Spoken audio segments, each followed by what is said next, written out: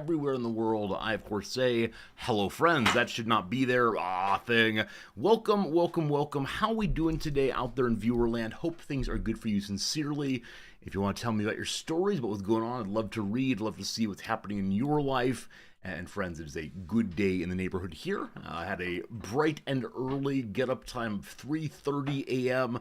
Went to bed a little early last night, which I do love very much. And woke up this morning for a Wrexham match. I love my football. Always a very good time. And yeah, it was a nice time to see the team go up by one early, playing against Hull, another team in the same league as Wrexham. Went up early 1-0, feeling good, feeling great.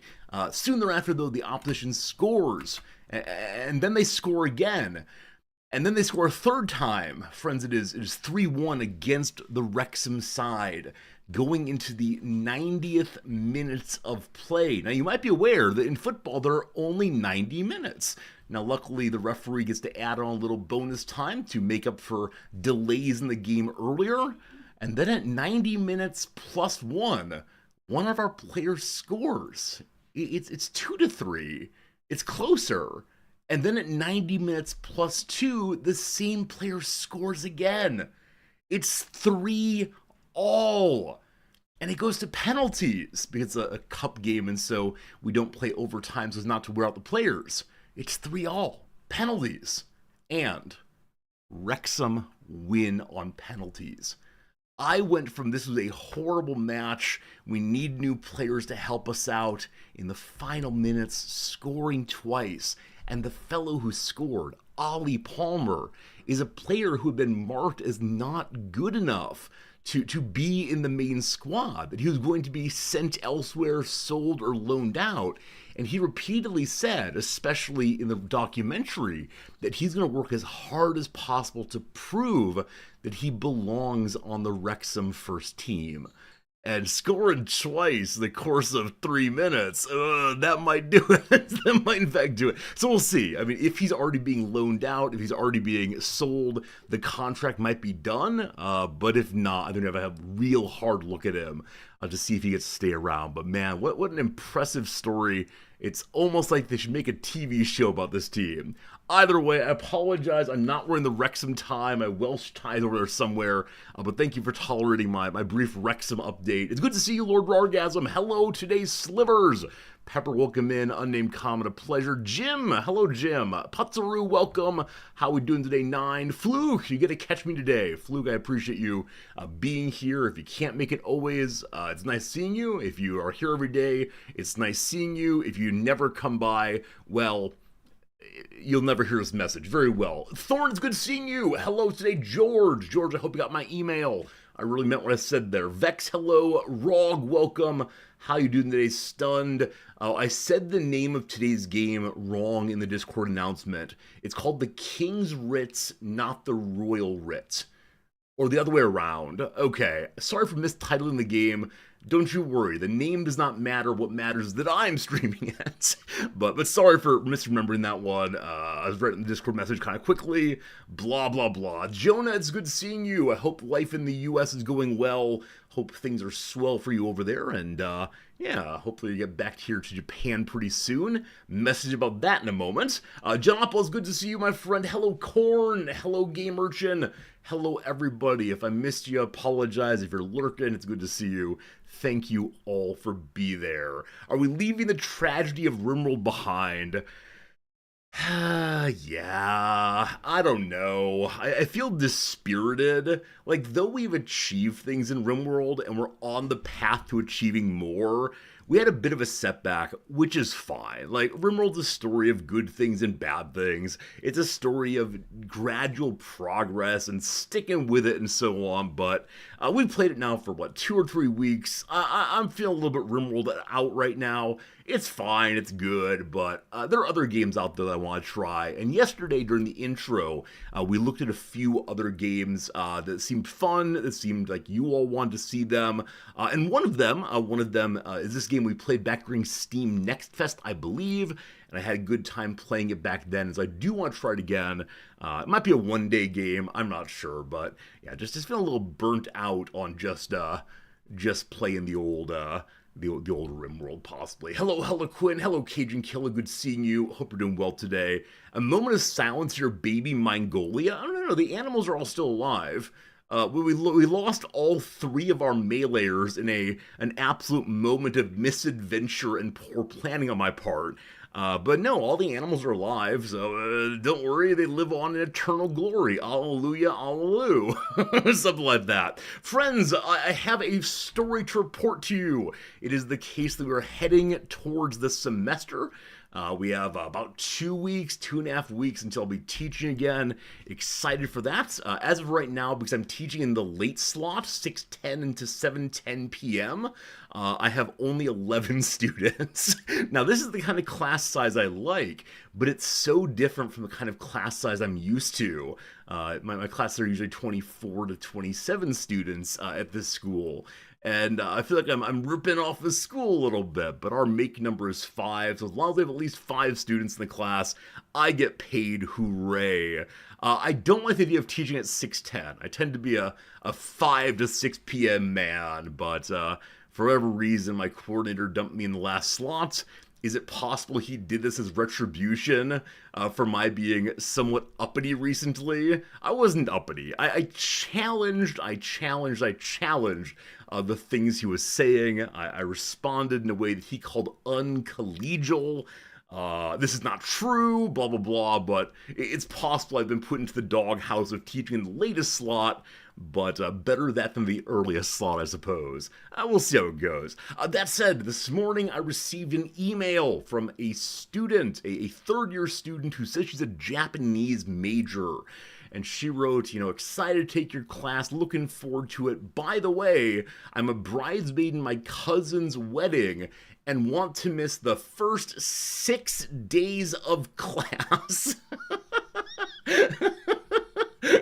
That is, my friends, 2 full weeks of material, including the first 2 days, where I do literally all of the organizing and conceptual framing for the entire semester. And so everything that I think is important before we get started, she's just gonna miss entirely. And so she said, is there a way that you'll tell me what I need to do in the first few weeks? And do you have an attendance policy where I fail immediately? Because if so, I'll find some other class. I don't think there are too many professors who will look at that, will look at that email and say, you're missing 6 classes, fine. Yeah, I mean, it's her decision. I wrote to her saying just that. I've had some students who have missed the first week before, and they, one of them ended up doing okay, though she was perpetually a step behind, and one of them ended up failing, of course, so it's your call. Everyone said, nice to meet you, you do you, I'll try to help, bye. But, we'll see how it goes. I'm sure she's a lovely person. I'm sure she's someone who cares about school, winky face. But yeah, this school has been the most disengaged students I've ever had, and they're shameless about it. Now, family weddings are important, of course, right? It matters, but man, you gotta figure out your priorities, I suppose. And yeah. I don't know. We're living in a time of video records. Yeah, she did ask, would I mind taping my class? Would I mind giving her Zoom access to it? And on the one hand, I mean, cool idea, sis. But for me at least, the videotaping, and I realize it's not called videotaping anymore, but I keep saying that because I'm old. The videotaping of my class is disruptive to all the other students, and I gotta think about the common good and so on. And I want my students, especially in the first week or so, to feel as comfortable as possible in their in their ability to speak without substantial judgment, and knowing that their ideas are being recorded for all of time might be a bit of a chilling effect. So who knows? PowerPoint, don't use it. I've taught with PowerPoint back in the day, but I found that the students only cared about the things that were on the PowerPoint slide, would write those down, and would largely ignore everything else I said. And if I tried to move off the PowerPoint, they would inevitably just get disengaged. So no, I don't use PowerPoints. What do I teach? Hey, Night Fork, good seeing you. What do you think I teach? You're welcome to guess, and I'll tell you the truth afterwards. But what kind of teacher do I come off as? There you go. So yeah, instead of doing PowerPoint, I kind of just write on the board. There are some students who have attempted to just take photos from their friends, like they have their friends take a picture of the board after my class is done. But no, I don't put everything on the board, right? The board is the launching off point to understand what we're doing, but then the conversation, the working through, the thinking about the ideas is what leads to the understanding, hopefully. Student record students. Yeah, so I mean, I really dislike I really dislike it when students record without telling us. I tend to refuse the request unless it's someone who has a learning difference and an accommodation. Now, with that said, because many of my students here are non-native English speakers, it benefits them quite a bit to have a recording. So I know there's surreptitious recording, despite the fact that I prefer they wouldn't do it. So who knows? I just don't know if she has any friends in the class yet. Maybe I should write back and say, make some friends. I come off as a math teacher.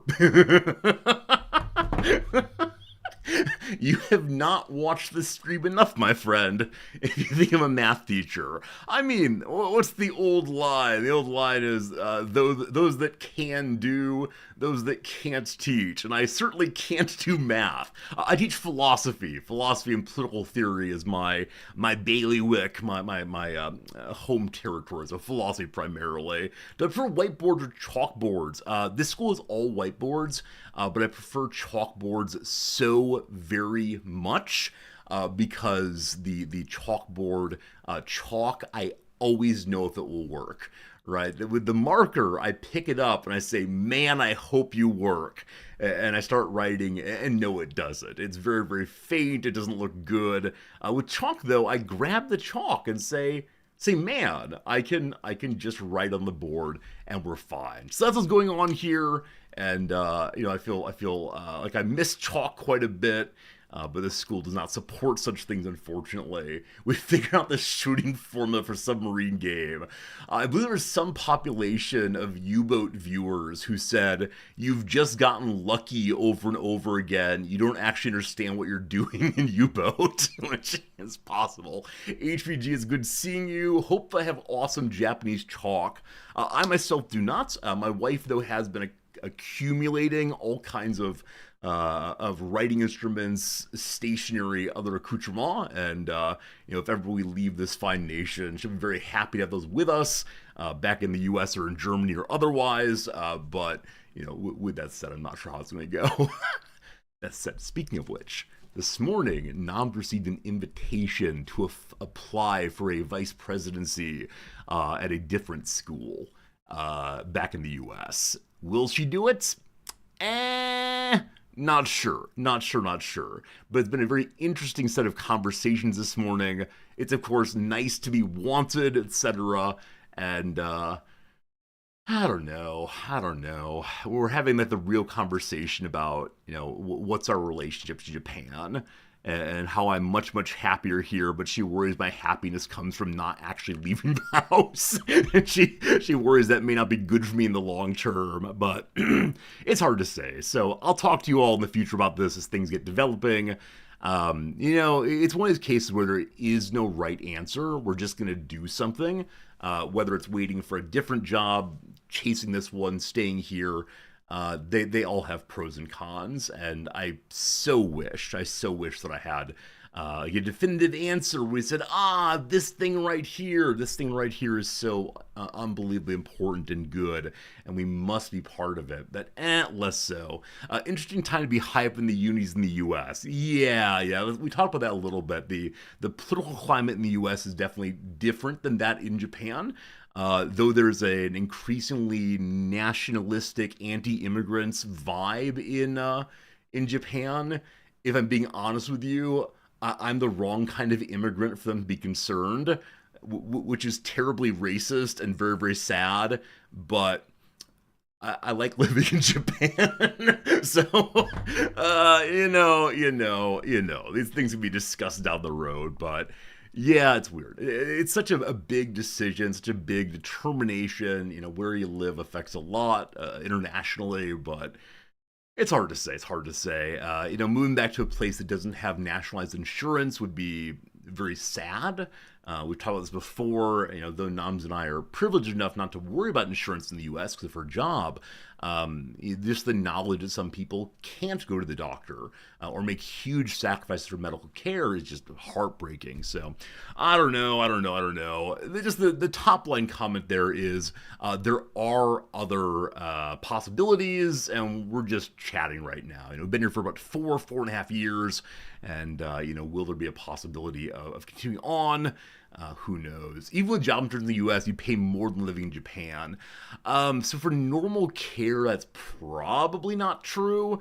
We're in a higher tax bracket here, and Japanese taxes are fairly substantial.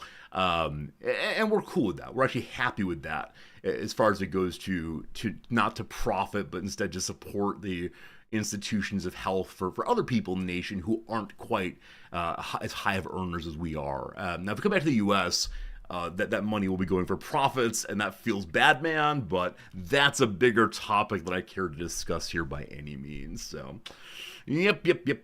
Other things on the list to discuss with you. What else do I have here? Okay, absolute disaster this morning. Absolute disaster. While I was watching Wrexham, I was also playing with my Magic cards, of course, and packing some of them up that had sold overnight. And I was watching Wrexham and working on the cards and watching Wrexham back and forth. And one time moving back and forth, I got so excited and shifted my elbow and knocked my coffee mug over in the direction of all of the cards. You might be aware the Magic cards are made of relatively inexpensive cardboard. If you put together liquids with cardboard, there are problems. Now, the top line on this one is, thank God for penny sleeves. The vast majority of the cards that were assaulted by a tidal wave of coffee were already in penny sleeves, so it was a matter of changing out the covering. Fine. 3 or 4 cards did die in the incident. They were wet enough to the core to be not usable, not good by any means. And the real disastrous part, the card I was wrapping for selling, I had just taken out of its penny sleeve because I noticed the penny sleeve had a slight nick in it, so I wanted to have a brand new, fancy, attractive one for them, and so it was soaked. Now, this card had 2 things going for it. Number 1, it's not a crazy valuable card. Number 2, I had a spare copy. And so I was able to say goodbye to the one I destroyed and grab another one from my little box that would substitute just fine. But, oh, the absolute horror I felt in that moment. Because, as you know, once you bumped your drink hard enough, it's just going to go. This is actually the second time in the past year that I've spilled a drink. It happened on stream one time and on this morning also. And it comes in the exact same thing. It's me making bigger movements than I should be making. And of course, part of joy, part of fun is often expressed through the movement of the body. And that is... that's wonderful. Like, I'm glad that I experience joy and happiness in those ways. But... yeah, gotta be careful, especially around the cards, because while the things on the desk here, including the keyboard, are probably fine with a little water, definitely not so much with the cards, how it goes. Probably need a different table for the coffee. Yeah, the issue is, here in Japan, we do not have all that much space in our home. So... probably the thought is I should put my coffee behind my laptop. That way, if I want to get it, I have to make an intentional movement to fetch it. that it isn't just a straight grab. So I'll probably do that. But yeah, I mean, if I had a private office, it'd be a lot easier to have like the main table I'm working on and then a TV tray or something off to the side, but that's how it goes. Maybe we shouldn't pack cards while drinking coffee. I love doing so though. That's my morning routine. I get up 45 minutes before noms usually, and I work my magic cards for a while. I sell some, I look at some, I try to build decks with them. It's been really good for me to have that 45 minutes in the morning, but part of that is coffee time also. But maybe I should do different ones there. That's how you get cold coffee. For me, all coffee is good. I genuinely am happy to drink completely room temperature coffee 100%, and that's no issue at all. No issue at all. So yeah, I really don't mind. I'm not a coffee connoisseur. A couple other questions in chat, and then we'll need to get on to other things presently. How is Japanese beer? Very thin. It's very similar to most American beers. The lager is very popular here. Most commonly drank alcohol is highballs because the national government subsidizes the sake industry, the clear liquor industry here, and so the highballs are cheaper than price in some ways. Cheaper than production price at least. So that's it. I don't drink anymore, so I have no idea what the latest crazes are. Maybe I'll try to find some for you in the future by some way. Hello, Wizards! Happy belated birthday! Thank you much, my friend. Appreciate that. I'm now 42. Oh gosh, it keeps going. We haven't had a new picture of Fritz in a while. George, you're right. You're absolutely right about that. I've been negligent in taking pictures of the cat for you all. I will find a way to do that. I'll find a way to get some Fritz pictures soon. It's just been another thing to do, and he's not been cute enough recently. There we go. Let's blame the cat. Hey, Gruely, I'm good seeing you. Today's card video is very cool. Thank you. If you watch over on the Magic the Gathering channel, we're having this week some celebration videos for hitting over 1,000 subscribers, and today's was a special engagement with the big card shop here called Haruya. And Haruya means like, so Ya means a shop or a store. Haruya means like clouds parting and showing the sun. So it's like the sunny store possibly. That said, the cross-language joke is intended. Haruya, of course, is how a Japanese person would say hallelujah. It's a place of celebration. So it feels so ridiculous saying Haruya, but that's really what it's called, and they mean hallelujah, and there you go.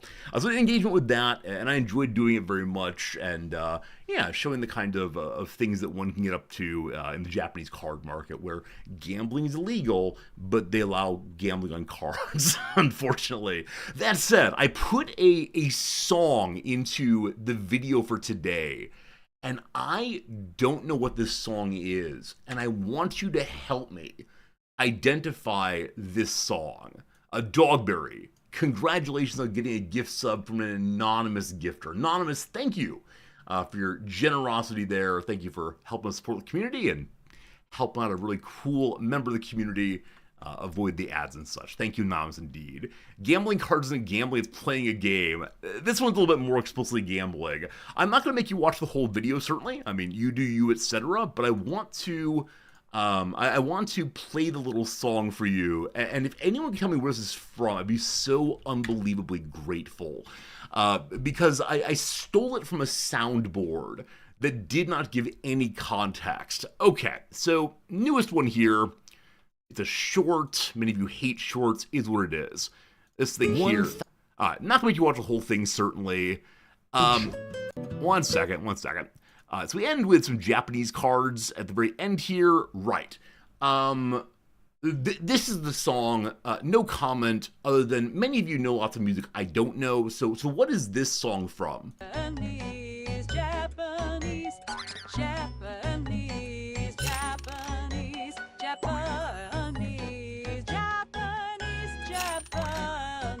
Japanese.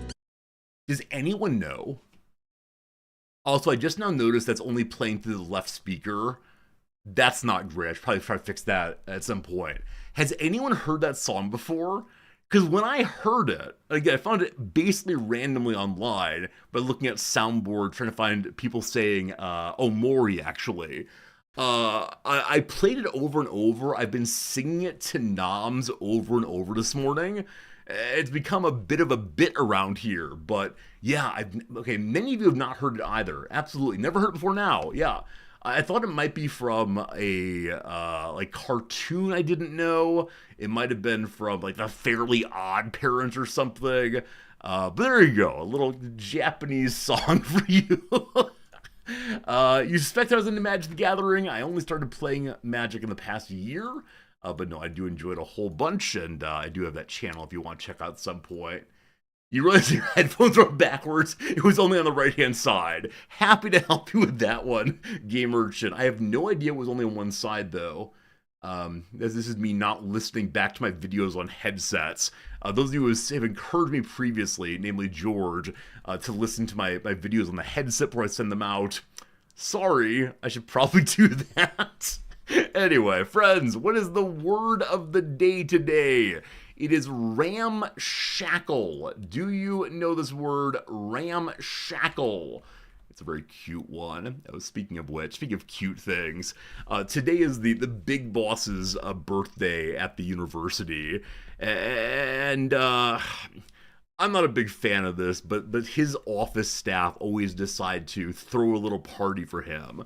No one else in the school gets an official party for their birthday. Regardless, as part of trying to make it fun, the assistant said that they should, the attendees should all dress up as the president, just to have a little bit of fun, ha ha ha, he he he.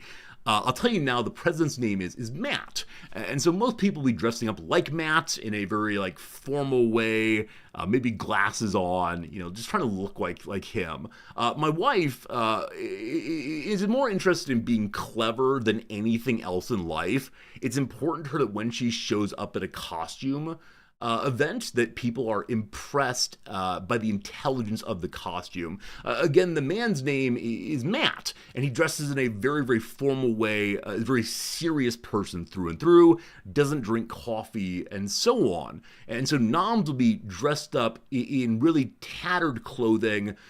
She'll be wearing a hat backwards. She'll be having a coffee in her hand, etc. Why would she do this to this party? Because she wants to dress up as anti-matter. Ladies and gentlemen, I give you noms.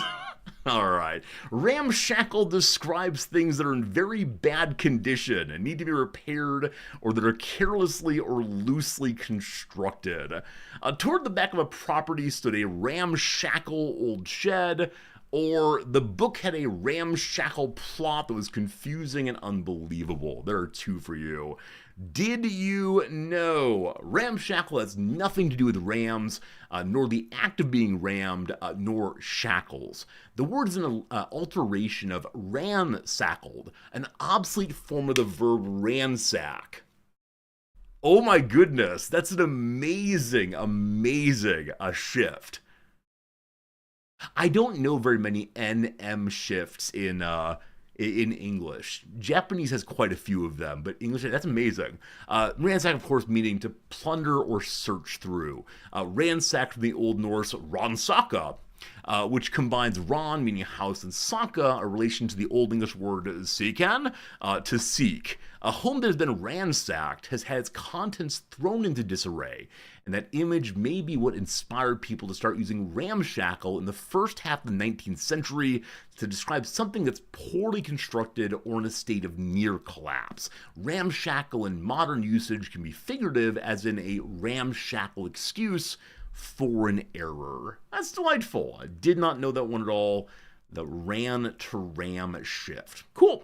Fill in some blanks, my friends. Good luck on this one. A word that means decayed, deteriorated, or fallen into partial ruin. That leading D is always so helpful. They give you the first letter. Absolutely. People in channel got it nigh immediately. Dilapidated. Dilapidated. Absolutely. Good job on that one. Lappa. I mean, right. Lappa is a kind of rock. D. Lappa. The word lapiary. No, I'm not sure. We'll see what the etymology is. We can. Something that's dilapidated may not have been literally pummeled with stones, but might look that way. Hey, it is the stone thing. It is the stone thing. That's wonderful. Dilapidated derives via the English verb dilapidate from dilapidatus, the past participle of the Latin verb dilapidare, to squander or to destroy. That verb was formed by combining dis, meaning apart, with the verb lapidary, meaning to pelt with stones. Love it.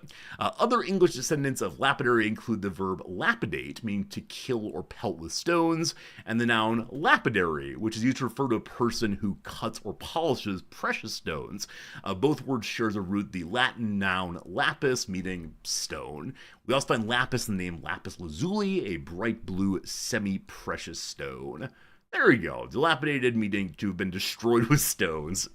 Figuratively. I'm reminded of To Pelt with Stones. There's this, what is it? There's this play that I was involved in back in middle school. And I can't remember what it's called. I think it's by Shirley Jackson.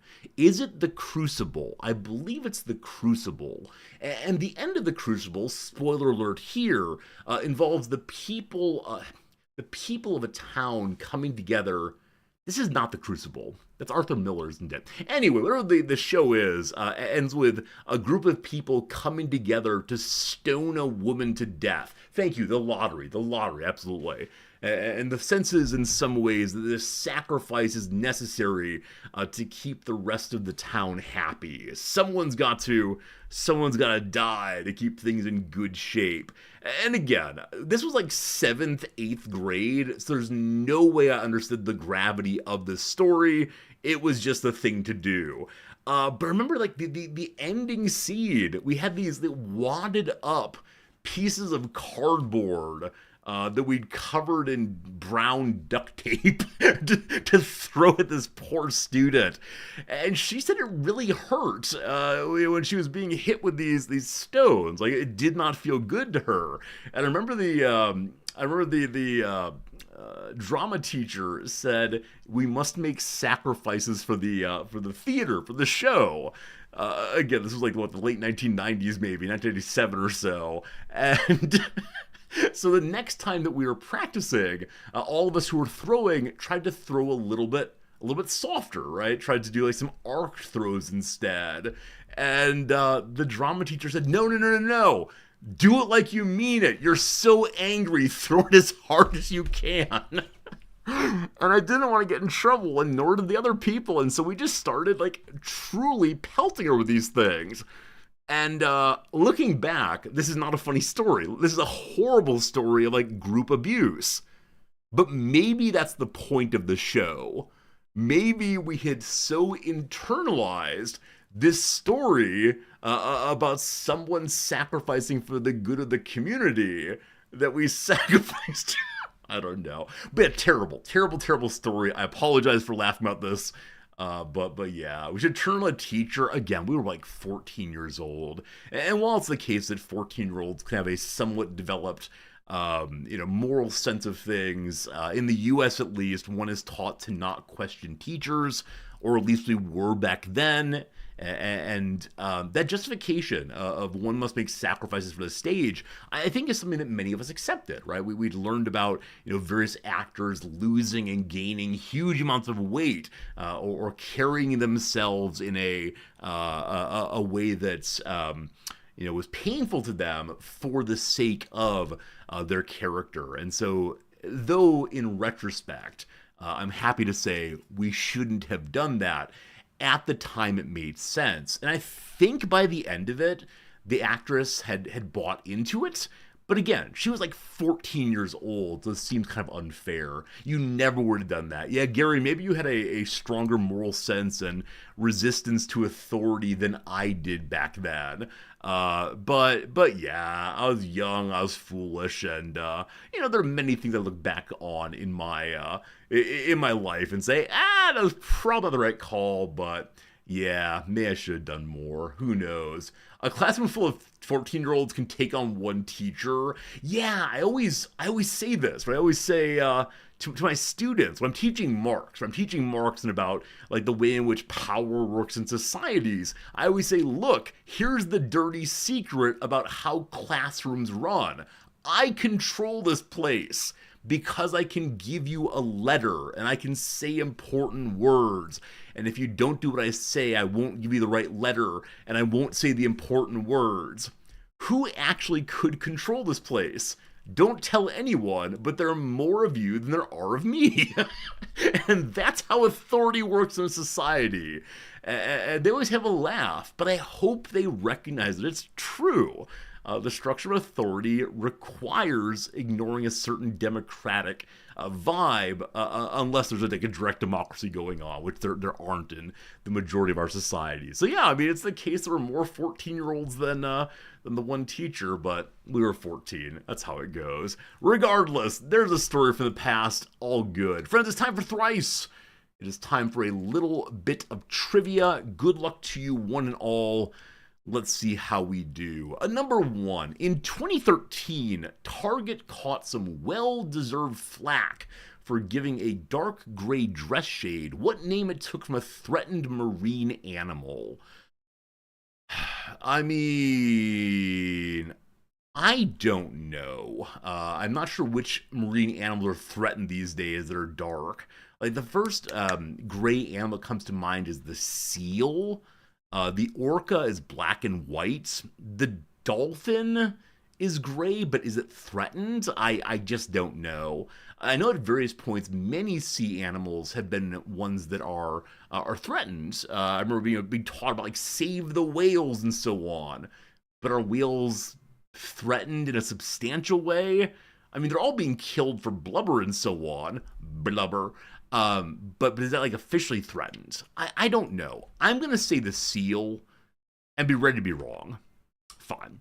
The dugong is often confused with the other three living members of the order Sirenia, all of which have what word in their common names? Okay. So in the early days of seamanship, among the Greeks in particular, there were these mermaids, right, that would call out to them. These mermaids would call out to bring the sailors to their dooms. And this is where we get the idea of the siren, right? The beautiful woman who is calling for your death. Now, what on earth are they? Are they sea lions, possibly? So, is it lion? I don't know about that. This is definitely not whale, because whale's order starts with C. Cetaceans, something like that. Not crustaceans, those are monks. I don't know. I'm gonna do lion, sea lion, and see what happens. Alright, no good. Sea cow! That's a manatee. Sea cow is a tough but fair nickname for what M. critter they used to roll deep in the Caribbean shallows, the manatee. Oh, the huge manatee. There you go. Good job. Many of you got manatee very, very early. I'm quite impressed with you all the way. All right. I mean, I was in the neighborhood, but not so good. Thanks to its martial origins, what Olympic sport was originally called military patrol? As we know, many of the modern Olympic sports come from this guy who wanted people to do the skills of a gentleman. I believe there's one where you shoot and you run and you swim and you like ride a horse for a while. And these are all the things that one must do to go from one's home base to kill on the battlefield to invade somewhere else. The issue, I don't remember the number. It's not the biathlon. It's not the triathlon. There's no quadathlon, quintathlon, pentathlon. There we go. We got it. Sorry. My apologies, I have to count that way. Pentathlon. Pentathlon. Son of a gun. Norway leads the all-time medal tables in cross-country skiing, and two other sports include cross-country skiing. Nordic combined and what else? Is it just biathlon? Is it really? Oh. Oh. Oh. Oh. Oh. Oh. I misspelled it clearly. I really thought. Yeah, okay, so the modern pentathlon was a variation of military after the ancient pentathlon. It focused on the skills required by late 19th century soldier, etc., etc. Okay, so I am correct. This is something to do with soldiering, fighting behind enemy lines, etc. But it's not called the military patrol, apparently. Oh, that's good. I'm glad I learned something. I'm glad I found the number pentath. That took a while, unfortunately. Man, look at this guy go. Can you imagine what it would be to lose a leg and probably think like, man, I can never run again, and then boom, you're now Blade Runner? Fascinating. Insert your discussion of Oscar Pistorius, I suppose. What's it called? All right, Olympic military patrol. Yeah, it really is just biathlon. Okay, cool. Well, we learned some things. We had a good time. On we go to question number 3. U.S. diplomat Marshall Green was the first to call a mountainous, ill-regulated region of Southeast Asia the Golden what? I do not know. I do not know absolutely. Golden Hell. Golden Golgotha. Golden Triangle, Golden, I don't know. I'm going to say Hell, but I genuinely don't know. All right. The city, it is Triangle. I just said Triangle. It seemed right. The cities of Raleigh, Durham, and Chapel Hill form the points of North Carolina's research triangle. Oh, man. Yeah, we had it in one, but then I convinced myself that the ill-regulated part was more important. Fine. Question number 4. Died in 1809, had his head stolen in 1820, got it back in 1954. We're talking about what serial symphonist? Okay. I don't think I know this. I feel like I should have heard this at some point. It's kind of goofy trivia I like. People's head being stolen. I don't think it's Beethoven. Dvorak died well after that. Who else writes symphonies? Shostakovich. These are all Russian people. Certainly not. 1809. It's not Mozart. Is it Brahms? Brahms writes the lullaby. Who else writes symphonies? Approaching this question this way is really throwing me off. Liszt is piano. Chopin is piano also. It's not Bach. I'm doing Brahms because the name came to mind and I said, maybe. But yeah, I don't know about any missing head stories. Had 6-string quartets dedicated to Mozart, or to him by Mozart, was Beethoven's teacher. We're talking about a German who's still called Papa. Okay. What's your name? It's not Bach. It's not Bach. I don't know. I'm struggling here. One really loud chord at the end of a very quiet passage. That's a surprise symphony. But what Joseph, who seriously wrote 100 plus? I know the surprise symphony. Dun dun dun dun dun dun dun yum bum bum bum bum bum bum yum bum bum bum yum bum bum dun dun bum bum blump. I don't know. I'm putting Joseph Campbell in. This is wrong, obviously. Who is it? Haydn, you fool! Well done, team. Well done on Haydn there. Completely forgot about his existence. All right, very well. Rough day in the office. Category number 5, all on Ninth Avenue, below 57th Street. Jazz Indian cuisine, Chawang Southern Thai, and Cheeseboat Georgian Bistro are well-loved spots in what Manhattan neighborhood? I have absolutely no idea. Because it says below, I'm going to say Soho. Is that in Manhattan? I have no idea. Foxwood, Caesars Atlantic City, and Harris's Lake Tahoe. All places where you'd find restaurants owned by a certain blonde Briton and named for what TV show? Is this Hell's Kitchen? Hell's Kitchen is actually a place in the first Deus Ex game. Hell's Kitchen. Good. Okay. There you go, team. There you go, team. We ended up with 7 points. Not our strongest day. Guessing below average today. Let's see if that's true, though. Tough one for me all the way. I still have my 2 in arts and culture. That's all that really matters. Okay. Below average by almost a full point. Yeah, rough time there. Rough time there indeed. Which one was I most off on? Most people got Manatee right away. That's impressive. That's impressive. Biathlon, most people got right away or number 2. Triangle, I'm so annoyed with myself. Most people got right away. Haydn, I'm guessing we had a rough time with. Yeah, almost no one got it right. And then Hell's Kitchen, the accursed New Yorkers have an advantage here. Most people got number 2. All right, good. I'm doing great. That's very kind of you. That's kind of you. Don't you worry, Resorty. It's okay to be an average person, is what I'm hearing today. And you know what? That's all right. I'm okay being average. I'm not okay being average.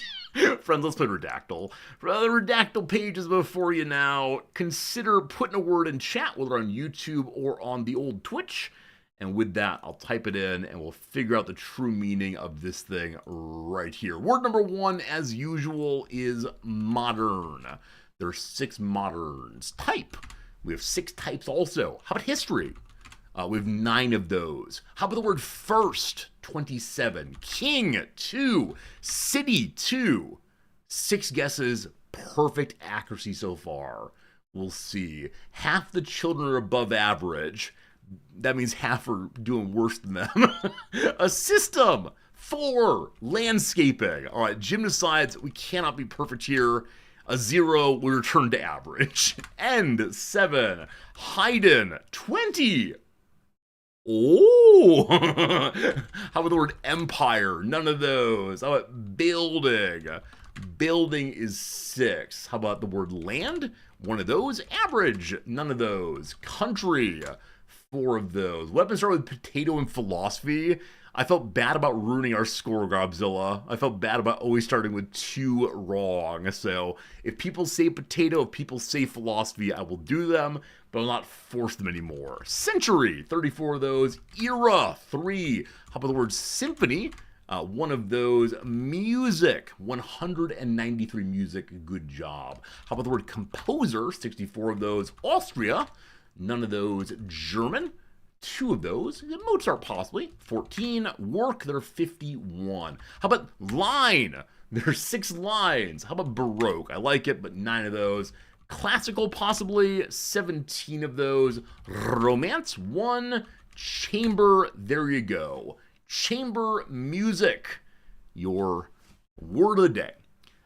Average guess was 47. You all got it in 29. Well done, one and all.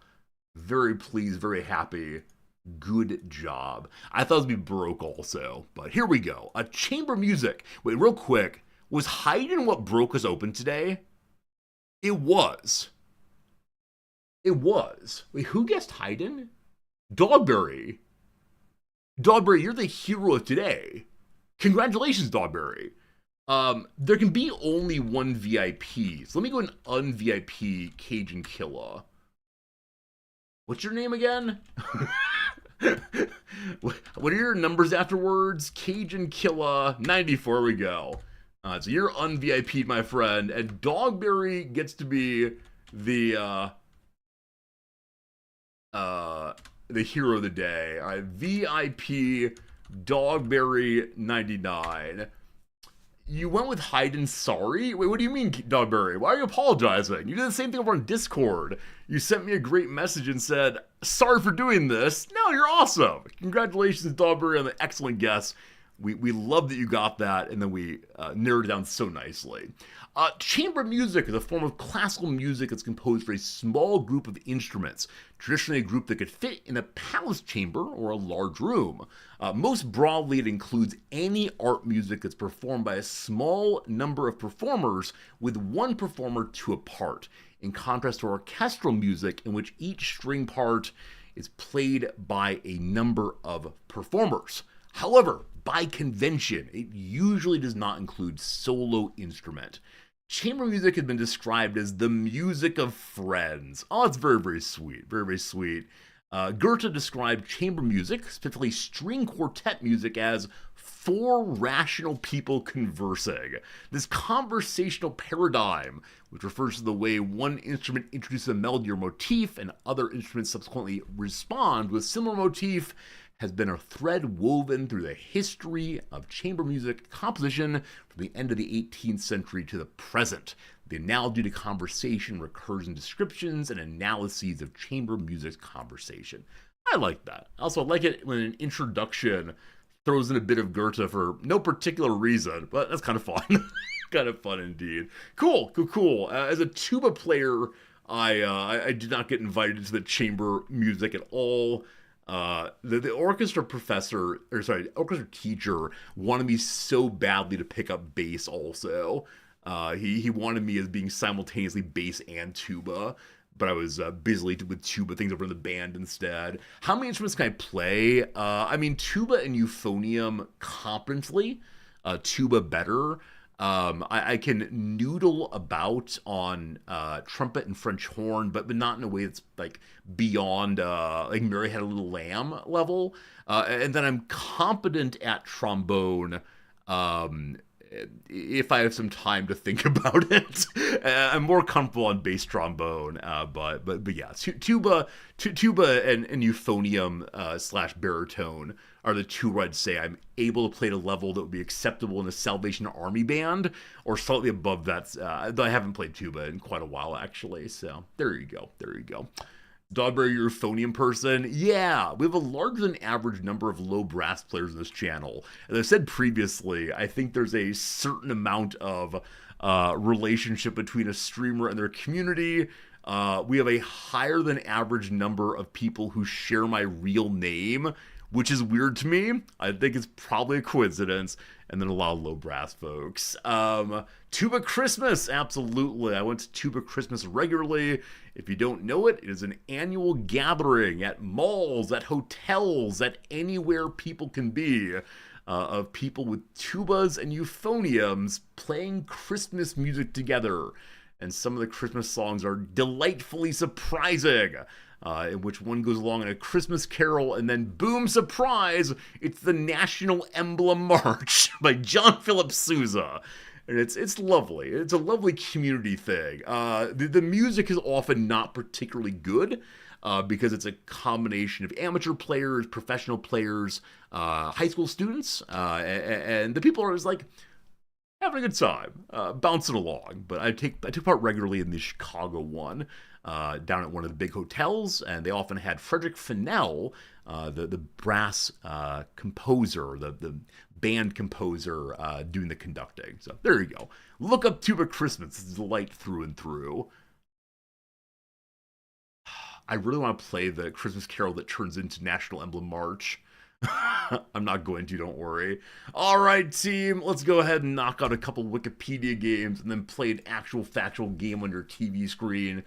So many good ones. So truthfully, I have probably 10 here, all of which I enjoy very much. Overnight, I wrote down 4 or 5 more of them.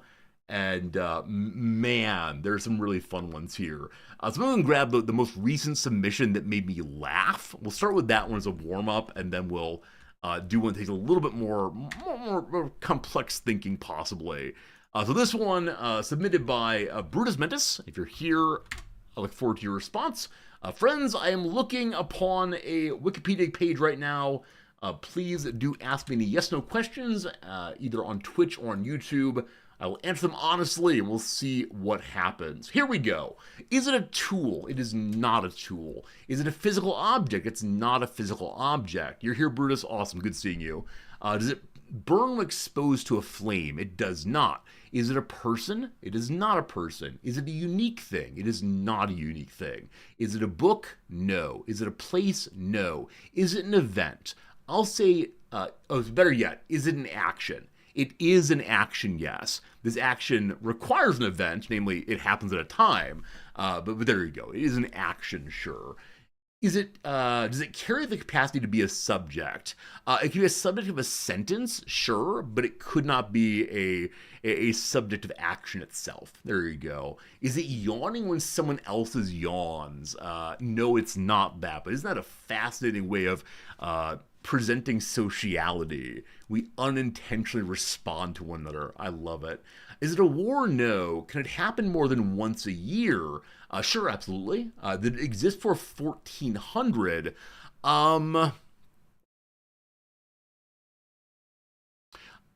assume that it existed before 1400, but I'm not certain about that.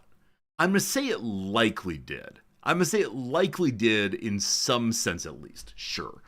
Is it going on right now somewhere in the world? Sure. Does the action have a slogan affiliated with it?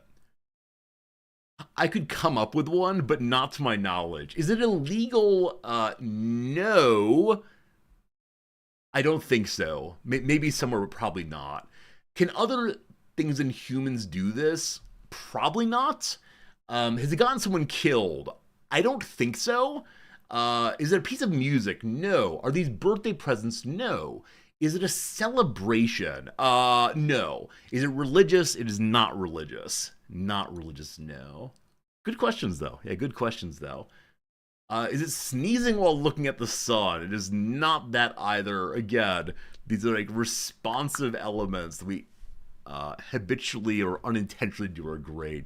Is this done for pleasure? I'll say yes. I'll say this is absolutely done for pleasure, sure. For entertainment, is it mostly for entertainment? It's a balance, but sure. I'll say it's mostly done for entertainment, yeah, but not exclusively. Is the event associated with a specific country? I'm gonna say yes. It doesn't have to be, but yes, we'd associate with a specific country, sure. Is it related to a bodily function? In a big enough sense of function, sure, but it's not like breathing or anything. Does it require a tool? No. Do you have to use your voice to do it? No.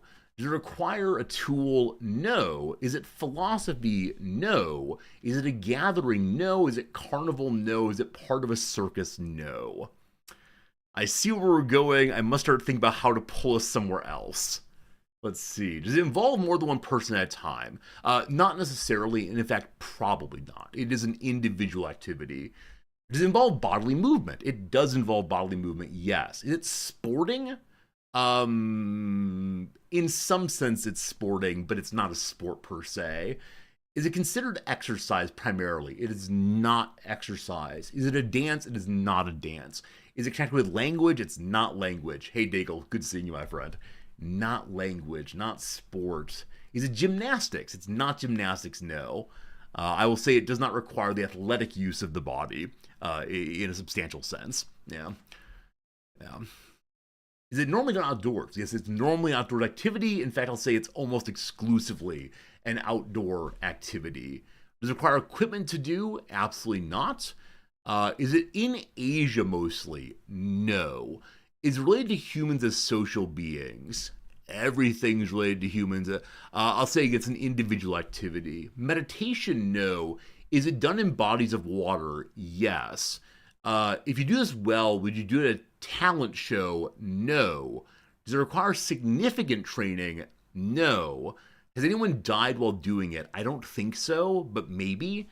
Is it specifically male or female?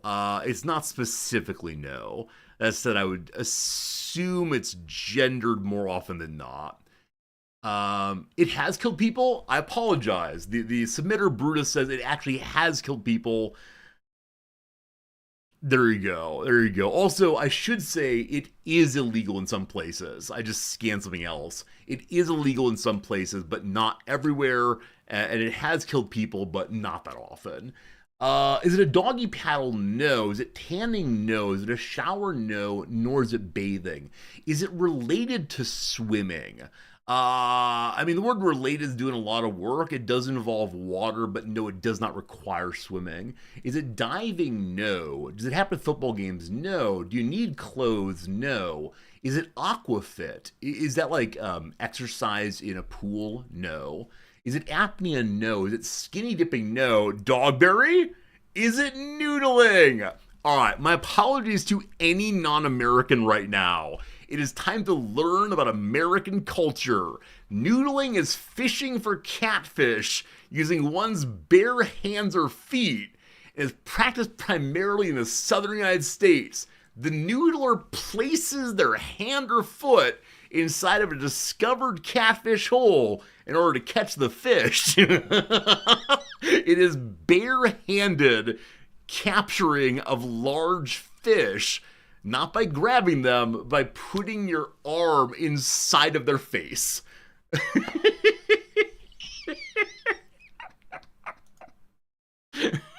Here are the places it's most widely known as, in fact, legal.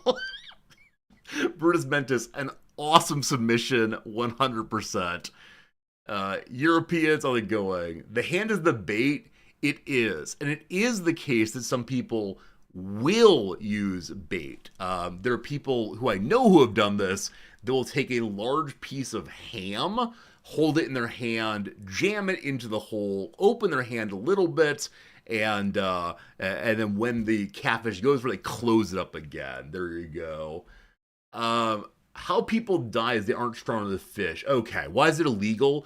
Fear that's harming fish and fear that it can harm people. It's a dangerous activity, and it's a kind of fishing that is just not great for the fish population. But there you go. Like I said, a submission that made me laugh, and there you go, indeed. Yeah, if you didn't know this, now you do, and there you go. It can destroy habitats, sure. Yeah, because you're absolutely often, marching on in there and jamming your hand in and trying to figure out what's down below. This is often thought, as you can see here, as a southern activity. It often has a connection with a certain kind of lower class person. When I was living in a rural place, in this neck of the wood here, I was told by my women friends that so many people, so many men on their dating apps would have pictures of them like on all-terrain vehicles, drinking, and with catfish on their arms. And like people are so proud about this, but my friends were not into it at all. So there you go. There you go. You have a friend that was in a noodling bikini girl calendar. Not a search for on stream. But let's go ahead and do one more. Nothing can match the goodness of that one. Brutus, good job indeed. Let's go ahead and draw up a new one, though, and see what is what. So good, though. So good, though. What do I want to do here? A lot of good ones. A lot of good ones. A lot of good ones. Slivers, that's too hard. Kaz, let's go and do one of yours. Let's go do this one. I think you all know this thing. It's a thing that our channel probably knows. Kaz, a submission from earlier today. Friends, I see something on the screen right now. Please ask me any yes/no question you want to, and we'll find it together. Good luck. Good luck. It's a good one. It's a good one. It's a good one. Would it burn when exposed to a flame? No. Is it a person? No. Is it a slogan? No. I'm not going to do another slogan until you all stop asking about slogans. Then boom, surprise. Is it unique? No. Is it a place? No. Is it a book? No. Is it science related? I'm going to say no, but Is it weird and exists exclusively in the UK? No. Is it trout tickling? No. Is it a book? No. Is it a concept? No. Is it a physical object? No. Does it dissolve in acid? No. Is it man-made? It depends on your theory of perception. I will say, for the purposes of this game, it is man-made in the sense that you all don't like. There you go. An event? No. Is it an activity? No. I'm sorry. Is it exposing a flame to something? No, you may not expose a flame to it. It's not possible. Global warming? No. Is it a metal? No. Is it a social construct?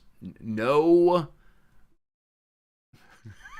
Does it involve outer space? No. Related to music? No. Is it a bodily function? The word function, no, but you're welcome to think through that kind of question. When I say it's man-made in the sense you don't like, I mean it's not produced by hammers and chisels. It's not a machine pumping stuff out. Man-made in the sense that you don't like involves human stuff. Is it psychological? Depends on your theory of psychology and your theory of perception. In the standards of psychological, the answer is no, I believe. Could you learn about it in a science class at college level of above? Maybe at a college level as a fun topic, not as a central topic. Is it a medical problem? No. Is it normal for a person to produce this? I want to be careful with produce, but yes. Is it consciousness? No. Is it fiction? No. Is it an optical illusion? No. Does it have an odor? Yes. If you had it in the 1300s, the bile be involved. Surely your bilious material is in order there. Is it manufactured by humans? Manufactured, Does it have to do with social institutions? No. Is it biochemical? Sure. Is it physiological condition? I want to be careful with condition, but it is physiological, yes. Is it the smell of old people? No. But have you looked into why older people smell? It's an excess production of some acid, I believe. Is it snorting? No. Is it poop? No. Coda Gutsingu? Is it undesirable? No. No. Did the Greeks understand it? Man, the word understand is hard. I'm going to say no. The Greeks did not understand it. Related to psychology, again, it depends on your theory of perception if it's related to psychology. In the standard contemporary psychological understanding, the answer is no. Tonsil stones, no. Farts, no. Dreaming, no. Sweat, no. It is something you clean up in the morning. It is not something you clean up in the morning, no. Is it a hormone? Nope. Is it pheromones? Nope. I will return us to a question in a bit. The resetting will help you quite a bit. Baby making, it is not baby making. We're welcome to sound like adults here and call something other than the euphemistic baby making. Is it calling the stork? Hint, hint, nudge, nudge. It is not that. It's not that. Is it invisible stripes on humans? It's not that, no. But isn't that weird? Is it making whoopee? Is it woo-hooing in The Sim? That's not. Is it dwarfism? No. No. It's something the human body creates. It depends on your theory of perception, unfortunately. I hate to keep saying that, but the word like create, manufacture, it's really tough. Does that have to do with vocalization? No. Can it be perceived with the human senses? Yes. It can be perceived with the human senses. Absolutely. A shadow? No. Is it the vapors? It's not the vapors, no. A health condition? No. Is it sweat? No. Is it physical attraction? It's not, but I like that you came up with that. Not physical attraction here, or physical repulsion for that matter. Has to do with the senses, for sure. For sure, for sure. Is it associated with one sex? No. Is it chakras? No. Can you observe it in other animals? I don't believe so. Is it associated with almost every person? Sure. Did the Romans know of it? I want to say that the Romans and the Greeks knew of it, but they didn't understand it. I think that's true. Knew of, didn't understand, however, something. A ratio? No. Dandruff? No. Is related to a subset of the body. Yeah, it is a one sense or not all sense kind of thing. It is not fully sensed with every sense. There you go. Determined by genes, only insofar as everything like humans is determined by genes, or lots of stuff is, but not a mutation, we'll say. Does it deal with bile? No. Do we understand it? Sure. Phantom vibrations? No. Dandruff? No. Food? No. Is it cilantro soap? How many of you had this? When you eat cilantro, it tastes horrible. I don't have this. Hallucinations? No. No. All right. Painful? No. I'm going to give you 3 or 4 more guesses. If we don't get closer, I will go ahead and push you back towards an earlier question. Does it involve a speech impediment? No. Is it dreams? No. Does it occur on the skin? It does not occur on the skin. Is it triggered by something? Sure, absolutely. Absolutely. Acetone, no. Phantom limbs, no. Goosebumps, no. All right, let me go and give you a shove again. So we established now that this thing is sensed in some sense. We established it's not fully sensed by all the senses at once. Earlier, someone asked the question of, does this thing have an odor? So let's narrow down off of that. I think we're going to go. Is it lisping? No. An emotional response? No. Bad breath? No, but that's funny. Yeah, so it's triggered by something, I'm going to say something external to the human body. Has to do with odor of some kind. Is the part of the body below the waistline? What part of your body do you smell with? An allergic reaction? No. Fear response? No. No. Kaz, get ready with a clue if you're around, my friend. I might need to push you a little bit. Odor memory. No, it's not odor memory, but I love that. I love thinking about some smells that matter. Ketoacidosis, no. Miasma, no. Nose blindness, no. That horrifies me. A sneeze, no. Gag reflex, unfortunately not, but Alex, good seeing you. Pheromones, no. Does it do with the nasal receptors? Sure, absolutely. It has something to do with nasal receptors, I think. Is it deja vu? No. No, it is odor related. 3 more guesses, and then Kaz, it's all you, my friend. Let's see. Is it boogers? No. No, good try.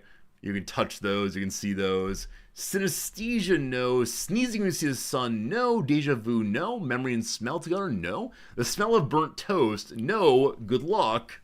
All right, Kaz, do you have a clue that can help us out here? What have we missed so far that might be useful? I have a couple clues, but I think they're too direct. Hey, Seymour Bush! Is it smelling rain is coming? It is. Does anybody remember the word for this? You remember the word for this? It's a Greek term. Smoking, no. No? You got it? Anyone got it? Petrichor! Petrichor! Good job! Good job, team. Well done. It is indeed. The earthy scent produced when rain falls on dry soil. There you go. The smell of rain coming. Does the human body manufacture this? Yeah,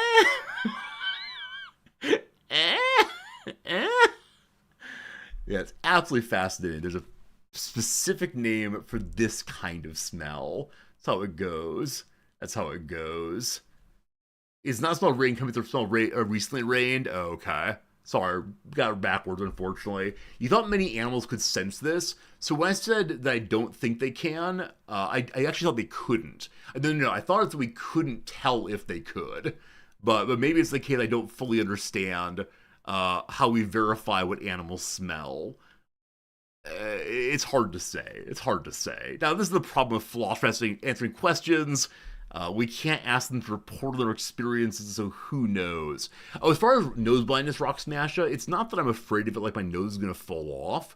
My fear instead is that my house smells like cat pee and I don't know it. So I have people over, it's a disaster. That's why I'm afraid of nose blindness. All right, I apologize if my answers here were unhelpful. Like, the color blue... Do we need to have a perceiver in order to have the color blue? Or is blue a natural phenomenon, and even if there were no perceiver around, would blue still be there, right? It depends how you define blue, right? Is blue just and only the light reflecting, or do you need a perceiver as part of it? This is why I want to be careful on the question of, if there was no one to smell, would there still be scents? Eh, hard to say. Hard to say. Blue is just a wavelength of light. This is the part where the social construct part gets really interesting, right? Because, because is blue just what we call it? Insofar as different cultures split the wavelengths differently, is blue a natural kind? It's a possible kind. Right? It could be split that way. We've done so, and the existent is possible. I don't know. Is blue naturally split there? I don't think so. Hard to say. Blue is not constructed by a human unless you're an idealist. There's an in-between position. One could be a constructivist and say the world is for us, constructed in this way. You need to have the perceiver to make the world as it is. So it's an in-between position there. It's a misleading hint. All right. I don't know. It's hard to say. I didn't say definitively it's man-made or not man-made. I said it's complicated. Because I think it's an in-between. Maybe. I don't know. I struggle with these questions. I'm not a philosopher of metaphysics, nor of perception. And so because of that, I get scared about answering questions like that definitively. You're colorblind can't see blue, but still think it's there. So it's... Okay. Give me my not that one. Give me like colors. I need colors, please. Bring me colors. Are you colors? Oh God. Okay. Here's some colors. Fine. Oh God, too many colors. Friends, this color here is referred to the bottom as Davies Gray. Is Davies Gray a natural kind? Does Davies Gray exist even if there is no one to call it Davies Gray? I think blue is just like this. Or one could claim that there are only so many wavelengths, and any possible split that we could make just is what it is, right? I think that's my trouble. Like, we can say that, like, it's possible to name everything in the world. Like, every possible distinction could be made, but are the distinctions there without us doing so? Yeah, this is where I struggle. I think we've made and created a lot of things, but were there no humans either to perceive in these ways or to split in these ways, I'm not sure that they would be. Like, they'd still like be as wavelengths, they would still be as elements of nature, but the process of splitting as we do, right? Because there are cultures that, right? Yeah, there are cultures that only have a small number of colors in them, right? I think there are cultures with like only, is it 3 colors?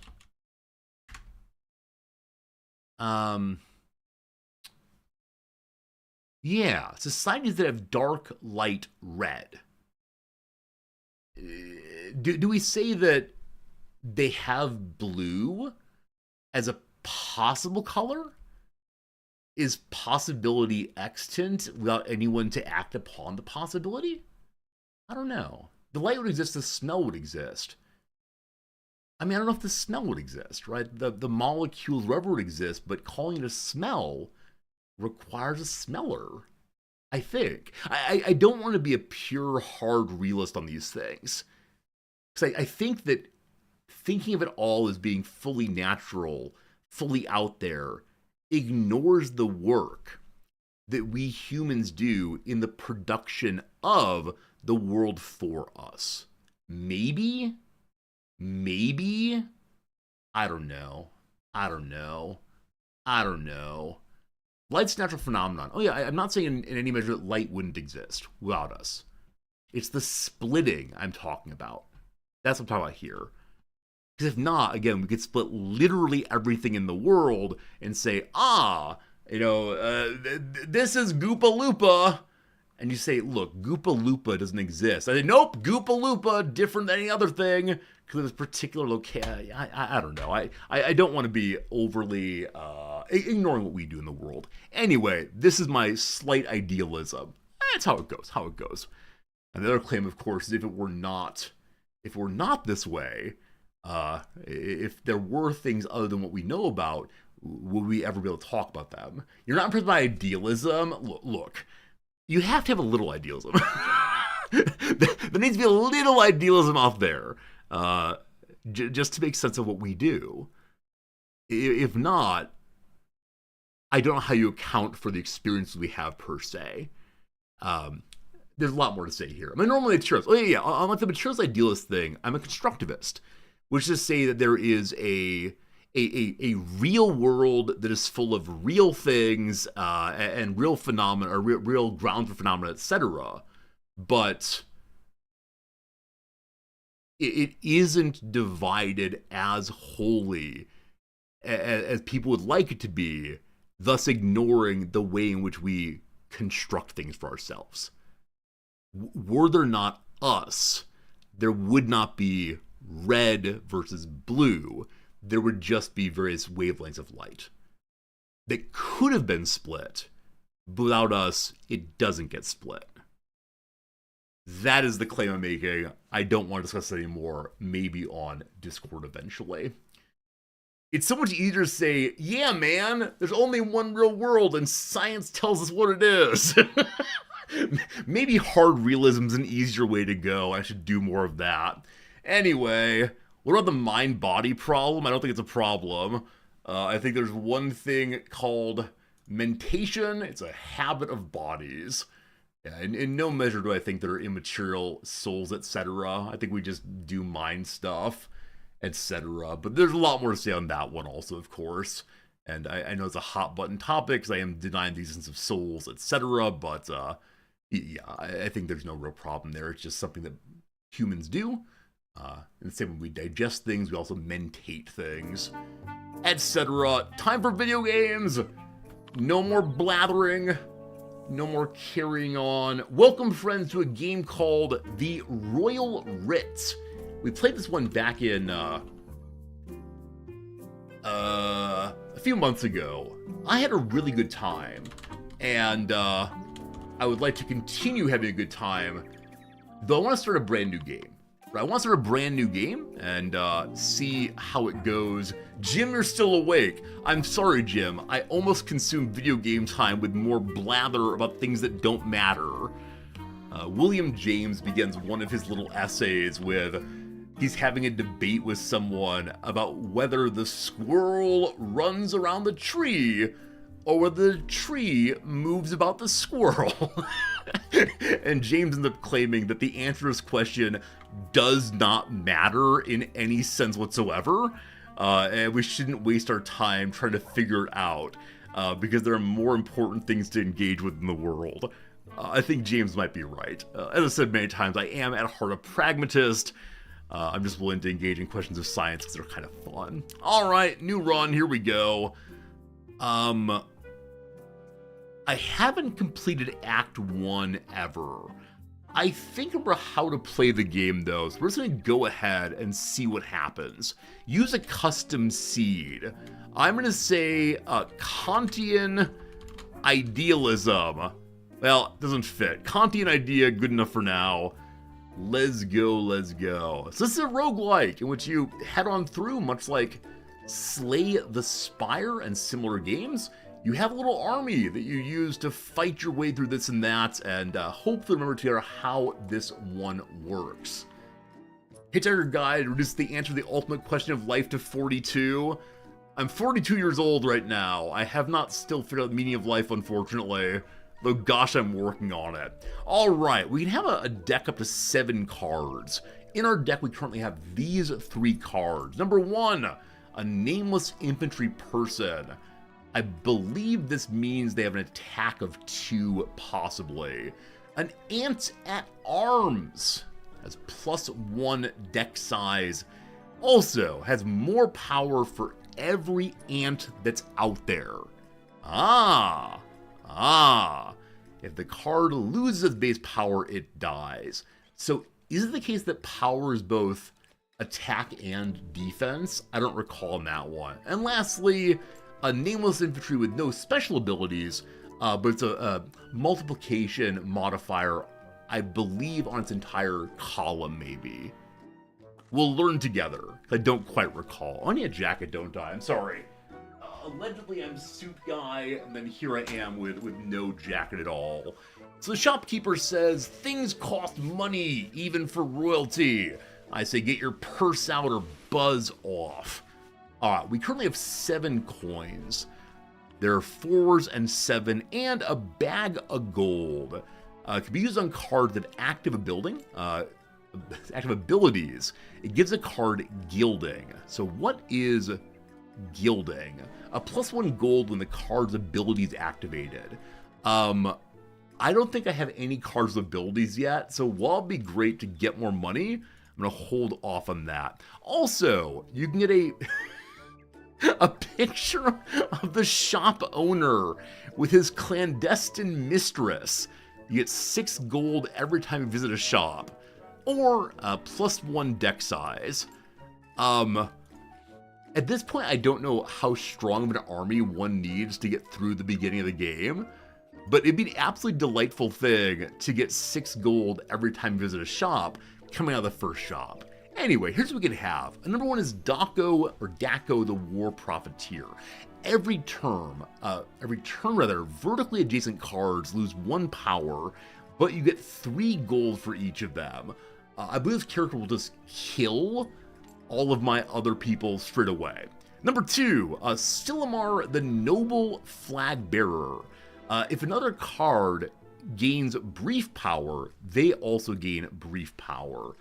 Power lasts until the end of the battle, so stacking power, but it needs to be a particular kind, I believe. And then Near-Death Experience gives all of its brief power to a card in hand. Now, what is Near-Death Experience? I don't know if right now. Antal the King Consort. For every 2 ants that are played, it gets 1 base power. So this would be a second ant to put out. So I'm going to take the Ant King, or Ant King Consort, and see what happens. That said, doesn't this ant appear to be someone who's wearing a mask? I wonder what this person truly is below. Let's buy it and see how it goes. Alright, off we go to battle number 1. Relief Multiplier, new card, a 3 multiplier to the global damage counter.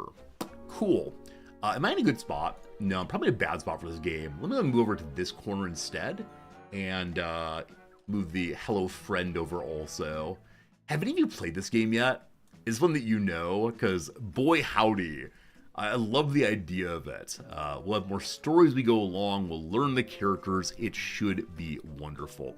So this place, we're going and fighting some Robin Hood bandits that do not have any abilities. They have 60 health and no attack currently. We have 2 modes we want to, attacking and walking. So we're going to move our characters forward, either to an anthill or to the brief power location. Instead of attacking a turn, you can do so. So this anthill lets you get more red ants. Cards, I believe. So I want to go ahead and deploy. Yeah, I'm going to deploy you first. The fellow that gets more power for more ants. And I put him here. Okay. He himself is not getting the 2 right now. The 2 points right now. Why? Or +1 base power, rather. Why not? Huh. Not sure. I don't recall how the multiplier works here. I mean, it's +0 for now, so maybe not. Alright, if we don't use the relief multiplier, we do get 1 gold. Cool. If we attack, we do 4 damage for now. Let's throw Nameless Infantry out also. And those are the cards. Because he isn't an ant. It says at the bottom, this is an ant. May's lying to us, though. Maybe fake ant. Alright, attack! There you go. Alright, so we've moved forward. As we've done so, the Nameless Infantry has gained 1 multiplier. We get +2 damage on everybody, I guess. So the Ant at Arms now has 6 damage. Do characters only get attack or defense? Maybe that's true. Sorry, attack or multiplier, rather. Because these don't have any damage on them. Anyway, we're going to do 18 damage right now. We can send out the red ant. It's -2 multiplier, or it starts with -2. I don't know what that means. But if it dies, we get a Palinka. It plays a card with Frozen. If it lives, though, it gets promoted instead. When I zoomed in, how do I unzoom? Oh no, what have I done? What have I done? Oh gosh. Well, we're looking very closely at things. Is this an accessibility mode? If so, very cool. But how do I turn it off?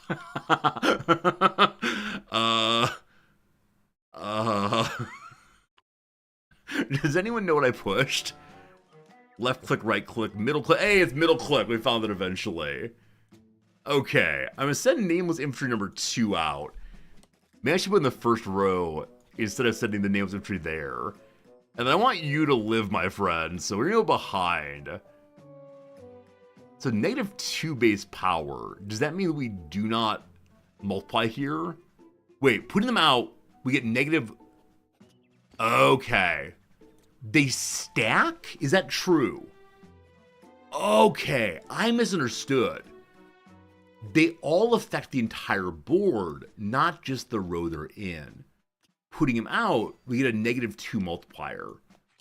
So I want him to get promoted, but I'll need to deploy him sometime later after we've done more damage. We attack again. Awesome. We now have a backup strength card. Instead of the prior... Oh no, backup strength got stronger. So you can send 15 strength out right now. Okay. If you go here, we're at 15 on 28. If I remove him, we're at 39. I want to deploy him so he walks forward to get the other red ants. And I'm trying to save the gold.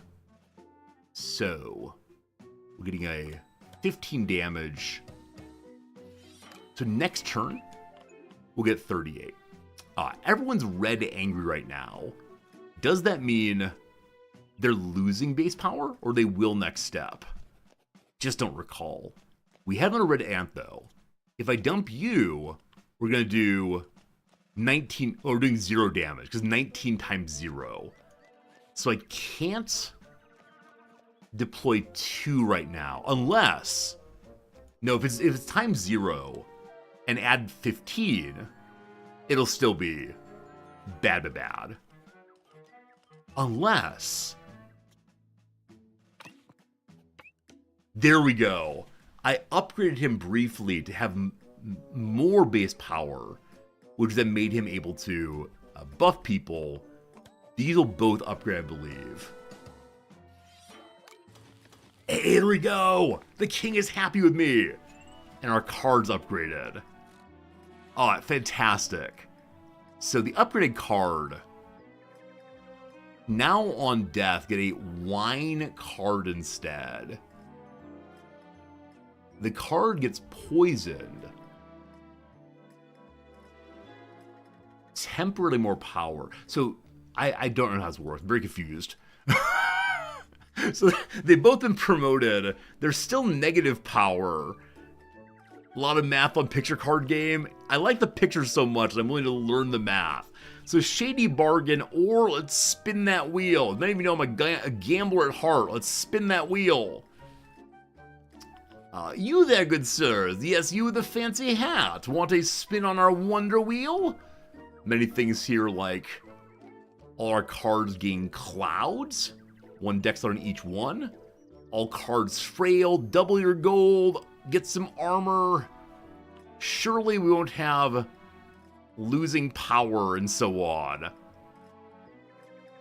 There are 4 positives and 4 negatives. What's the worst that could happen? Spin, ye beauties, spin! Well, everyone gets frail. Total power's halved. So that means the most boosted cards still, yeah, just lose base power, not the multiplicative element. I'm sure we'll be fine. Alright, we have a forward card. Everyone gets 3 power, or one character gets 3 power. Abandoned Casket may be a nice item. Same here. Some poison swamps. If you go through there, you get the poisoned. A pit. You become unconscious, but there is something down there. And a small creek. Halves power when standing here. Alright. I know that the second character that goes into a pit gets an item. I shouldn't say I know. I believe it's the case that. 3 deploy immediately. The more ants, more better. So put the Ant King out here. The negation guy there. And I'm going to give you an increase to power so you go forward, get an item, and no longer negate the multiplication. Here are 3 possible items for him. Number 1, Gilding. 1 gold and you use your ability. You have no ability, I believe. Flying Machine. You place into the battlefield or armor, escape death 1 time. Let's go and do the armor on you, my friend. No dying today. And because they move forward, I can deploy a second character. Right now, I'd like more base damage instead of more, more multiplication, I believe. Is that true? Let's do more multiplication. We'll add the base damage later. Okay, no special abilities, so it's not attacking back for right now. We just do some attacking, get a little damage in there. Alright, so down here we opened another chest, and we have the same choices for our king. So gold, when ability activated, no ability, or is that an ability? I don't know if every 2 ants played is an ability. I don't think so. A flying machine or escape death. I don't know if flying machine can be used immediately. Let's see if it can be immediately. No, that's for the future. Good to know. We can get +3 multiplier here. So 40 damage instead of we have right now. Brother going out here will go to only 5 multiplication, and that's no good. So let's go ahead and put you right here. We're up to 35 damage. We could be up to 50 damage. I believe it's only this turn. So I'll attack again. Heading on forward. Alright, so the ant here fell into a pit. They are no longer involved in the battle. We have one of 3 items. Either an empty oil can. Cards that fly are inflicted with frozen. So we have 1 flying machine. Frozen means they stay in one place. This is a bad relic. Inheritance. 20 gold immediately, or a bronze coin. If you have no cards, you get a tactical pause, freezing a character. So I guess that's useful instead of running into the character, into the wall rather. I'm not sure how it works. I'll take the 20 gold because I know what that does. Also, team, it is the case that the red ant has gotten some poison. Anytime it moves forward, it loses 1 base power. It can't move right now, so that's okay. 56 damage this turn. Next turn, we'll get an item right here. That'll be grand. And do I deploy you? Not yet. Okay. So unfortunately, due to the reduction of health, at least 1 character died. That poison was an issue. Mistakes made there. Another relic, though, that's what matters. A card is played alone on first turn, given armor. Homeward Horn. Every battle when the first card dies, get early retirement. The card gets back to your hand, though it's frail. Or Hemlock Petals. You can burn a base power on a card and get a card. Oh, Glass Maiden seems fun. Okay, so one buddy died. The other dies next turn. When we attack, we win right now. The wine gives more power. I'll keep this for now. If I deploy you, it drops to 12. You get promoted. Oh, no, you only promote once, actually. So they do nothing after being promoted once. Alright, so one dead buddy, possibly two dead buddies. That was not ideal. Alright, so the frailty roll was really, really bad for us. We have a corpse. Dies in 5 turns in combat. Has -1 base power. I don't know if way to heal it, possibly. We'll see. But we lost an ant there. So the Ant King is less strong than previously. Huh. We're learning. The shop or a shady bargain. I have 35 money, let's go to the shop. Here we go. So the special items here are a colorful key. What you get on the Wonder Wheel goes twice. Or Pilgrim's Badge. Regular battles have only 1 lane. Boss battles have 2. All column modifiers are 6. So you may have noticed at the top of the screen during battles, there's a start, 2, 4, 6. And each step forward, your characters get more and more power as they go along. Having only 1 lane means you only deploy 1 at a time. We have a flying machine also, which could be good. But you start with that 6 and it never goes up. I actually like that. We'll see how it goes. Might be a mistake with the only 1 lane. Alright, Benki, the Flying Guild Infantry, does not care about special terrain. If it goes into it, gets more power. Noble Flagbearer, again, brief power gives them the same. Osvith, the Armored Menace. Oh, you know what? With the Glass Maiden, the single lane is very strong. Because we only deploy 1 character. That's great. So Osvith, the Armored Menace, if a card in its lane is afflicted with an ailment, it gets armor and that plus 15 damage. Or a feather. Gives you a card called Feather, which allows a card to be unaffected by special terrain. Awesome. Pharaoh, it's good seeing you. Pharaoh, you're still visiting other places, or are you back home yet, my friend? Good seeing you. Alright. I'm going to take the Armored Menace. And that's all the cards we're allowed to have right now. Can I sell the corpse? Or are you stuck with it? Huh. Okay. That's not great. Not that I hate my troops. We're going to fight an enemy of the people called Janos the Lesser. So, some shops have discard. Discard. Great. But this one does not. I'll buy the feather, I guess. Still a lot of money. Is it Gwent Knight here? This game's a weird combination of different games, too. It has a unique flavor. I really like it, though I am of questionable abilities. Alright. With 20 money, let's go forward again. A gift or a horse bet? Let's take a gift. A royal subject comes forward saying, "Sire, wait, I have something for you." Schnitzel, His Majesty's food taster. If you feed it, which we don't have, it gets 2 copies of the food it was fed. We don't know where it comes back from, unfortunately. The Lady of Fortune. When played, removes Frail. I believe we have Frail on a bunch of characters right now. It'd be so good to have it removed. But, or the Flying Machine. Now, oh, you can bring someone new in by throwing something out? No. Any new card we get is ailed. Huh. Well, that's a thing. 1, 2, 3, 4, 5, 6, 7. Yeah, so the feathers and the wine don't count. Anyway, on we go. To battle. We'll learn the mechanics eventually.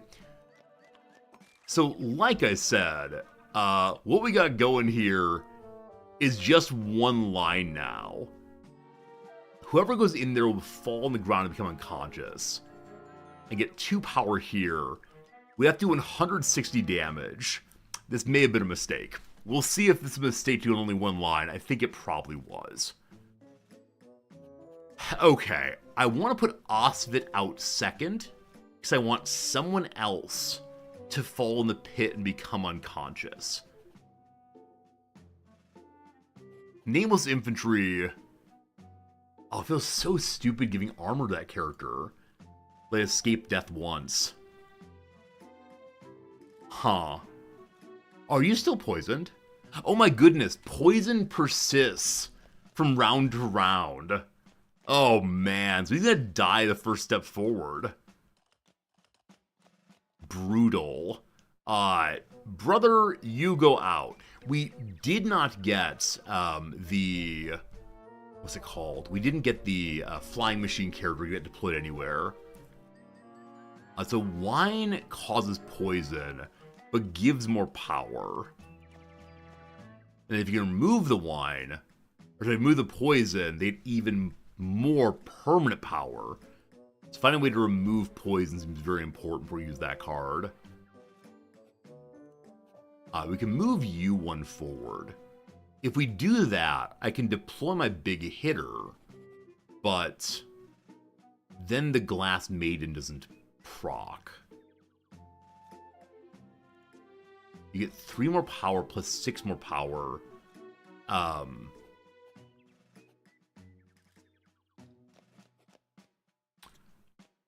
No Glass Maiden this time. Okay. We start with 10 damage. We don't have a multiplier out yet. Let's do it. Alright, they go forward. We get a relic. A flower in a pot. If the person you give this to dies, you get a pie. If a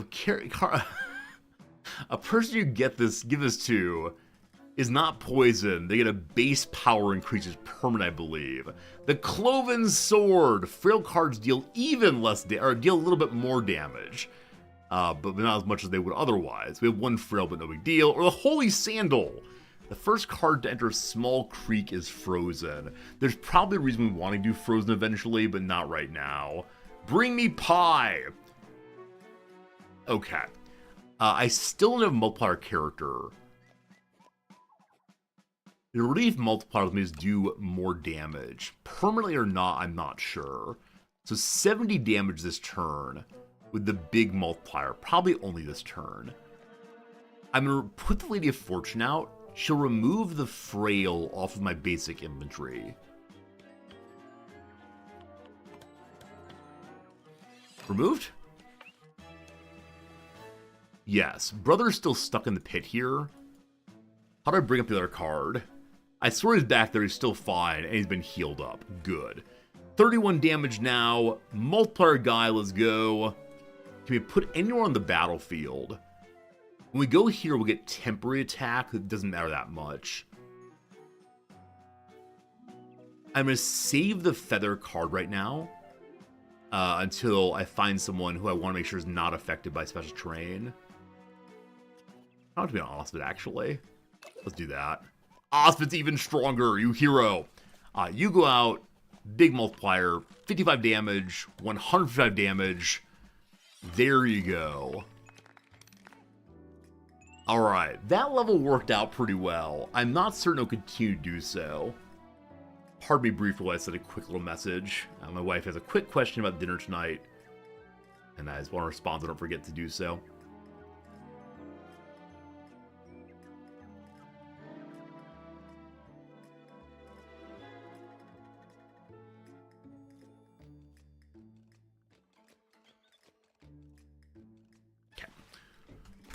We can get a gift again, or a sacrifice. I kind of want to go sacrifice to get rid of the corpse if I can. Let's see what happens at sacrifice. Thou shalt offer up a sacrifice of great worth, so that you may earn real power. If we get 2 cards from our hand, we then get Albert the Astrologer. When entering a column with an additive modifier, all of them, get 1 base power. however, is already poisoned. So this means that they gain a base power and lose a base power over and over and over again. So it's just the multiplier. And that's all for right now. Now, does the multiplier increase with the steps forward? I'm not sure. I don't think I want you. I don't think I want you, but thank you. We'll figure out next time. Okay, a tactician. Well, sire, what tactic do you have in mind? I will make it happen. So, for 5 money, we can change the additives into multipliers instead. For 3 money, we can upgrade lanes so they always start with a bridge. What do bridges do? I have no idea. We can also increase our deck size, but we're almost to the boss. We are 7 of 6. I'll go ahead and increase by 1, so it's 7 of 7. Now, does this carry forward for future levels? I have no idea. By the time we get here, I'd like to have multiplication. I'll stay additive before that, I think. And we only have the 1 lane. What do bridges do? I don't know. We'll find out. There we go. There we go. To the boss. What does the boss do? You lose 2 gold for every card you place. Fine. The bridge gives whoever walks through there 2 more power. And here, the abandoned casket will get an item if we go in that far. Fine. So, we have 2 rows. The flying machine goes out first. Oh, wow. So it is the case. The plus... Oh, this is multiplier unaffected. But the +2 power does go to their multiplication there. And they're an ant. So they get 4 + 2 instead of 3 + 2. Because I can put my other ant out, which weakens the multiplier, but I don't know. I don't understand how the ants work. They're too confusing to me. I wish the red ants were better, but they just don't seem to be. Anyway, no one out here will get a negative stat effect. It has to be an ailment in order to get Osvit stronger. But that's okay. If we send you out by yourself, you do get the armor. Because we're not taking any damage, I think we'll be fine as is. So Osvit, you go also. And in fact, once deployed here with Flying Machine, they're stuck in that position. We'll send Nemo's infantry out also. And there we go. 64 damage, round 1. Bingo bango. Forward we go. Okay, so it's only while standing on the bridge here that you're +2 power. It's not permanent for us to battle, looks like. Fair. We got our corpse here. If I put the corpse out, it'll go away in 5 turns. Gotta get rid of somehow. I don't know if this game continues after 1 level. So I think I'm gonna end up using my, Oh, wait. Friends, we need to do 176 damage. We're going to do 176 damage. I can lower that in hopes of getting to the abandoned casket to get the item. But I can't lower it enough, unfortunately. We're just doing too much damage. Wow. Wow. Wow. Yeah, I guess we'll win Act 1 that way. The big +6 all the way through were so unbelievably good. We gathered up the enemies, we sent them home. A letter carrier comes forward. I have a letter for the sire. Just choose one, please. Bridge permit. We build a bridge on any tile. Replace trust. Replace card in combo with a random card from your hand. Terrifying. Or fresh start. A card with equipment has equipment removed and gets +4 power. I like that so much. Though the bridge gets +2 to any one spot. I like the idea of 4 base power and a stronger card. Alright, so level number 2 now. This time we're going for Warlord Belasha. Once a great subject, now only a great annoyance. The peasants really take to him. Maybe because his great-great-grandparents were of peasant descent themselves, and now he's in the cahoots with them. Typical. The apple doesn't fall far from the tree. Ability. Elaine is flooded every turn. I don't know what flooded does. We'll find out. What's this game called again? It's called The Royal Writ. I think there's a demo if you want to play it. The Royal Writ. Great fun. To the shop. So it does continue. Like Slay the Spire, it might be a three maps and done. I'm not sure though. Alright. We can once again buy the double wonder wheel. I think I'm going to do that only if I know how to fix the thing. R unfolds first orange. When you feed a frail card, its frailness goes away. We do still have the one frail card who will probably need to die soon. Insensei, Honor of the Fallen. When a card dies and is drawn, does that mean he's drawn? Its base power is the fallen card's base power times 1. So stronger cards dying make you strong. Number 2, Kelraka who must depart. On death, any card in combat gains 4 base power? What? What? Extra cards come in ailed. What does that mean exactly? I don't see the ailing. Maybe it's every card. I actually don't know what that meant, that penalty. We'll find out eventually. Kaplan the Crude Archer. Every turn in combat. 2 brief power. Another random card loses power. It only loses brief power, not base power. Cool. And then flying. We don't have that. We don't need that right now. Oh, I need to get rid of my junk cards. I think taking the red ants, while a really fun idea for strengthening my Ant King. There he is. For strengthening my Ant King, I think has been a bad decision in general. Because the red ants have the negative power instead of like even a basic, basic positive. We can re-roll. Let's go ahead and save for now, though. Definitely need to get rid of cards. Forward! Okay. No abilities, 380 damage, just beat our way through it. And here we have an inconspicuous trap. Inflicts a card with Frail. So 2 things. Number 1, we want to have our fellow who gets bonuses for afflicted cards on the map. That'll be good. We want Kalraka to die, but she's not going to die here. So you can remove that Frail. I don't like any of my starting cards, frankly. Kalraka... No, you'll get Frail. If you get Frail and remove Frail, then she'll be less likely to die. I'm sending the King Consort out, I guess. Okay.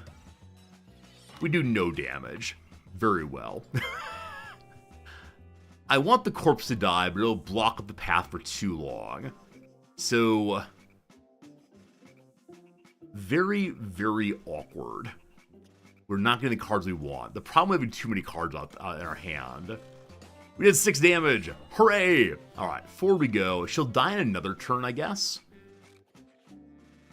There are 2 cards left, and the one I want has not come yet. I should probably go ahead and burn this wine. It causes someone to become poisoned. And poisoned is lose 1 base power every time you move forward. I guess poison and frozen work together well, because cards that are frozen don't move. Okay, so next turn, we want you to go out to remove Frail and give him a +2.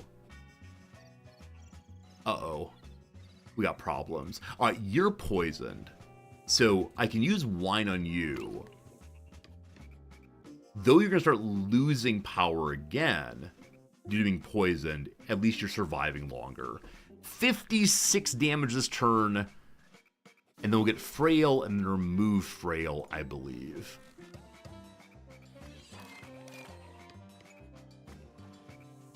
Okay.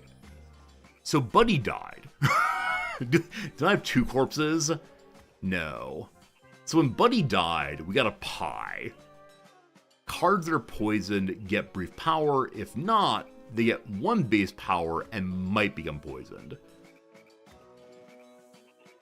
So I want to deploy you to remove the Frail. And then Big Bopper comes in next turn. Or we can remove Armor or Feather and give more power to a card. I don't think I'm going to use the Ant King long term because his bonus requires ants. I just don't have that. So I'm not going to strip his armor. I'm probably going to strip Osbit's Feather to give him more basic damage. I gotta get this corpse out here, hopefully. I actually don't know what happens when we can't advance anymore. Just not sure. Alright. At this point, we have 12 times 8. So 6 multiplication here does not affect multipliers. We've made an error at this moment, my friends. I thought it would be 6 times 7 as multiplier. That's not true, unfortunately. Well, now we know. Alright. You go out there. I no longer see the strip the armor item. Is that a card? They count randomly? Yeah, so the cards show up kind of randomly, the ability cards. Regardless, 128 damage. Let's give you +1 attack. Didn't get poisoned. Okay. What happens to the character in the first row here? They would have died. His armor is gone, so first row character dies at the end of the round. It's good to know that. I did not get the item I was hoping for. May I put the corpse out for 1 round and then he dies in 4 turns then? Or does that be within the full match possibly? I don't know. Regardless, the king does not die. A win for us.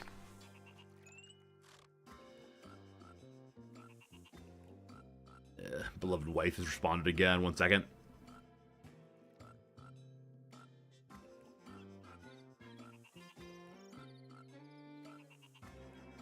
Okay. The Wonder Wheel, our only choice. Hello, Cagey. Good seeing you. Hello, hello. So once again, there are good things. There are bad things.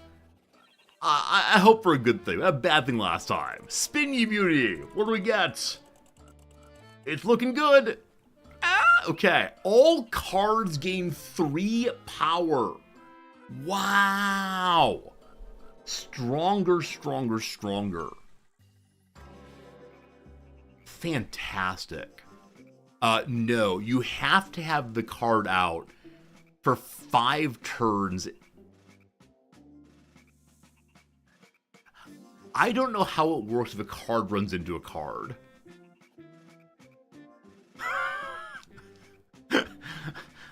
I am unaware what happens with that corpse up there. I mean, I can put it out and then force advance it. I'm just not sure. Regardless, I want Colorarca to die. She'll die if she gets here. Let's try it. So sending her out solo feels pretty rough. I can force her forward 1. Cool. And then deploy the Big Bopper. 11 damage, no worries. Okay. We want to get more people out there to die. The Ant King is 10 now, because the +3 on everyone's ability counted towards multiplication also. That's really silly. I don't want to use Lady of Fortune because I don't want to remove Colorarca's Frail. She'll lose the +5 here. I believe she'll just die at some point soon. So I put other things out that I want to have an increase to combat power. And so for now, my Nameless Infantry is not good at all, so I prefer not to use him. But these are all the cards I have. So I'll put the actually put the smaller card out first. Because I believe the +4 will go to this also, maybe. And sure, I'll go ahead and do a little more damage, because though I want Kalarka to die, I cannot have Osvit die. We'll see what happens here. Okay, so standing in this location here does lead to a halving of power. So, though it's +6, it's only +3 there. Okay, we can do 15 blue or 3 multiplier. For right now, I'm going to put my 11 multiplier out. That's 247. Okay. So, how does this work? With 247 twice, we will not kill. And so she'll die the turn after. I think that's right. Let's see. She has armor. So Kalarka found some items. Give her armor. Cloud just goes top of the deck pile, or unaffected by special terrain. I was hoping these wouldn't all just apply to her. I want to float to the top so we'll find her first every time. Why do you have 9 power? 0 + 3 × 6 divided by 2. Oh, because the multiplication does go to her base power. I don't know why I forgot that multiplication would work. Well, she's not going to die this turn, unfortunately. Alright, the king is now half power. Oh, she will die, though. She'll die for trying to move forward at this point. Good. We want her to die. Very rudely, I'm saying. I'm going to throw Nameless Infantry out, so when Kalarka dies, all of these get their +4. We don't get the kill. Awesome. She dies. Big bonus. 66. I mean, only 11, but 66. 1,575 damage. Ooh-wee. I can give... That's only brief power, who cares? What else can I do? I can remove a frail. We don't have that right now. We don't need to use our cards. I give you the most damage I've ever done in a turn. As before, ooh-wee. I'm so glad I killed her. I'm sorry I shouldn't say that. It's true, though. Okay, in this way, a Shady Bargain I haven't seen yet. And then over here, Horse Betting I haven't seen yet. Let's go Shady Bargain and see. I can give you some strength if you give me some thing in return. So if you give them 3 gold and exchange 1 card, we get the dreaded Tax Collector. Whenever they move forward, they get 1 more base power. So stronger, stronger, stronger. And they lose 1 gold. I got a lot of gold. I do wonder if we can go negative. I'm curious. +5 multiplier is pretty good. Obviously. What does wine do again? When he dies, you get wine. I don't have any more. It's only 1-time use. So how do I think about the relationship between, 5 power increasing versus what's probably going to be just a flat 5 multiplier? I'm going to get rid of you. Oh! Getting rid of him counted as his dying, didn't it? We got a wine! Nice! Nice, nice, nice, nice. Excellent. Now a gift. Hello, royal subject. We have 1 more card. So, either Kessie the Annoying Bloke. I love the variety of characters here, so good. Kessie steals 1 base power from the adjacent cards doubled. So they get stronger by quite a bit, though others get weaker. Or... And there's Yash, the bank representative. If he stays in hand, you get 5 gold. I like it. I like it a lot. Let's go. The one of them made sense to take the feather in order to remove a character's equipment to get more attack. We're thinking about. Anyway, a rescue, a daring rescue. Otho the Siege Master has been kept behind bars here. In 4 steps, can we kill them? Alright, character number 1 going out will get armor, so won't die immediately. We can do what else? We can give poison to this character. They get more damage, and unfortunately the poison. We have to figure out how to remove that still. And then the pie gives 1 more power to those who are poisoned. So 15 damage just to start.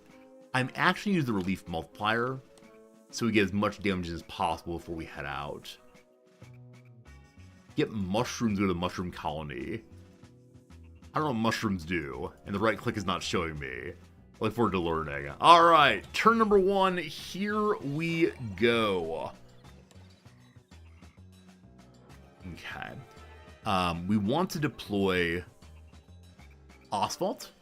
And the reason why is so that when the Nameless steps forward and becomes unconscious, you get a big bonus. Cool. Unconscious, big bonus. Unfortunately, have power for this turn. Next step, we get a huge amount of damage, though. We now have the strip armor, or strip equipment. I don't want to strip his armor. I gotta keep him alive. And no one currently has an item to strip. Except for your armor. You know, let's put more base power on basic guy. So they get armor when they start. It's like I can always strip the starting armor to make them stronger. Seems good. Alright, big 15. There you go. We're at 8 times 16 now. There's the win. Man, I sure do want to get a mushroom and see what happens. Unfortunately, Osmond has to advance twice to do that. So, unless I deploy no one, it's not going to happen. And I'd love to deploy the corpse, but yeah, let's go ahead and just finish the thing instead. No mushrooms this time. But we get a new character. Who dat? Hello? Oh, I wonder if rescuing means that the card is now available in our pool from this point forward. They didn't immediately join. Okay, so shop or the wheel. If we went for the wheel, we'd do 2 wheels in a row. A gravedigger here. This way, shop into dentist. What does the dentist do? It looks like he's pulling something, so that's the discard there. Let's see. First the shop. Royal Seal. 2 brief power to first cards played. Now that'd be stronger if we had more than 1 lane. In the boss we have 2 lanes. Sure, why not? Baka the Knight of Yore. Starts with 16. When advancing has a 1 in 8 chance to die. Do I believe that math is on my side today? But when they die, cards in combat gain armor. It's only 4 money for a very funny character. Or Replica the Tile Maker. Every turn, if there are 2 cards in combat, those 2 cards get more power. Too confusing. Ogman the Dock Brawler. If it gets frail, it gets 6 base power for as long as the frailty is around. Or Bag of Gold. It can be used as it has an ability to get gilding, and so you get 1 gold when they activate. I believe my only activated character right now.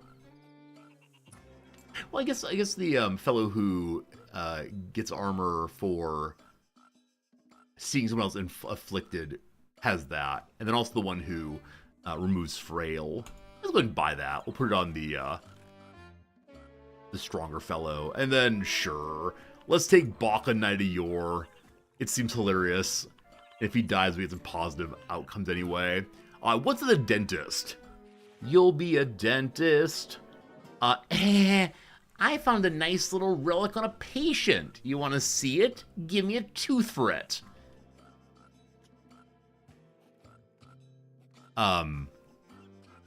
What is a tooth?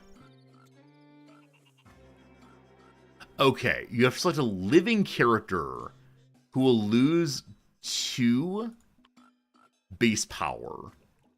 2 off of Baka seems good. Jerry Floater, good seeing you. You've been here 3 streams in a row. Should I turn on the stream tracker? You have to check in daily or you lose your streak. Isn't there some other thing on TikTok?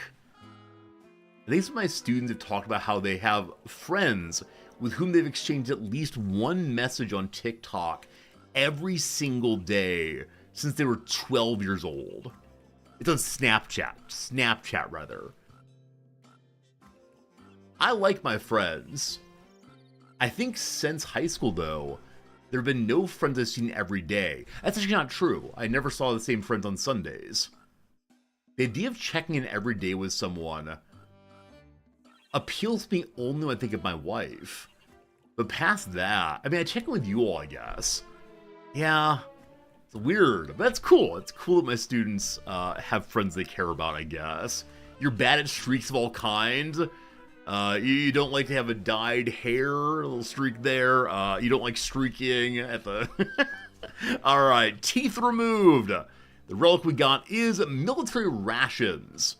When you pick it up, you get a pie, a palinka, and mushrooms. So pie is the, if not poisoned, 1 permanent base power. Palinka could remove poison, and for the rest of the turn, the rest of the map, you lose 3 power. It also stops advance for turn. What does the mushroom do? They will not show me what the mushroom does. But here we go. Here we go. Cat. It's cool my students have people they care about, I guess. I apologize. I've been more enthusiastic about that. Alright, preparatory moments. I can put a bridge out there. Sure. I'll increase my deck size again, so I have 1 more card next level. That's all for right now. We only ever get these 2 lanes, so upgrading the 3rd lane does not make sense. Okay, so maybe people who check in every day aren't really checking in. Not like, hey buddy, how's it going? How you doing? Etc. Instead it's just, like, here's a dumb picture, or a period. I sent you a period, now we're friends forever. Hey, Karnak, good seeing you. Thank you for the kind message on the YouTube. Okay, so this guy leads to a flooded lane every turn. Balasha the cephalopod, it looks like. So flooded lanes halves power when standing here. This lane is longer. And so though a character would die next turn here, they go longer this way. Okay, we've begun with a bunch of items that are not useful. Here's what the mushroom does. Are there multiple kinds of mushrooms? There are. So this mushroom here, the Pale Trembler, inflicts card with a frozen or they move forward. Got that? The Blight Cap Emanata, not sure. Doubles base power or kills a card.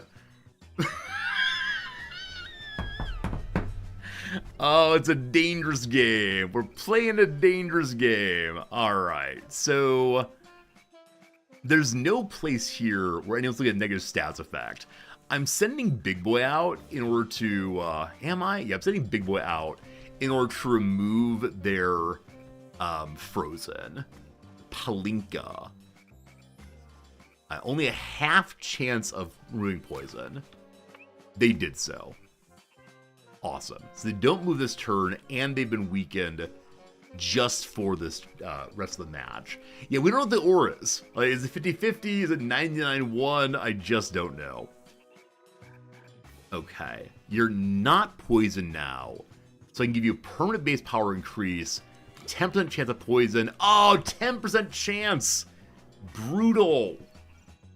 Okay, if we leave Andrew Josh in our hand, then we will get gold into next level. Maybe? Maybe. And I do want to start doing damage as fast as possible, so I'll load out all of my points. I need 1,100. Oh my goodness. Sorry, brother man. I'm afraid it's the case. I'm gonna need to take your multiplier, probably. Am I? The problem is, again, this is a short lane. I'm not gonna use the multiplier this turn. We'll see. We'll see. Oh boy. I have so many cards that are not deployable.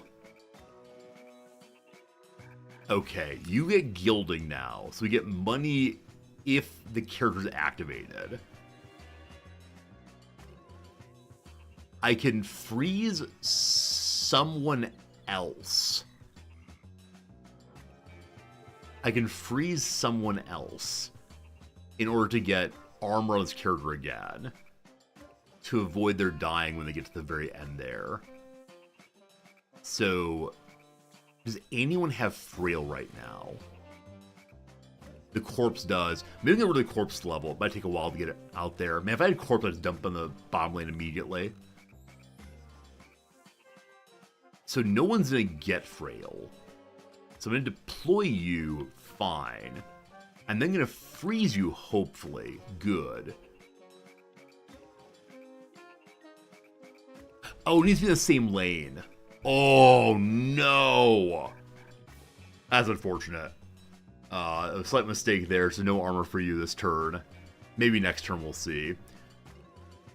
We don't want to advance you yet. We'll see how this goes. Big multiplier? No big multiplier. Maybe next turn. Okay, so base power, ideally on a multiplier. Now again, Bakya here, chance of dying, does crazy damage though. Maybe later. Tax Collector, you're going to go. Every step forward, you get more permanent damage. We love it. No one currently has functional equipment. I want to get armor on him to possibly strip to give him more base damage. Okay. Please don't get poisoned. Good. Permanent base damage increase, no poison. Let's see how it goes. Tiny damage increases.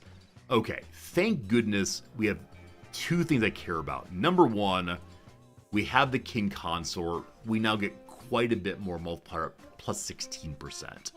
I could add 3 more. 20 by 20 is a lot, but not yet 985. We're gonna be fine. I'm gonna deploy the corpse, so this line now does nothing, but that's okay. Okay. I need to go for 4 more turns, possibly. So, oh, it's all flooded, isn't it? It's all flooded, so the Ant King is now weaker as he goes forward. Oh, man. Okay, I'll do plus 15 damage here. We get about halfway through. Friends, after this level, we're going to do a quick ad break. Okay, we have to win this turn. Indeed, we will win this turn already. I think the corpse is going to stay around longer. So neither of these will die currently. I'll try to give you pie also. No poison? We've dodged the 10% twice now. 369. That will do it. No one dies. Defeat level 2. Very good, very good. Friends, what do you think of this game? Are you enjoying it? Let me go and do a quick puzzle here to see if you're enjoying this one. I'm enjoying the heck out of it, so we will be playing at least the rest of today. But just curious. Game opinion. Fun, yay. Less fun, boo. I know it's not a CK3 game, or a Paradox game. I know it's also not a RimWorld. What do you think? You into it, not into it? Please vote. The ad break is coming now. I'll take 3 minutes of ads and then get back to the game. Again, we're playing this one today until chess time, but longer term, I am curious your opinions on the matter. We did not finish yesterday's puzzle, unfortunately. We'll get back to it a little later today. For now, though, we will go ahead and play the Tuesday puzzle. There it is. Here we go. I'm going to have some music in the background. Always makes the solving experience a little bit more fun. Well suited is apt. Place accessible by a ladder is probably attic. Do any of you have attics where you pull down that staircase? We have no attic here, unfortunately, but I always enjoyed being able to do that. Urban cut through, maybe an alley. Begin to wake, probably, I say rouse. That's not going to fit, though. Rise feels wrong. I'm not sure. Just off the beaten path. Okay, of those who voted, and there are only 4 of you, you do enjoy the game. I'm glad that you voted enjoy it, but, you know, past that, I'm not sure. We'll see. Off the beaten path. The word beaten keeps coming forward as, like, abusiveness of some sort. Probably not. Revolutionary journey. An orbit, possibly? Is that revolving about something? Sure. A super speedway where a NASCAR driver first exceeded 200 miles per hour on a closed course. Is this Talladega? Is it Talladega? Oh boy. Well, that seems wrong. In the style of his Allah. Some hits at Woodstock, you hit the LSD. Feudal Lord's one's liege. Upper hand is an edge. Number on a wine bottle is a year. Talladega like that, possibly. Off the beaten path is a trail side. That's not a real word. Watchmaker's magnifier. They use loops, possibly? Maybe. I think of loops being for gem values primarily. Object of fan's fixation. The idols. Nascent stage of something is the germ of it. Goes for is either ops for or vies for. Not sure which one. What's the down here? Roman equivalent of Helios is soul. Brownie batch. Brownies are in, like, they're Girl Scout, younger Girl Scouts, so maybe it's a group. I'm not sure on that one. No, that seems bad. Troop, brother. There we go. To wake is to stir. There we go. All right. Goes for ops for. Is that even possible? Could we? Maybe. What's Prado here? Fashion designer Miucia? Not sure. Prado, okay. J'ai de bit of wit. Yep, French defeats us again. A pain reliever first created to relieve rheumatoid arthritis. Ibuprofen.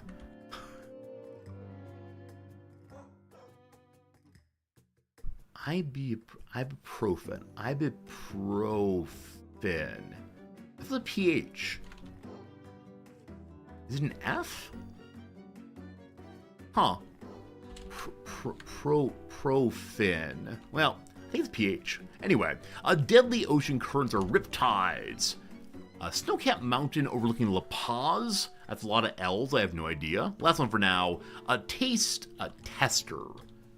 Oh, is it Jeu d'Esprit? Had no idea. No idea at all. All right, team. Pause the game there. A really good start for Tuesday. I'll take it for sure. And as usual, friends, it's time for the roundabout 11 o'clock quick break. I'll go get some coffee real quick. Back in a moment. I'll leave the game unpaused. Ha ha hee hee. But I'll briefly go ahead and pull our letter first. So here's our relic in some sense. Number 1, long-term plans. The card you play this on has no power this turn. However, it gains its base power as a brief power for next turn. So it doubles. It doubles one's power for one turn. After no damage the prior turn. Last one included 2 extra. Oh, that's true. I said last one across when I added 2 while I was talking. It's true. Early retirement calls a card back to your hand. The card's inflicted with frail, and a 10% chance it has memory loss. Forgot all ability and power gains. You get it back in boss battles. So the only good thing is you can call the card back. I guess if a card's gonna die, you can save it that way. Or frozen. Frozen stops poison from working, because poison works only when you move forward. I'll grab early retirement, then hopefully never ever use it. We'll see. Friends, level 3. The enemy here is an extremely drunk bystander, the Nitwit of Nogradi. It's a simple bum. Get him out of the way. The king has larger problems to deal with today. Man, what a nose. A Nitwit joins you every second turn. I know what a Nitwit is, but not in game. Friends, back in about 3 minutes or so with coffee in hand. Thank you. I appreciate you, and I'll see you in just 1 sec. Thanks.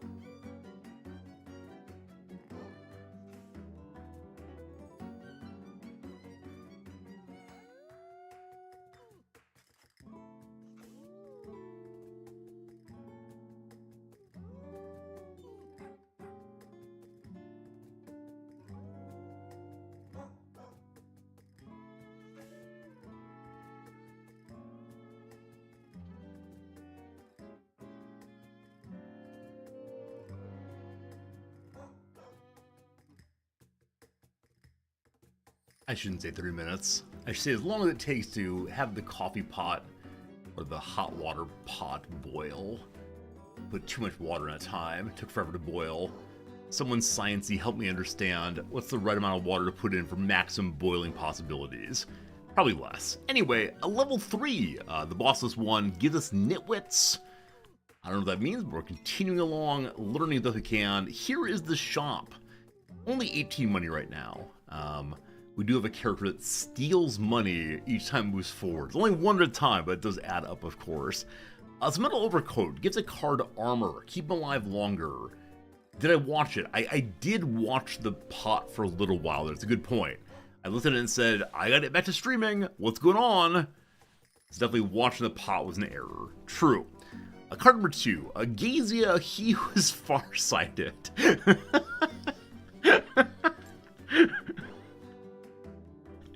Has 5 fixed total power while in the starting column, but 0 outside of it.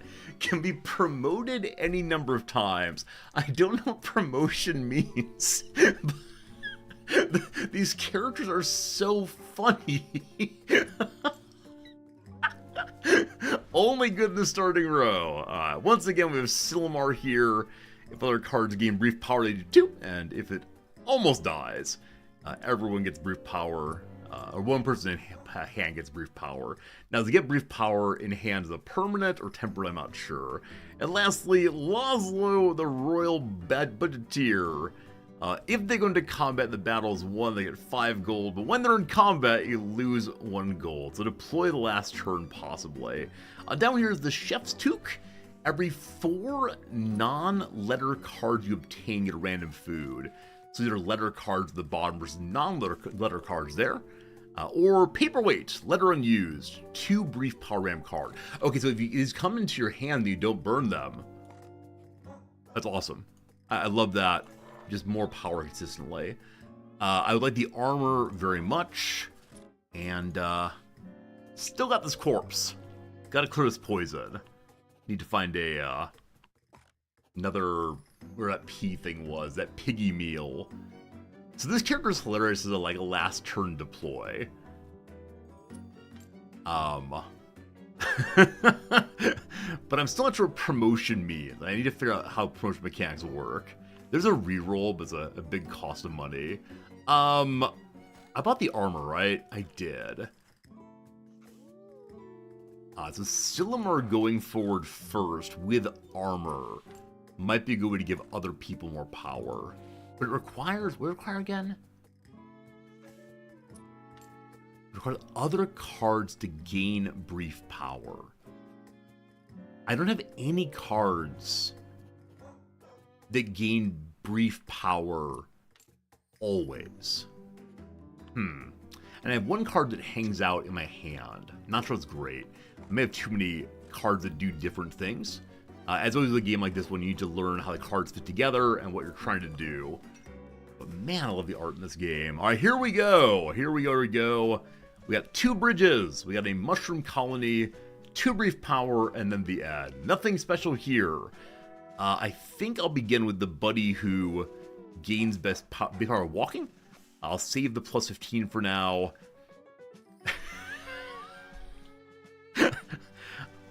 I really want to give this guy double base power. But if it dies, I'll be pretty bummed. So, alright. Round number 1. Let's go. Got its armor, got plus 12, moves forward. Because of the bridge, they get even more base power. Awesome. If I throw the corpse out there, I mean, I guess you could put the corpse out first round. And it will just sit there for 5 turns. Because there's no hurry-up mechanic in the game, is there? I don't think there's a rush to defeat the enemy. Not sure. Okay, so if I advance you, you get another base power, but you don't attack this turn. I need the attacks, unfortunately. So, gosh, I don't like any of these cards. Here comes the Lady of Fortune, just to get more attack. Let's go. Okay.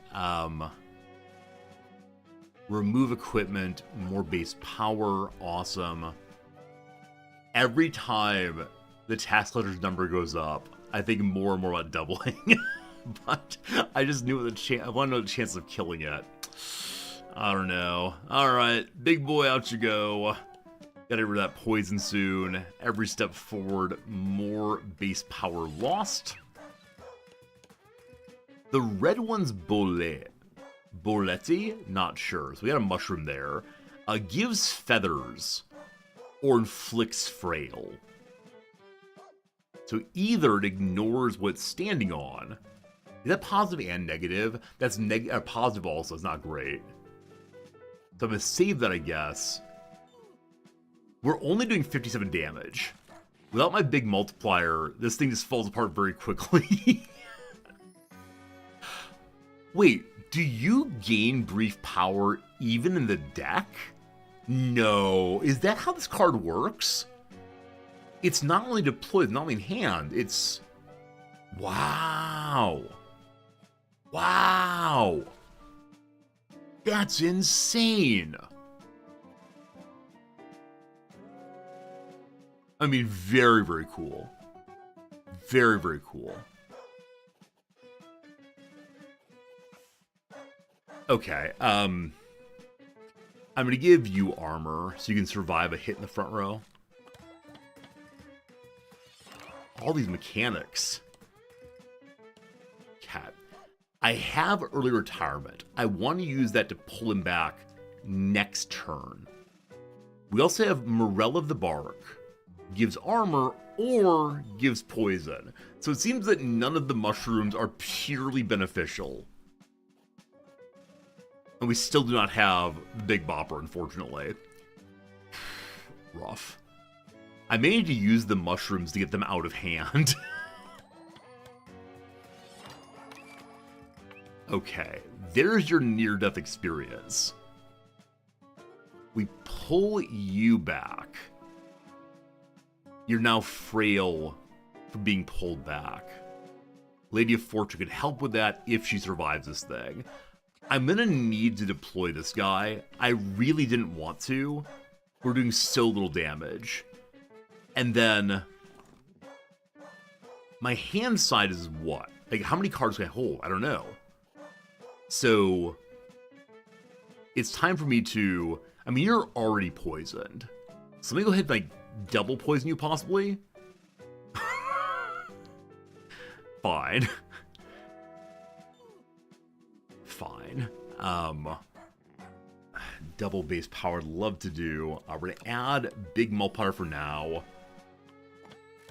Bring me my times 15, please. We didn't pull him. We didn't pull him at all. We're just getting these letters over and over again. Well, that's fun.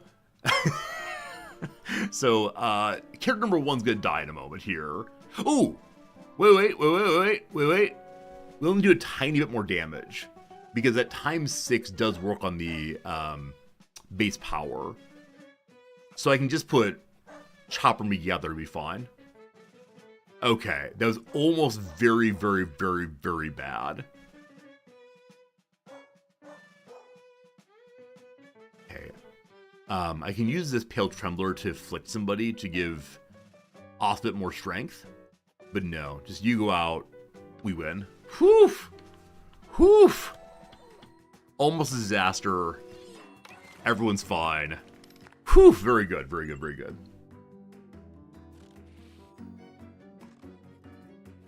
Off is down to only 4 base health. That poison does stay around genuinely forever. I don't know how to fix this. Horse betting or the Wonder Wheel? What's horse betting do? Our first time trying it. Hear ye. Which goal will our runner reach? Place your bets and win fabulous prizes. So the horse is going to go on for a while. There's a 96% chance at reaching level 1, 70 of number 2, and 40 of number 3. Friends, how does math work? I want to take the guaranteed thing, but better than 50 seems good too. 2 promotion cards.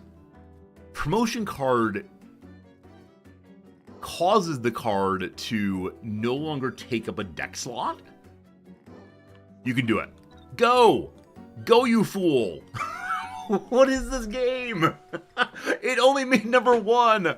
Oh, we fail at horse betting. What's even the point of life anymore? Oh my goodness. Oh my goodness. Okay. If we deploy a solo character, to get armor. So I want you to go out solo, because if you have your near death experience, which say you lose your armor, I believe, then you will give everyone strength. 0.96 versus 1.4 versus 1.2 with different prices. Stun, I don't know what those mean. I see their decimals. Can you help me understand more fully? That's what I need in life. Alright, so you're doing genuinely no damage. I can give you a plus 15 just to do something, but I want to wait till the King Consort's deployed for that. So, forward! Armor on. Near-death experience, or near-death experience is getting to the first row and having red on you. I have no idea. We're going to go ahead and deploy the tax collector so that next turn I can remove his frail. Though doing that kind of thing on only 1 row is rough. Baka's chance of dying moving forward is good. Expected value of promotion cards to mean you're playing the game infinitely. Alright, law of large numbers stuff. Love it. Okay. Remove equipment. So I could steal this fellow's armor and give him from 3 to 7 base power instead. But I want to see how near-death experience works, so we'll hold off on that. Okay. I'm going to deploy you to strip that character's weakness. And playing with only 1 row is so strange. Awesome. 276. Now, Big Boy comes out. 980 this attack. Awesome. How does near-death experience work? Well, it doesn't matter. We won that turn, unfortunately. We'll learn eventually. All right, gift or a Wonder Wheel. The gift is a new card that will put me over card limit, unfortunately. And we're still not quite sure how that works. The Dentist does 2 damage to someone for a relic. There's no one I want to kill right now, I don't believe. Man, I was getting close. If only I can kill the corpse, it'd be awesome. But no. Okay, let's try the Wonder Wheel. Let's see what we get. Lose half your gold. All cards in hand get cured your ailments. None of the cards in hand have ailments. That'd be amazing if we had Osmond there. Well, spin ye beauty spin. Let's see what we get this time. Oh, blow. You can blow on it to keep moving. Blow. Blowing didn't work. So everyone lost 3 points. A shame. To the Dentist. They have a relic. If I take 2 damage off of someone, 2 power off of someone, then they'll, we'll get the relic, rather. So I'm taking off of the card I really haven't used much, who's going to die eventually. We get Rook Figure. Every turn in which 1 card was played, the cards in hand gain temporary power. Fascinating. To battle once more. Thank goodness. We start this time with Antal. What I want to know, though... Oh, okay. So dies in 3 turns. It seems then that the combat turns are additive over the course of multiple combats. So we got 2 last time around, 3 this turn. We're going to do -1 damage. Does that actually heal you? It does not. Awesome. So 2 turns it goes away. It didn't advance. I gave it armor. I forgot the first one out gets armor. We need to play at least one turn so the cards in hand get more power. I can remove its armor. No, we'll freeze it. It can't move doubly. Like I said, I don't think this game has a you must win an X number of turns mechanic. Its first death is in one turn. I would like to play one card to keep the rook power going. I hate to waste this, but okay. It is now poisoned. Poor buddy. Okay, it's in a 0 base power now, so it will die next turn. I need to play at least one card, so we do a little bit more damage. There you go. Okay, so the corpse is finally gone. Awesome. I cannot have Buddy here die. Osbit used to be so good, but he's been poisoned down so much, it's actually probably not so good anymore. Let's put the tax collector out.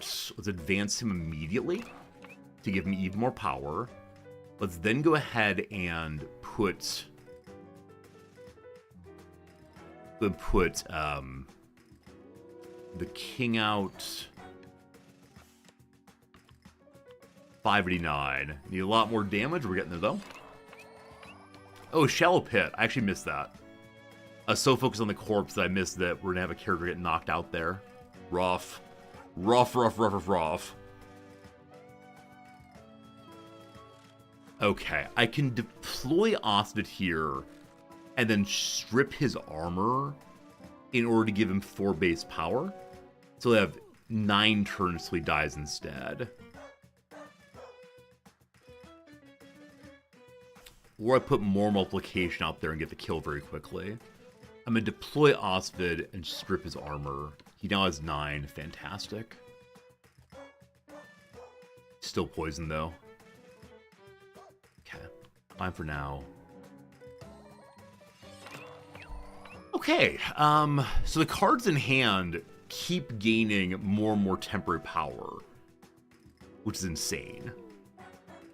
Okay. I'm going to add my other multiplier now.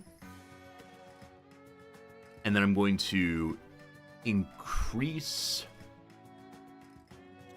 our power and our multiplier.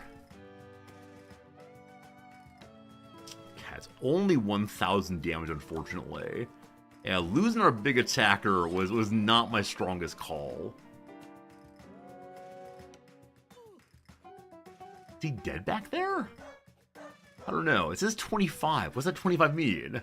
Is he doing 25 damage not we're standing on him? I have no idea. Alright, need to do a bunch more damage real quick. So number 1, 3 more multiplier.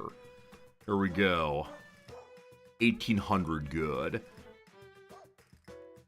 The poison character I can give 1 more damage to twice. Their gain of brief power gives him more gain of brief power, which also means I wonder if when he was in hand or in deck, if everyone else gaining power off the rook figure gave him more also. That's crazy. Another multiplier. 2,100. I want double power, but I'm not going to. Am I? If I get Osbit killed at this point, we won't have enough damage, will we? We don't have many damage-producing characters, so we'll do this for now. Okay. Okay, so the tax collector is showing as a corpse for being stepped on, but still 25. Are you only a corpse if we don't finish in 5 turns? I don't know. Whichever way, we'll finish this turn for sure. I think that's that. Okay. What happens to this corpse?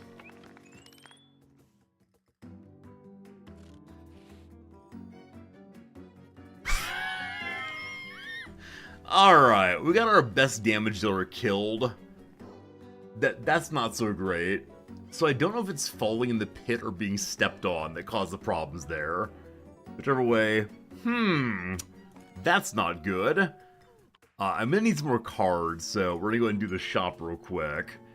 Someone who does big damage, please. Number 1, a basic ant. Gives deck size more power per ant. I only have the 1 ant right now.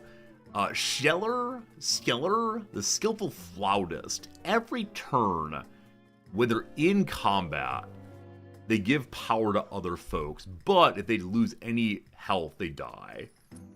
Being stepped on is the issue? Okay, gotta avoid that. Medicine carrier, when fed, cures a random ailment, including poison, I'm sure, or get more gold. Down here, when you get gold, get gold. Over here, cards with gilding, activate their ability, gain more power. Cool. So none of these are really going to do that much damage. We have some issues. I can reroll the cards. They're all multipliers. Brutal. So Kenichi, the Wounded Warrior. They're only unconscious for 1 turn. Okay. So don't advance.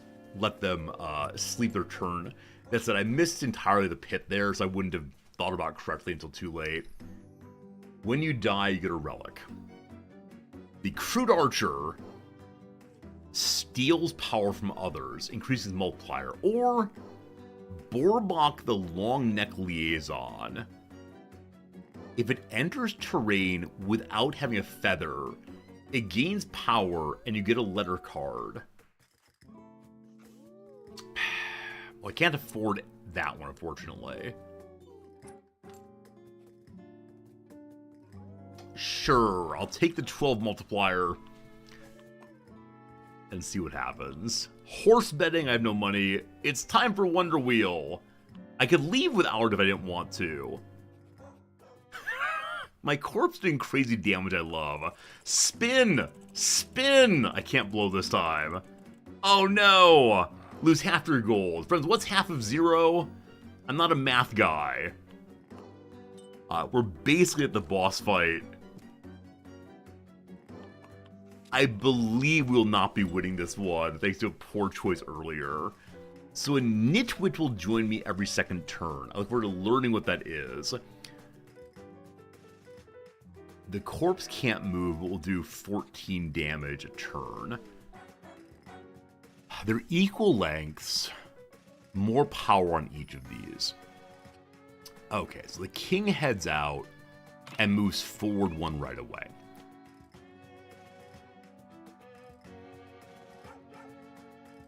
Why did you get armor? Huh.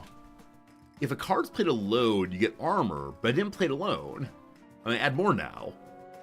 Whichever way, cool. We like that. There's nothing problematic forward for our king.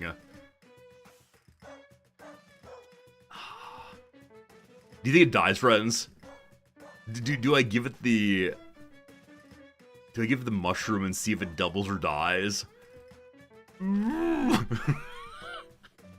Alright, corpse. You're gonna be there. You're my primary damage dealer for the moment, at least. Alright. Good attack, good attack. 3 turns, I got nothing left there. So, next turn, a nit will join me, I believe. Good. Mushroom the corpse. See if it gets double for a few turns. That's kind of funny. Maybe we'll do that. Maybe we'll do that. Here's a Nitwit, sorry. The Nitwit does -7 damage. If it loses any power, it dies.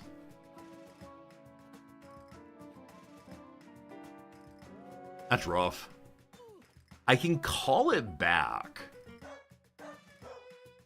in hopes of removing the malice and being able to deploy another character. Okay. So, they're not doing anything now. Only -4 because of the frailty. Good. We're deploying our may die every turn, but if so, gives armor to rails out there. And then sure, I'll give the corpse double power. It didn't work, but it also didn't die. Huh. So you can't kill them with mushrooms. Good to know. Good to know. There's a turn. Okay. So we're gonna Nitwit next turn, unfortunately. I wish I still had the callback card. I used it to get a Nitwit off. I'm not going to use it to save the king, so this might get rough pretty soon. Sure. Bonus attack. Deploy the other multiplier. 2,000 damage this turn. Fine. He's got 3 turns till now, 2 turns till death. The Nitwit arrives, unfortunately stealing that spot. The corpse dies next turn. So, multiplication of 3 there gets the half the kill. So next turn, you will die, but we'll be able to deploy someone between now and then. King is alive still. Good. Corpse is gone. Less great. So do I want Giant Multiplier? Or do I want... Oh, cool. Because the Nitwit walked onto a bridge is getting positive power now. Love that. Okay, so 21 more multiplier will be 62 times 20. We'll only need 9 and 11, so that's fine. Yeah, genuinely, anyone who goes out, we're going to win. I do believe. I don't have equipment on right now. As I said, I'm going to strip Brother's equipment here to keep him alive longer. There you go. I didn't mean to do that. Whoops. I did not mean to feed that person's food, but I'm actually amazed we survived. Absolutely amazed. Level 3 defeated. Is that the end of it? I see happy ants. There you go. Another excellent triumph of mine. Organize a giant feast for the kingdom, exclaimed the king. But he quickly interrupted. But sire, there's no time to rest. The evil doesn't sleep. The evil in the halls of the Royal Academy, speaking foul things of you and your kingdom. Yes, the feast can wait. Take this letter and crush them. Alright, off to the university to make sure they're not engaged in problematic DE. Okay. So, it keeps going. I don't know how long it keeps going, but here we go. Doctor's Order. An ailed card gets more power. Oh, you don't have to take one of these. The letters fill up one's inventory. I believe you get 1 every turn. You don't have to take one, though. Number 2, make it multiply. Make a strength card give multiplier instead this turn. But the enemy gets 200 health. So a character that usually would do damage for 1 turn multiplies instead. Or, special discount. If you use it, the first card next shop costs 1, but you won't get more letters. You can't use more letters until you go to a shop. I'll take the first one. I think being able to heal my dying character seems good. Shop O'Clock. First of all, a letter opener. On the 3rd turn, get any random letter card, ones we've not seen, or gold dust in a bottle. The shop rerolls here cost nothing. I've almost done no rerolls, I'm going to skip that for now. Kosha the Lone Warrior. If it's alone in its column, it gets 25 power. Otherwise, it's only 1. Dosha the Jousting Champion. When it advances, it gets 1 times its base power's brief power. It has no base power. So it gets stronger and stronger and stronger and moves forward, assuming there's a way to give it any power at all starting. I'm not sure. Borbok the Long Neck Liaison. If it doesn't have any feathers and goes to special terrain, it increases base power, but initially has none or more armor. Won't it always be alone in a column except for boss fights?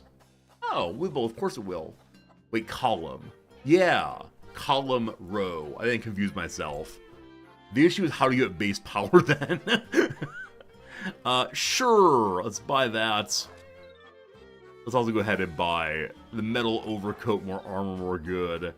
And I can get one more card. Let's go there. Alright. Yeah, column and row, my error there. Thank you, Wibble. Okay, we did not get Charge Guy initially. We got the King. It's only 2400. Orson Kenji out there, let him take more damage in order to get that relic, whatever it is. Fine first turn. I don't want to give you more power.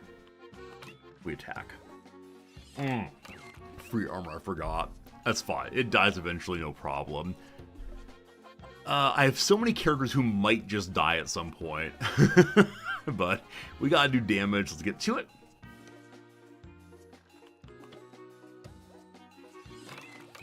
Hey, he died. Very first time. We end up with 1 in 8 chance, dies first turn. So people in hand have armor now. Cool. We have no actual attackers, unfortunately. We just get a new mushroom, it looks like, which is the red one's bullet. Bullet. Gets feathers or frail, not useful currently. I guess we deploy our king, and then hope we don't get poisoned. No poison. No poison. No poison. Hey, 3 in a row, no poisons. Great. Again, we're doing literally no damage. And even if I advance the king, we have no other cards to play. So hopefully next turn we do better. Okay. So we have Dosha now. How do I give you power? The question at hand... Okay, Brother Man died. We got a free relic, namely Golden Fig. When you gain gold, gain gold. 2 base powers on sickly cards. If I can get you to Ale, be good. Okay, feathers or frail. Please be frail. Good. I can now give him base power. Awesome. If we can remove that, the remover died a while back. We'll be able to gain more and more and more. So, hopefully, it's alone in its column. Maybe. No poison. Hey. All working out. Alright, almost no damage. Charge! And yes, indeed, it did get more power as it went because of the alone in column. So absolutely, this is a column. Oh, the different card? Oh, that's Lone Warrior. Thank you, Lone Warrior. This guy's got bonuses just for dancing. That's right, thank you. Okay. What do we want to do? Nothing quite yet. So I'll just deploy you and see if we can get you in special terrain. The bridge, I believe, counts as such. So you'll get some base power, I think. Awesome. It now has 1 base power. Fine. You're ailing, so I can give you more base power. Armor or poison? I'm so afraid of poison, man. Okay. I'm going to strip the king's armor to give more base power. We can give him armor next turn if need be. May I please have a card that does some damage? Here, you get your armor back, my liege. And my refusal to play these mushrooms may be an issue. You're already frail, so I can double frail you if need be. That did indeed happen. Armor or poison. Your base is currently what? Only 5. Yeah, so the more rounds you have this character, and the more it's run over, the stronger it gets. It's a visually appealing game. Microflora, I agree. It's a very, very attractive game. Cute, I'd say, in some ways. Like, really quite nice. I mean, right, so the king's base power is 25. I could potentially poison the king, He'll live for a while until maybe I can find a way to remove poison. If I freeze the king, I wonder what happens. It's freeze or advance, though, so that's too awkward for now. Alright, forward! Okay, so the king will lose armor into the next turn.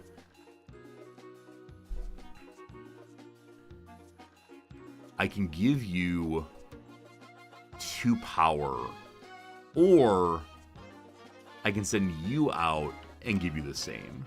Okay. So, armor up, fine. I don't want to freeze Ospit here, because I want to deploy the big multiplier in just a second here, I believe. You're already poisoned, so I can give you armor potentially. Good. Also, of course, if other cards get ailed, we get a relief multiplier, which lets us do 3 times more damage. We'll see. Okay, you didn't die this turn. Good. Okay. Deploy the big 30. Doing over 3,000 or 2,000 damage now. We're fine. King does not die. It all works out. Whew! I really need more characters that do base damage. That really is the continuing phrase of this thing. I'll take the gift. Hello. I had something for you, sire. So we can make Baka again. He didn't really die. Or Borka, the expert marksman. 12 power no matter what. 12 has not been half bad. Anything for damage might be worth taking. Or a potion. Gives clouds. Floats the top of the draw pile as 1 deck size. So I guess this card will always appear first. And counts as 1 deck size. I mean, bigger deck size, cool. I'm under full right now, though, so I'm going to take... It's a strange thing. If you die on the first turn again, I'd be so unhappy. Come along, Borka! Wherever your name is. Come along. Another gift! Our people are so generous. Bodo, Protector of the Meek. Any card played behind it gains armor. Or Face the Invulnerable. We don't know what they do. Come along, Face. What do you do, my friend? We still don't know. I don't know if we'll know in battle or if it'll be a big surprise at return. Well, let's find out if this battle's going on. We did get Face first. Okay, I can deploy someone and move them forward 1 immediately. Now, there's a poison here, so there's 2 things to say. Number 1, because Ospit's already poisoned, we could send them forward to get double, treble poisoned, whatever. The other possibility is, again, Ospit gets a relief multiplier and their own armor again if they see someone else get poisoned. So Face the Invulnerable. I'm sending the king out first. King is out first always. Advance 1. You get armor for a very strange reason I don't understand. I'm going to freeze the king there. I got advanced instead. Rough. And so I didn't get the poison proc I wanted. Alright, Ospit goes out also. We begin doing some damage. Not ideal. Oh gosh, I have 13,000 health this time. Well, well, well. Well, well, well. We got some things. So Face the Invulnerable. I want to see what they do, of course. More power on you. Base power is 12. Not gonna die anytime soon. Borbach does what again? More base power. I want that very much, but Face the Invulnerable, we still don't know what he does. When do we find out? Hopefully at the end of this turn we find out. If not, it's just confusing.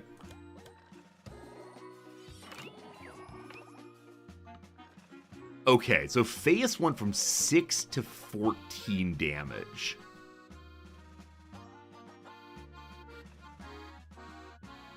stand on the bridge, they get 2 more, plus 6. What do you do? What do you do? I have no one else who does base damage right now. I could try to double. If I don't double, I mean, even if I double, right? So it goes from 22 to 44. So 22 more damage here. 22 times 36 is not anywhere near 10,000. Might die to find out, possibly. We'll multiply more. We'll get you out there also. Yeah. 1,584. Yeah. I'm hoping to pull the whole character back card. If not, the king dies and the game's over. Such a key card for us. Had I not frozen him, it would have been much better because he advanced instead.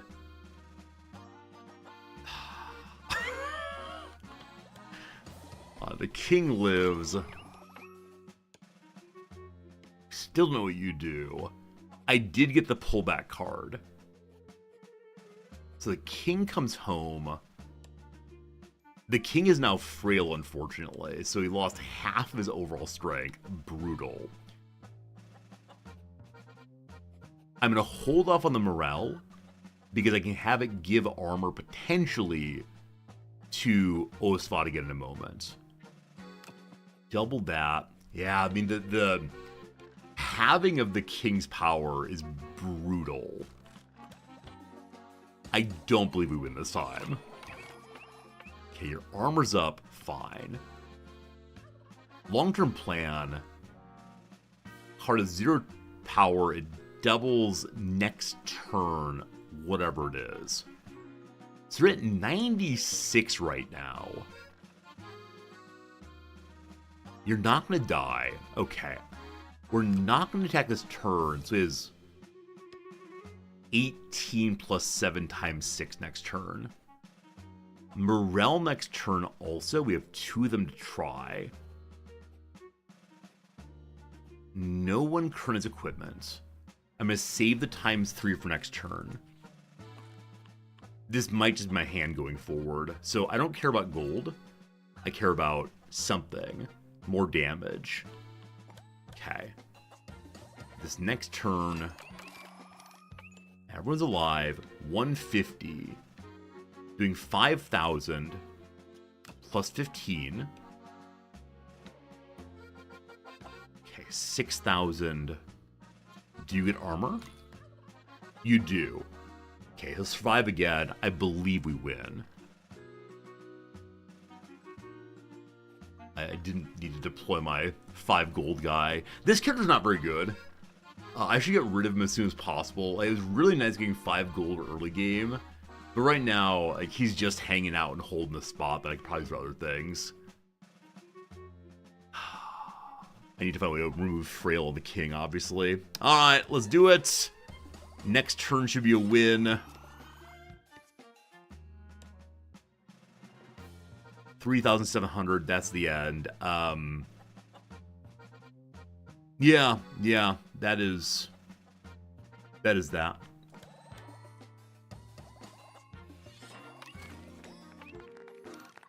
Do not know what Face does still. Do we find it now? We know it's poisoned. Well, that's pretty bad. Alright, the shop or the shady bargain. I'm shady bargaining. May I please kill... Why do I only have 2 characters in hand? Wait. Why didn't you give me, Andrjosh? That's outrageous. Alright, so what are you? Margrave Mizala. When they're drawn, they give 2 brief power to any random card for each time Margrave Mizala has been fed. So you need to feed them earlier game, I believe. Right now, less good. And unfortunately, it's a multiplier, not basic damage, so no. Alright, time to rescue. Unlock another character, I believe for the future. So Arcus the Weaponsmith, yeah, joins in future runs if the enemy's defeated. Arcus gets 50% of the gold you have as its power. I see multipliers. I'm annoyed by that, but still. What do we see? What do we see? We see an unconscious here. I found a way to freeze somebody. Okay. So you're going out first in hopes that your near-death experience will give everyone else more power in the near future.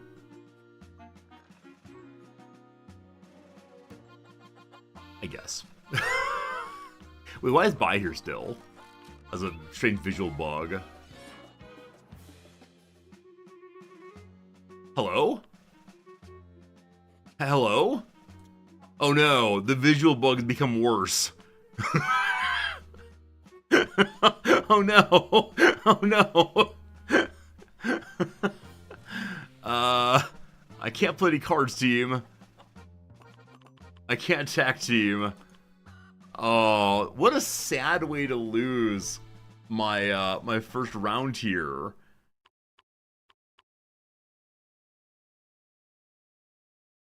What do I do? Let's try to save and exit and see if it reloads correctly.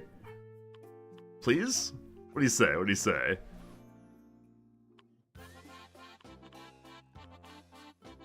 Okay, so the rescue mission failed, unfortunately. We didn't save him, but we also are not truly dead. What's the Gravedigger do? First time seeing this one. Oh! Losing your people can hurt. What if I told you could undo this problem with a little shovel? So cards that have died can come back to you from Gravedigger. Amazing. What is not amazing... what is not amazing, we have to head forward. So in some cards, times 6 can be stronger than +6. I guess anyone has more than 1 power is much better, isn't it? I guess so. Alright. Another boss fight. We're doubting ourselves, but still. Here we go. Archdean Hergel. The cards left in the end of your turn, left in your hand your turn, get educated. Education's terrible, man. So most of this bridges. We want other cards to gain brief power so that this guy gets stronger in hand or otherwise. We don't have any armor currently, unfortunately. The king goes out, the king forwards, these all get stronger. You go here, special train, you get more base power. You go out also. The king got armor because you went out first. Good. So these cards get educated. What does that do? The card's total power is multiplied by -1. Does that mean next turn it'll flip positive again? I don't know how math works. That's horrifying. What is less horrifying, friends, is an hour has passed. It's time for a little bit more crossword. We're going to take 3 minutes of ad break. We're going to say thank you for being here. We're going to continue playing this game after the ad break, and chess is coming pretty soon also. So what a fun time. Hope you're enjoying yourself, learning this new game, and thank you for being here. All right. Succotash Morsel, I have no idea. To the down then. Interim, the mean time, probably. Assign near samples. Sign near sample, like try one. Taste me. It's possible that could we is wrong, because claw as Talu is definitely a mistake. So instead, it's a Tal in. Can we? Taste something. Attempts to bring back cold cases. Reheating. Price line.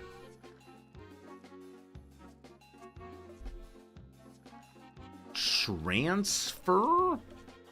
That's something like wire transfer. Not sure on that one. One-stop shopping venues. Super malls. Is ibuprofen spelled with an E, possibly? That was better than either. A person who's getting on. Like someone who's friendly, or old, possibly. A first name and objectivism. Good old Ayn Rand, my friend and yours. A re-hit quickly, probably to nuke something. Which means the taste makes no sense.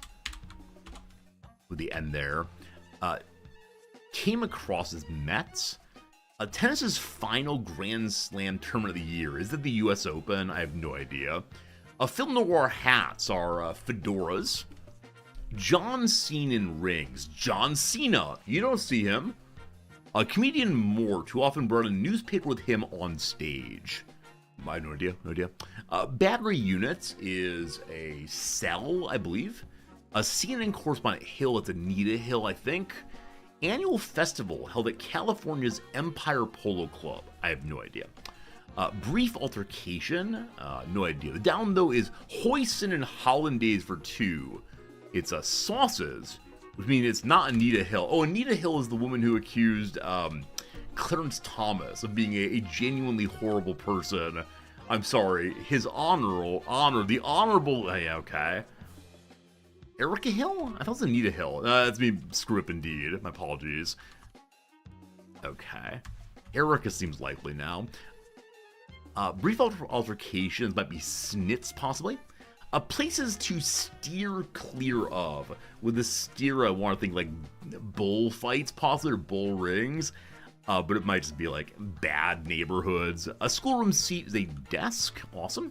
A blank salts. Epsom salts. Epsom's actually a city in the UK. I had no idea until recently. Admonition in a theater. Shh. Okay, 2 downs.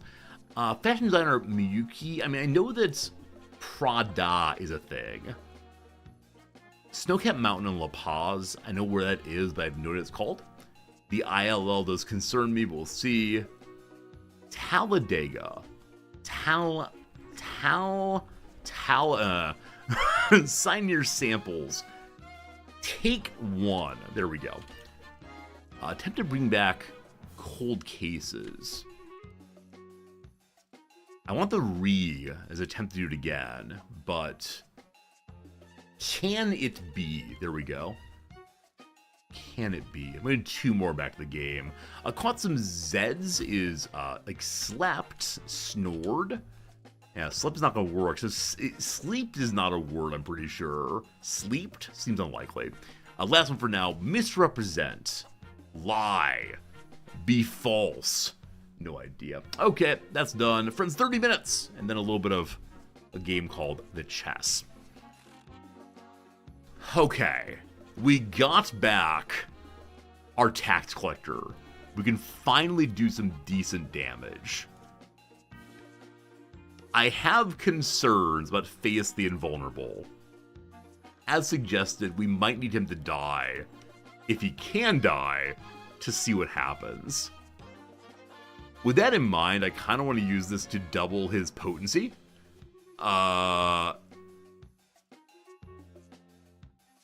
Sure. He didn't die. Okay. So 8 base now, survives longer, all good. So you're going to get educated. Are you multiplied by -1 again and become positive once more? Is that a thing?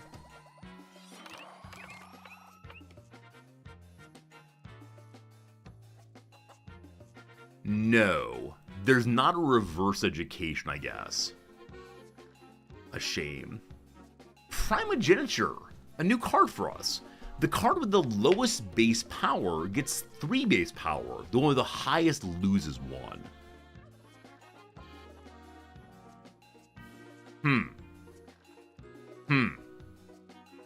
Cool.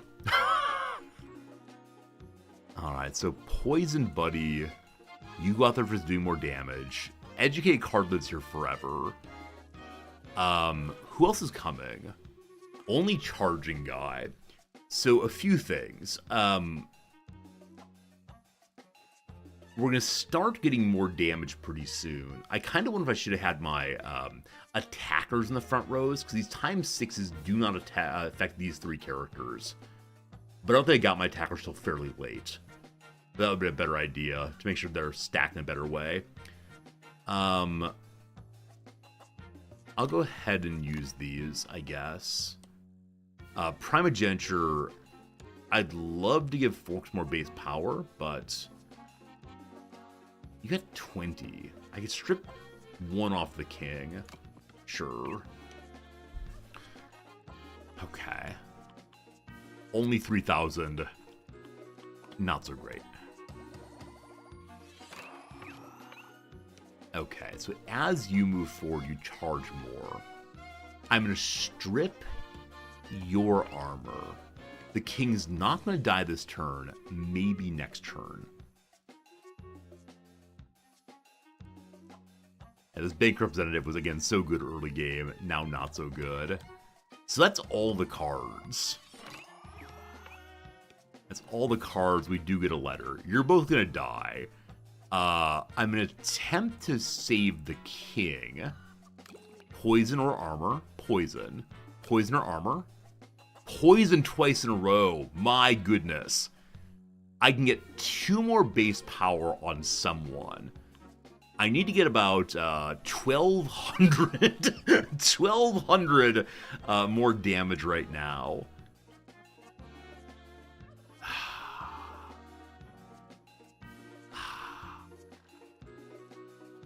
So would 2 more damage multiplied by 61 is nowhere near enough. If I increase multiplication by 2, 123 times 63, I mean, it's more. Oh, you're not sick. Okay, you're sick instead. Fine. That's not going to do it, unfortunately. And putting out there causes problems. So here's the part where, unfortunately, I didn't pull backup strength.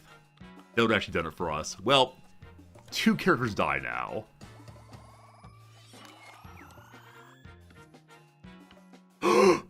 What? The king was not actually an ant? He dies. And it gives extra power by the number of ants that have died. Antal the vile imposter.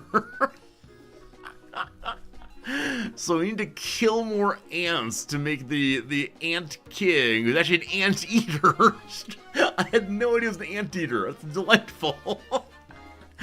Alright. We get the kill now. An anteater the whole time. Oh my goodness. You get base powered non-poison characters. No poison. An anteater the whole time. What? And somehow we survive again. It's all gonna be over one of these days, but the king is again making things work. And what's now? Oh, your majesty, you'll be the king of kings, but how can you do that when someone who in the past had given you the crown still pines for your kingdom? It's my wretched father, of course. Shove the similar to the mouth. Bring him before me in chains. Alright. So we can take another save a character. More base power on ailed things. Or build an impress bridge. So +2 on any space. And pass over problems. Because everyone has poison, I'm going to take the card let the benefit people with poison. That said, I don't know how it's going to go. Forefather's Might, just +3 base power on someone for 3 money, awesome. Down here, picture the shop owner with a mistress, get some gold, no. Endless Parchment, letter cards self-destruct at the end of battle. I'm sorry, what? Alright. The Brawler, when Frail gets stronger, budgeteer more gold. I'll take the +3, and then I'll re-roll. So Kalaraka again, when she dies, everyone gets more base power. I love that. Love it. And if the Childless Widow, when played, you store 2 gold. When they die, you gain that gold. What a miser. We'll reroll again. Let's see. Oh, you really only reroll the cards that are left. It's not a full reroll. Alright, if the ant dies, the anteater will be happy. We're over our card limit by 1 now. I got a little greedy there. The ant will die quickly. So this time we have a boss at the very first step. There are 2 bosses on this level. First time seeing that. Hello, boss man. Governess Glizel summons a silhouette every second turn. The silhouette inflicts cards with memory loss. They forget all their ability and power gains. So I want to put Kalarka in that line. I'll just give her armor. No. No armor. So the anteater now does damage. That's doubled as ants die. Okay.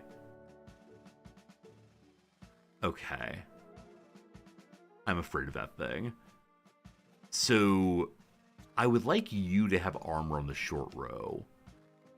I can't advance him yet, so we'll have to end the turn that way.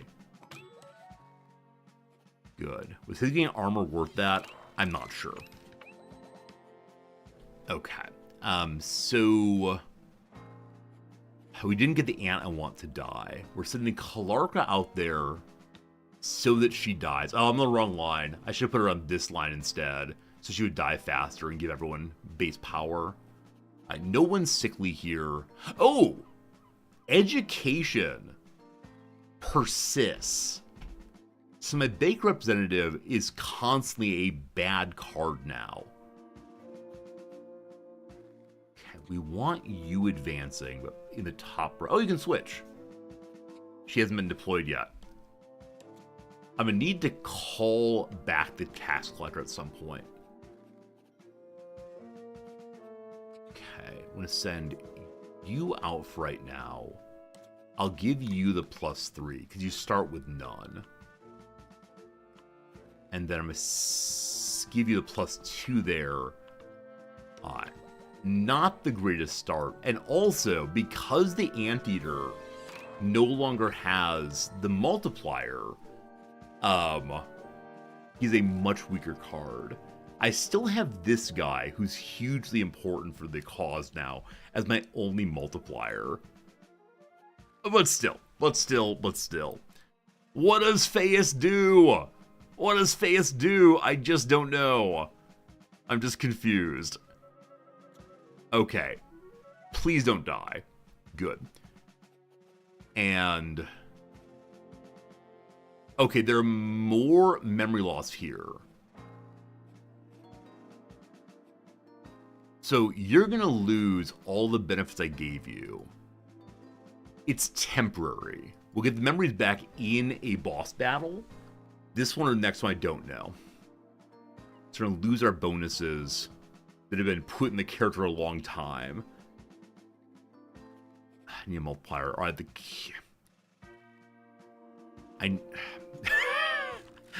I'm having some troubles thinking through this one, unfortunately. Also, I should use backup strength here so I could, okay. I didn't get a callback card. So, my tax collector is going to be in a bad way. Luckily, we have the ×28. If I had a few more turns, we could keep you alive. I need the ant to die. I can give plus... oh, he's still not sick. Man, of all the characters to not be sick, my multiplier is the one. Alright, you're going to get more damage. It's still nowhere near enough. Negative multiplier, pretty bad. I'll put out the stronger character, but it's still not quite there, unfortunately. Alright. Losing my best attacker again, not ideal. And not getting a card I was waiting for. Wait, he had armor? I didn't realize he had armor! Oh, interesting. So the charge here also... So the Forgetfulness also affects his character's ability to charge. Sorry, to get charge damage. It's just gone. Good. Good. We multiply more. Are we actually going to survive this thing? Is it actually possible? Okay. So you go out. I'll be advancing Dosha and dumping out our card. Dosha's now eaten all the bad times. Oh, it only advances him. Well, we're so close. Multiplier. Somehow. Never mind. We're off by 900 or so points. Well, that's how it goes. Goodbye. Goodbye, Task Collector. Goodbye, Dosha. Goodbye, everybody. Rough. Alright. We got a lot of pie. When characters die, you get pie. That's pretty fun. Alright. Alright. So, she'll die next turn, which we want. I also just wasted a pie accidentally. Unfortunate. We can call her back, but I want her to die. So, we dump you into combat. We want the ant to die also. But unfortunately, you get more power here. Alright. So, without my big attacker, I don't know what happens. That said, there is a Gravedigger in a moment here. And we can probably get it back there. The Royal Copier. I've not seen it before. Opportunity. All these new things. I'm going to head to the Gravedigger and hope we get the correct character. I shall reprint anything. Repaint anything the sire does not deem good enough. Wait, court painter, not court printer. I can't read. So what's repainting do? The card placed here will be copied over the card on the left. Okay, so it is a copier, but you copy something you already have. Got it. Man, I wish I'd do what Face did. I can copy for more ants to kill to make the anteater stronger. I'll do that. Awesome. Darn your armor. So, we want to get those out first. The Gravedigger, how about I get back my card? I do! I get my Tax Collector back. Awesome.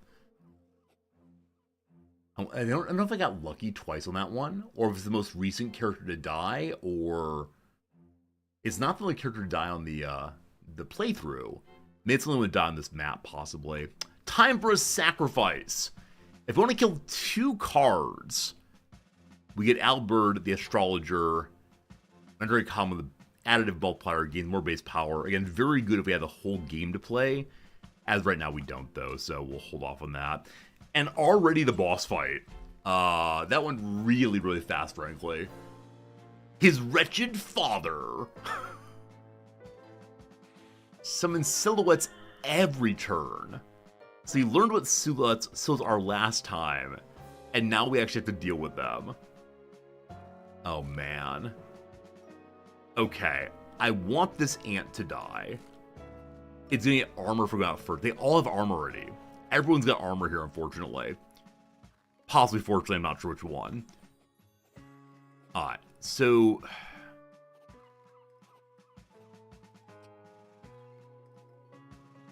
You go out, and you go out. I would like you both to die pretty soon here. What a waste of a turn. Okay.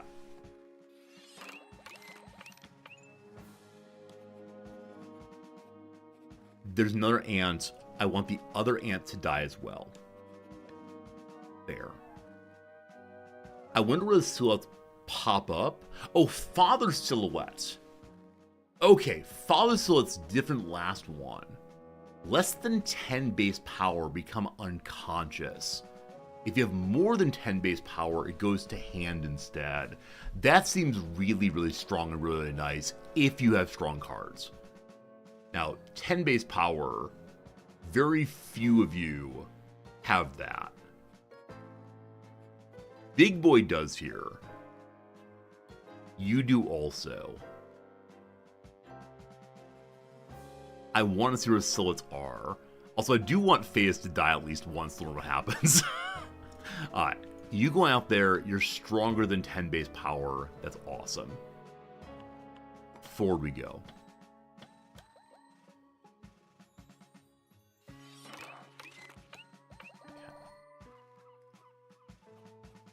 The Anteater's available. Oh. So the Blight Cap you can use over and over again, but each time it doesn't kill someone, it lowers how much doubling it does, or buff it does. But 100% last time, now only 50%. Eventually it will kill someone, then maybe it will reset, we'll see. The sooner I get you out there, the better this is for everyone. Your base power is... Was it only 9? Oh, I gotta find a way to increase by 1 or else he'll get knocked out. We should be careful on that because we don't want to step on a character who's knocked out. So no one goes behind him potentially. I wish I had a way to cure frailty. We had one earlier, we lost it now. I'm going to send you out to see if you'll die. I mean, can I just kill you straight away? Double power instead. Or 50% more power instead. Alright, forward. I like how thinky this game is. It might be a little bit too thinky for stream, I'm not sure. Okay, so you're both unconscious. You're gonna get stepped on and die. That's fine. Now again, your base power is high enough that you're gonna go back to hand. That's fine too.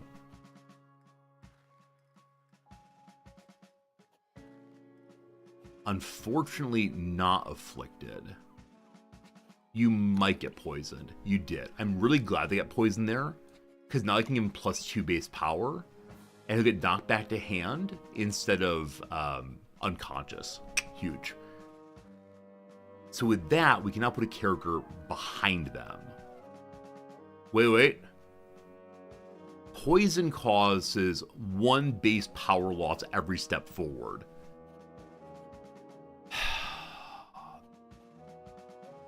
I don't know where there'll be a silhouette, if there'll be a silhouette. We don't want him to get stepped on. I'm going to put his majesty out there. Also, does armor stop people from getting stepped on? I have no idea. Good luck, team!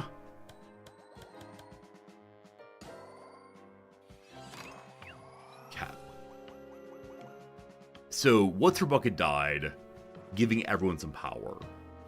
Next turn, you're going to die, giving the Anteater 2 times more power. Again, the division comes last, unfortunately. I do want you to die. I'm going to save my armor and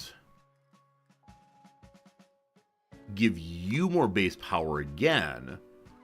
You're at 12, so you should not be unconscious. Okay, there we go. 1200 damage, huge.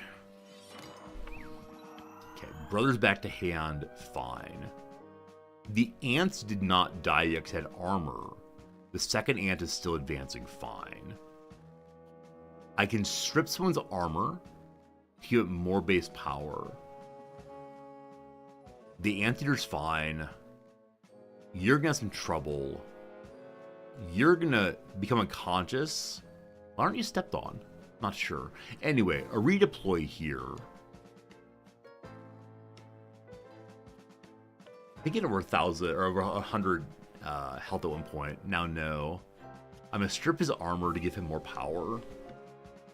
And I'm gonna save this. What are you stepping on? Huh. I'm confused by who's stepping where here.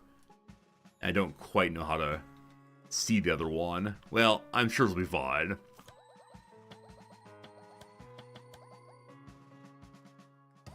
Ant should die. Oh, she came back. Wait, why didn't you die? Why did the ant die instead? I mean, the ant dying, fine. We want that. So we can increase someone permanently and maybe get poisoned. Or temporary on poison ready. So there are no silhouettes currently, at least not that I can see. We can't advance anyone currently. I want to give armor to other characters later. So for now, what's your amount? Your base power is 11, 19, 26. I don't recall if it's 10 or more or 11 or more. Not sure the inclusive exclusive. I'll give him one more though. Hopefully, good. Okay, that's a turn. We need like 4 more turns at current strength. Ant dying, awesome. What's her name dying, awesome also. We win. We win. Now, is this actually the final battle? I don't know. I don't know. Is that a completed run then, or are there more levels? Whoo! Had some doubts, but thinking worked out. Also, I love that you can see the enemy being hearted away. Excellent. Oh, big eyes. Wait a minute. That was my father. Maybe we shouldn't do any of this? Kind of let my father out of his chains? I'm afraid not, sire. No, I think There's no need for that, your majesty. You can rest easily, knowing you made Arenfold the greatest nation there is. Oh boy, look at the cult. Now hold on. Uh-oh. Oh no, this is Sparta. The crown. Tune in next time for more Dragon Ball Z. Alright, so we defeated Act 1. There's only Act 1 there. A few things. We now unlock the Rusty Corkscrew. If a card is frail, you can get some wine. Wine, again, gives poison, but gives characters more power. Number 2, Crown Inlay. If you defeat a boss, a column gets stronger. An Ornate Ring. Any card can show up in the shop. All cards cost 8. I don't know what kind of cards can't show up usually. And if Hardship 1 will make it harder. Otho the Siege Master we freed earlier. What does he do? We do not know. You've won! 22 soldiers lost. 5 heirs defeated, 70 battles, the Kantian Idea Seed has been defeated. There you go. Cool. Cool. Cool. We like it a lot. Thank you for watching and tolerating the run. That was fun. I'm not 100% sure it's a great stream game, but I did enjoy it. I'm not sure I'll play it again tomorrow. I'm kind of back and forth. On the one hand, it's good to play games that I find fun. On the other hand, I gotta find games that are engaging for you all. Yeah, I'm sure I'll rock Act 2, Act 3, Act 4, Act 5. Do we start with other characters, or is it just the Anteater continues along? The Anteater is delightful. I need to use the Anteater again in the future I can, now that we know what he becomes.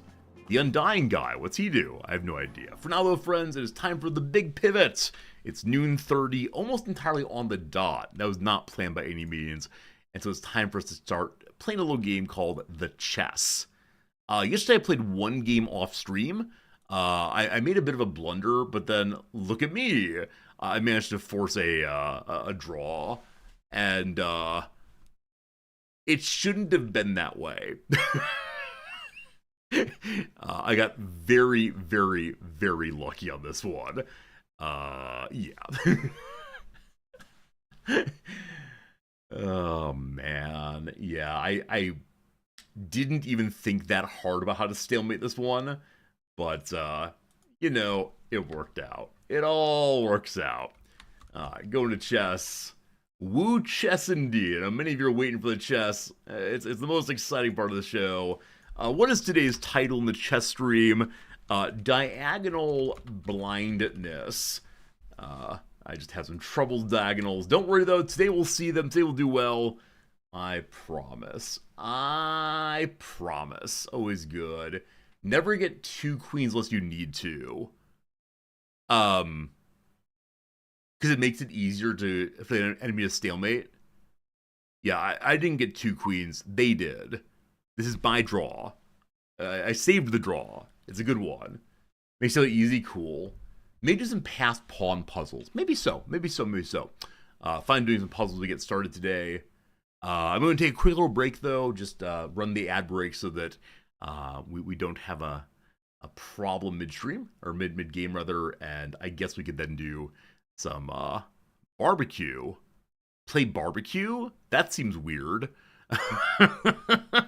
Yeah, I'll be back in a moment with a smile on my face, all the rest. Pass pawns cause small panic. It does. How about we do a pass pawn puzzle or two real quick, and then I'll run the ad break and get ready for actual games. Thanks for being here. I appreciate it. What do those look like? Past pawn puzzles. That's not it. Custom puzzles, maybe?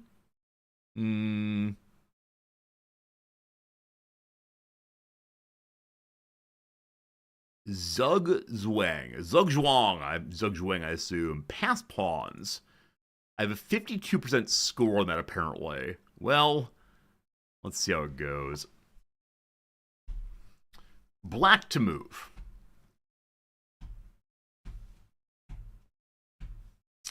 Okay. If I go that way, then you can move forward and get eaten. No good. If I move you forward, you'd trade a rook for a pawn. Well, that's wrong, you fool. Very well.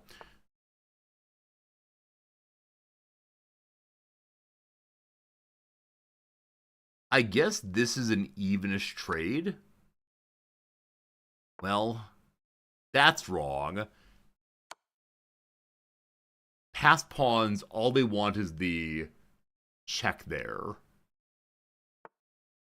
Okay. It's not the thing I wanted it to be. Fine, though. I am white. I can go there. That's a thing.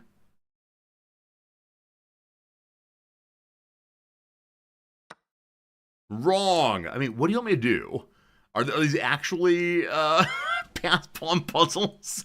Or are these actually just a whole bundle of let's do some let's do some I don't know what. All very strange, friends. All very strange.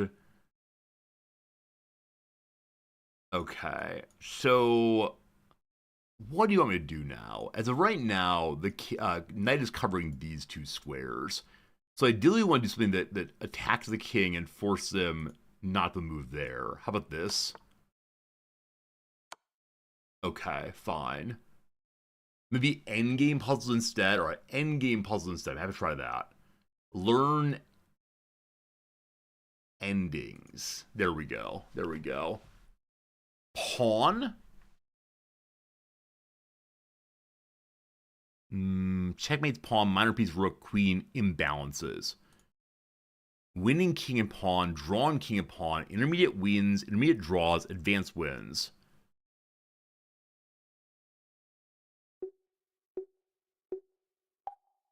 Hello.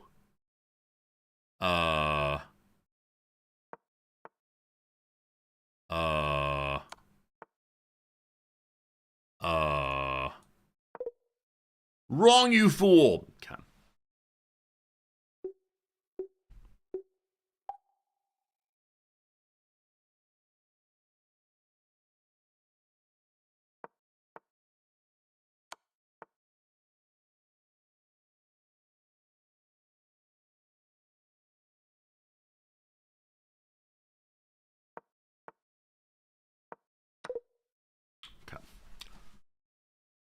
From the not finding pass pawn things, unfortunately. King in front of the pawn. Okay, we can try that. Boop. Boop.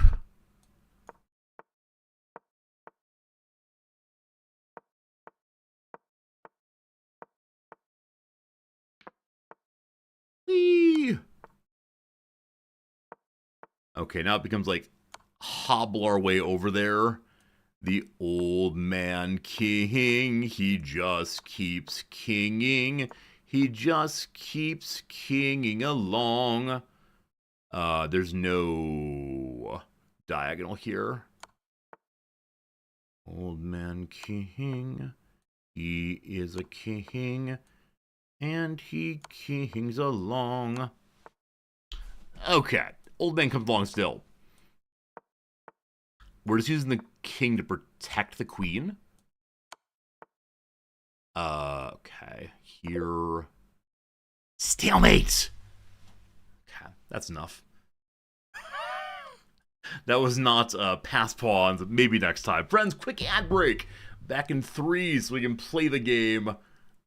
I'll get better. Don't you worry, chat. I'll get better. Well, I should find some music. Friends, we need to try some music in the background today.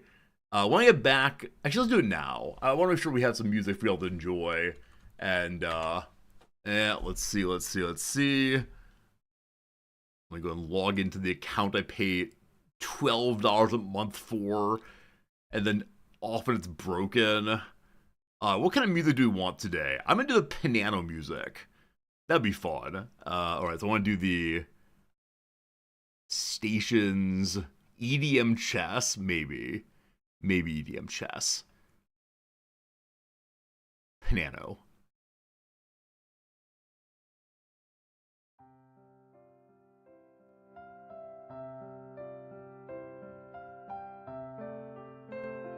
I'll make it louder for now, it can be gone. Back in a second, team. See you presently, and then an actual game. Can't wait, and thank you. Please amuse yourself.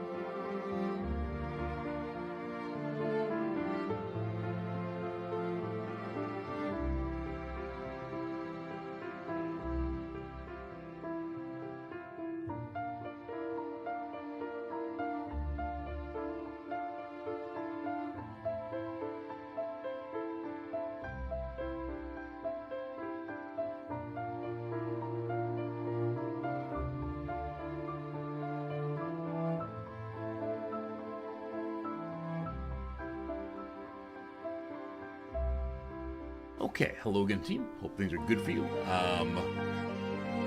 Cat Fritz would like me to let you know that you are currently depriving him of pets. I gave him like 2 or 3 quick little pets and came back downstairs, and he was most displeased that I would dare leave him behind. So, very sorry to Cat Fritz.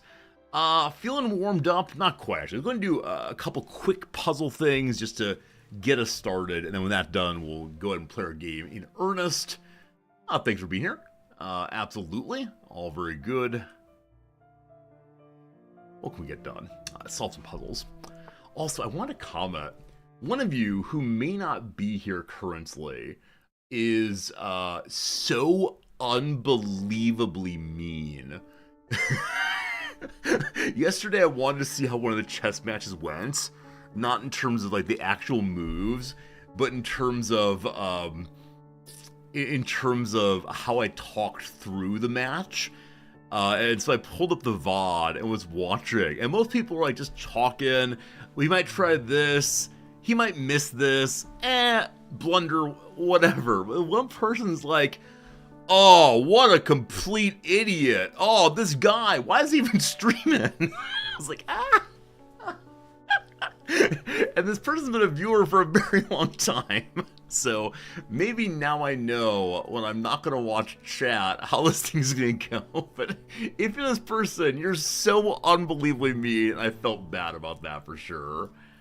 Blue Moon said I could use your music, but they'd probably mute me for copyright. Yeah, there are ways through Twitch to let the system know that that you have the artist's permission, but it requires a bit of work on the back end. If you're actually cool with me playing your music on stream, that'd be really cool of you. I can look into how to do that exactly. It's a thing. Hooray. Let's go ahead and do 2 more. What do we got? Let's see a checkmating idea.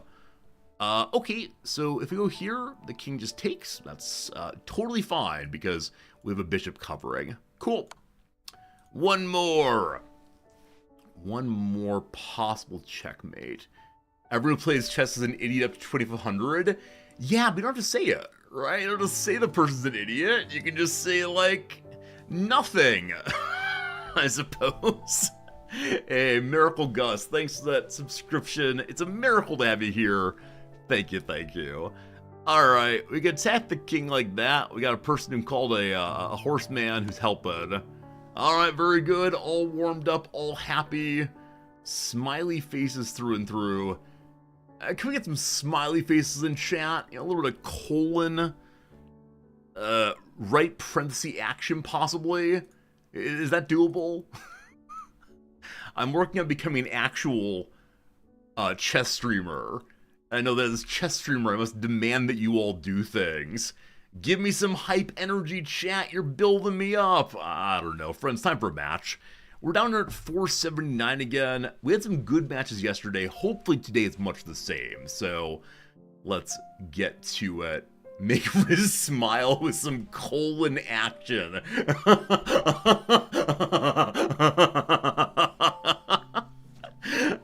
No comment, Your Honor. I plead the 5th. Ivan Markov of Bulgaria. Ivan looks like a nice middle-aged person like me. It's some queenside nonsense. I don't know how to respond to queenside nonsense, unfortunately. I mean, I guess I could open up like that, and then, whee! And take his queen, maybe. Like, if you take, there's some nonsense I can do, correct? I don't know how this goes, but it's called the England Gambit. Oh, you have a pawn there. Oh, that's no fun. I was so proud of myself, too. I thought I was going queen hunting. Well, alright. A slight loss of tempo, we'll call it. If we get double kicked, I'm gonna be so annoyed with myself. Oh, man. Yeah, I mean, you're not wrong. You're not wrong this time, my friend. You're not wrong. Alright. Part of chess is knowing what to do, and more importantly, what not to do. And today, my friends, we learned an important lesson in, what not to do. If I do this thing, they do the French thing. Just FYI, no French thing allowed. That was so great. I was like, haha, this is a scholar's mate, right? We don't actually know what scholar's mate means. Okay, this is a moment where we're doing the nonsense involving the fork here. How do we defend against the fork here? I want to move queen there. That's not it, though. If I move here, which is no longer covered, then we're protecting against the fork. Yeah? Yeah. Seems pretty good. Move in the sea. Oh, I could just take with my queen.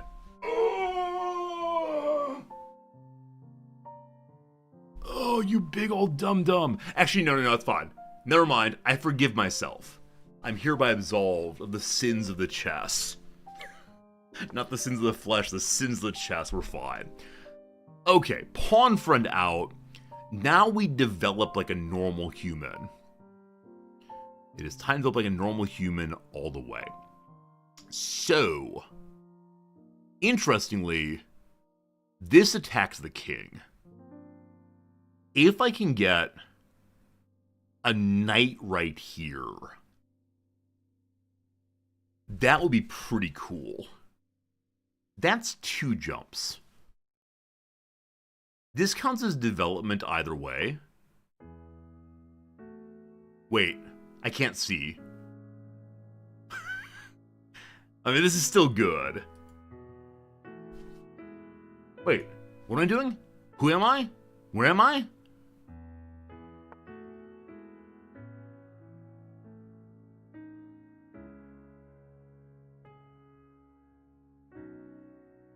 Okay. It wouldn't be checkmate, but it'd be a kind of cool check anyway. It would drive them out this way, and then I don't know what happens. Anyway, they're being pretty aggressive with the old pawns right now. Not exactly wonderful to see. We can go to here. That's fine. It's a doable thing. Yep. What else can we do immediately that might help? Yeah, so I think they're bringing the attack to me. Like, this is a lot of pawns. This is a pawn storm. Is it getting a little Marxist in here? Are all the workers charging forward saying, give me your means of production, etc.? Maybe. Where are we going? We can go there safely. That'd be pretty cool. I can't threaten to take that. I mean, I can kick, I guess. So what they're trying to do in taking this is making it so this is available to the knight, I believe. If I go forward and they take and I take, then they'll take. I'll be losing 2 knights for the sake of getting my rook available. Sort of. I don't know if it makes sense. Like, this appeals to me. This really appeals to me. Sort of.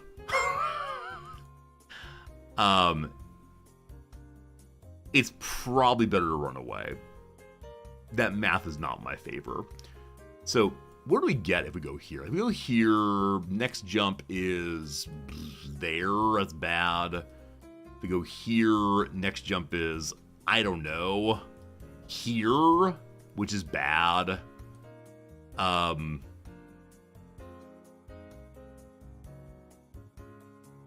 Yeah. I'm not quite sure.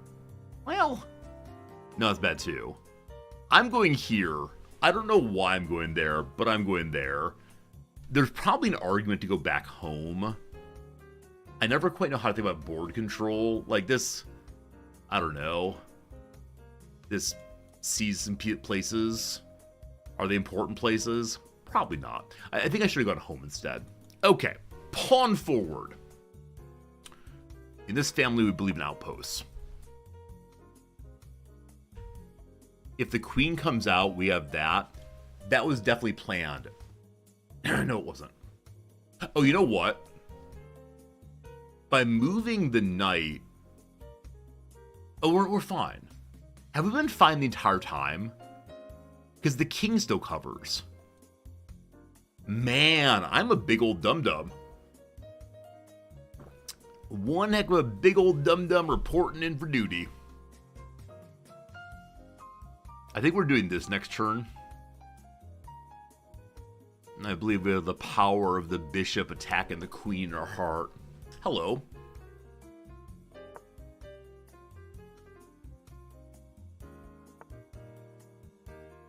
You know what? I most certainly did not see that attack when I made that move. I believe we have just blundered into a successful move. And I might in fact be all about it. Now, they didn't take because they don't want to lose their bishop. Fine. They're threatening this pawn along with that. Cool. So I think this is a thou shalt not castle on king's side moment.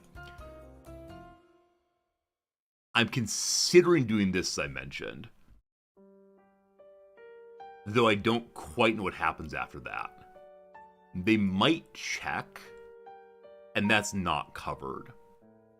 So it might be sensible to move... So my queen forward one comes to mind, but I need to evacuate the bishop first. Or do I finally kick the knight?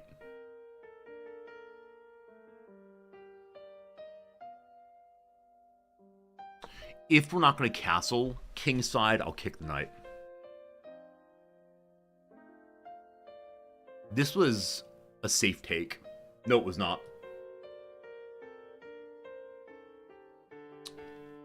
How'd that work?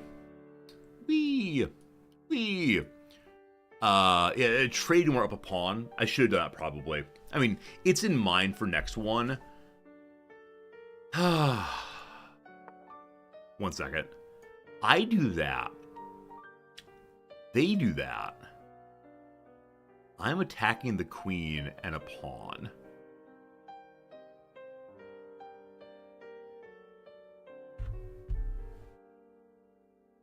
I have a lot of ideas right now. I don't know why I have so many ideas. We can go here and pin that.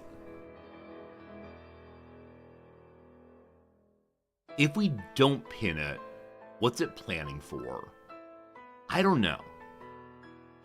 So I either want to pin, which does I don't know what, or I want to attack,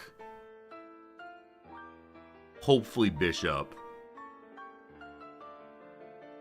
into that up a pawn. Now, either way this thing does not work. Probably. Are there any available forks I care about? I mean, that one. You know what? Let's see what happens. Are you defending anybody? No. Who's currently hanging? I mean, you're hanging kind of sort of, but there's no attackers on you. You know what? Pawns can't capture backwards. Let's see what happens. Let's see what happens. Let's see what happens.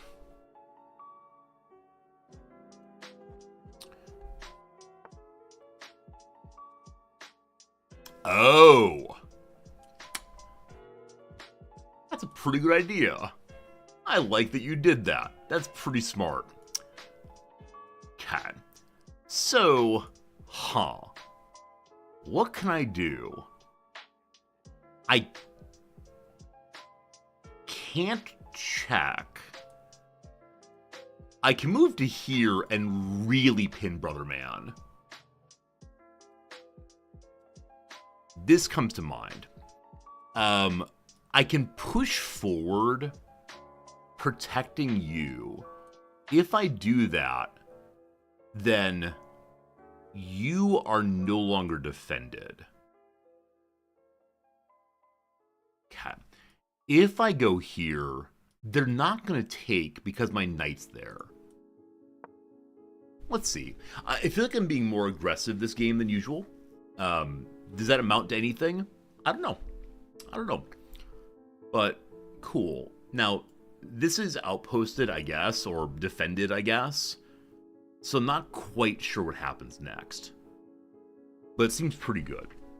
I gotta get the queen out of the way so I can castle still. Haven't done that yet. But we'll see. We'll see.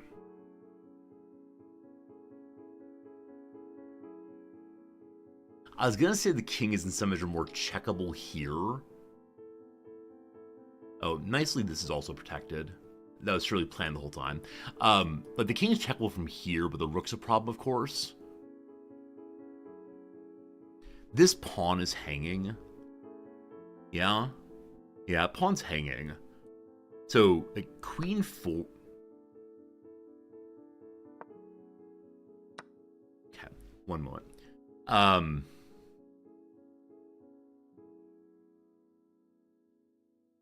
Queen forward to there is what I was thinking.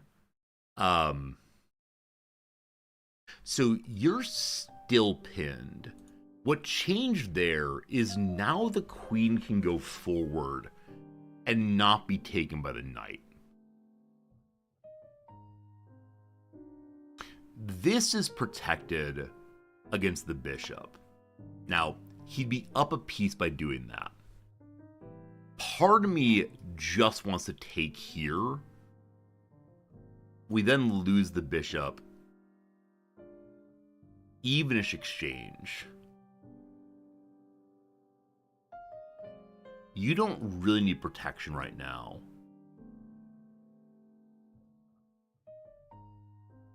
This knight seems useless at the moment. I mean, we can jump here and then there, I guess. Removing this pawn, who's an issue to, like, a check here, possibly, from whom I don't know, possibly the queen. So right now, you're protected by the queen.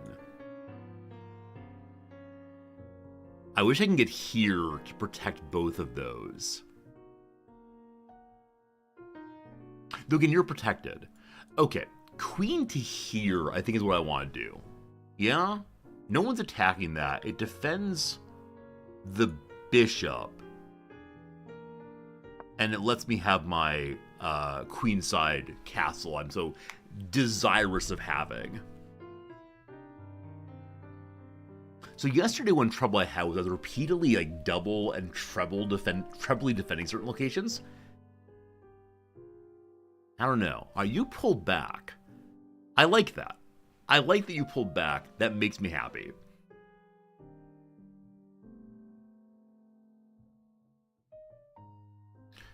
If I drive the queen in and take here, it's not good enough. I was going to say if I drive the queen and take here, then the queen comes forward, I take. But no, it doesn't work that way with the pawn there. Is my music too loud, I wonder? Friends, if my music's too loud, give me a 1 in chat. If not, just don't. I'll glance over in a sec. Actually, no. I'll be able to see the ones moving. So is the music too loud? If so, give me a 1 in chat. I'll glance in a second. I think we're castling here. We could move forward and protect this also. But if we do so, then we can then move the knight somewhere. I'm castling. Looking for ones. No one's very good. All very good. Cat.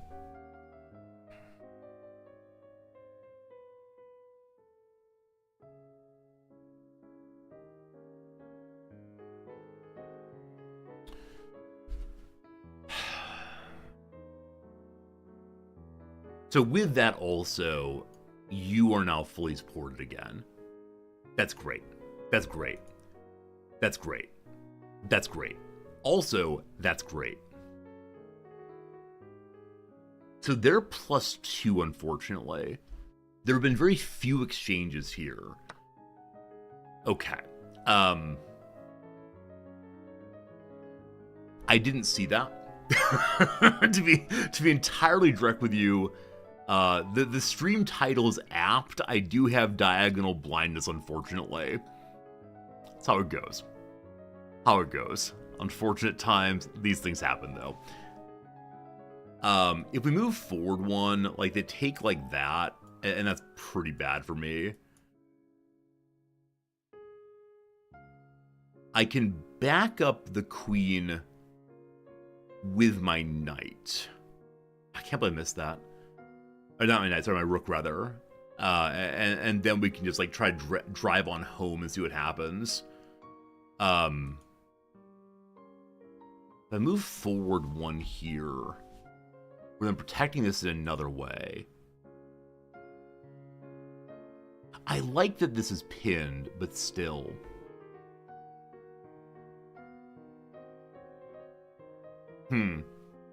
Their defense is holding pretty well. I think I had some nice ideas, but they've kind of fallen apart now, unfortunately. Let's defend this in a second way. It gives my king other ways to run as well.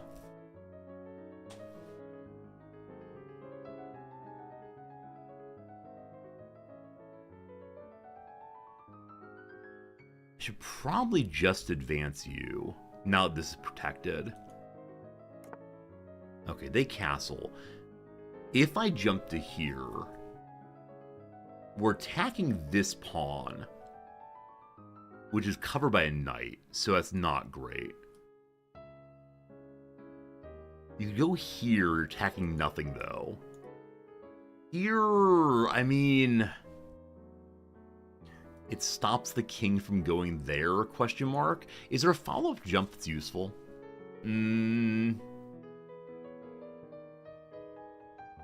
Looking like no. So this would be like a board control kind of thing. It's already covered by a pawn, which I'm all about. I mean, it stops you from jumping away to that location. It blocks the queen out, though. We don't want that. Okay, I'm putting my rook behind here, which is a sign I don't really know what I'm doing, to be entirely honest with you. This is a moment where it probably was a good move, but I just can't find it. So now that we're lined up this way, the queen going in is much, much better. Is really, really good now, I believe. Because the rook will cover the queen from being attacked by the queen. So this is a queen exchange moment, I suppose. Maybe. I wonder if there's a way to make it work even better. Let's see what we can do. I mean, if I move the pawn... Okay. What are they trying to get me to do?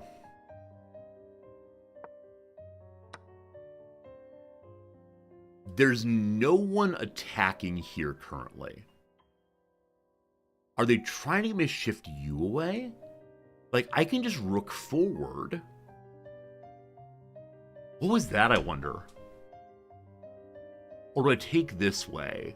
I mean, I don't think I would take that way, because it leads to the rook being blocked out. Or do I use you, then attacking there and there? Okay, if I go here, you lose your defender, but that's not an issue at the moment. And I can move a pawn forward, possibly. I don't know. I don't know, team. Alright, so we have more attackers here now. If I jump forward, I'm attacking a rook. And defending there, I guess. I'm trying to find a way that I can save my queen in all of this. Again, this checks. If she comes forward, I take...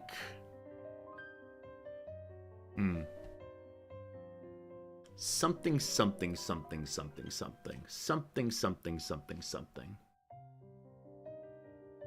I see a first-time chat in chat over there. I see the box. Hello to you, whoever you are. Hopefully you are a nice first comment. I don't really read chat during the stream, but I'm glad you're here. Hopefully you're ready here for some, like, nonsense chat. Okay, they push in. This is not a good fork. If I go here, it doesn't force the queen to take.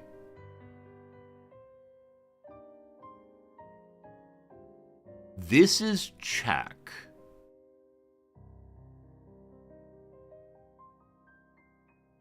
If I go here, you attack there.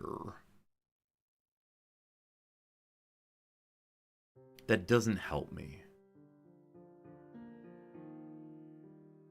So the queen in guarantees a check and a response. Now, do they move the king, or do they... No, they have to move the queen. Have to. But what? Yeah, here's what I don't really know ordering. I know when it comes to exchanges, blah, blah, blah, one's supposed to, use lowest piece first. This forks this, but again... Oh!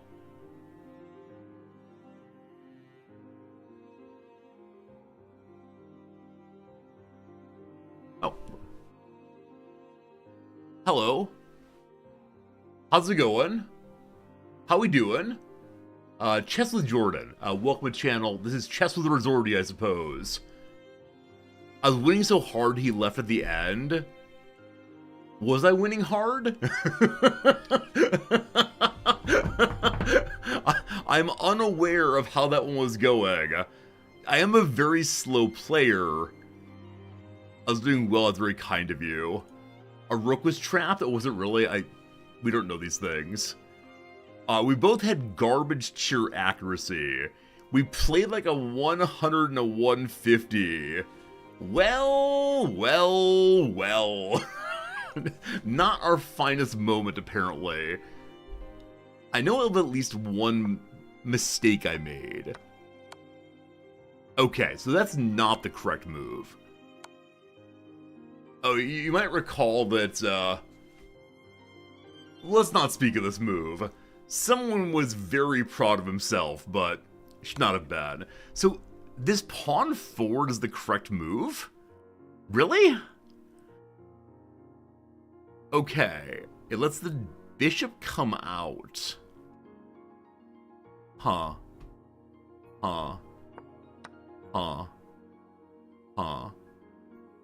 Interesting. Well, we did this. So, of the possible correct moves, I don't think is one of them. Nothing wrong with it, but just it kicks a bunch then. Like, aren't those tempo losses?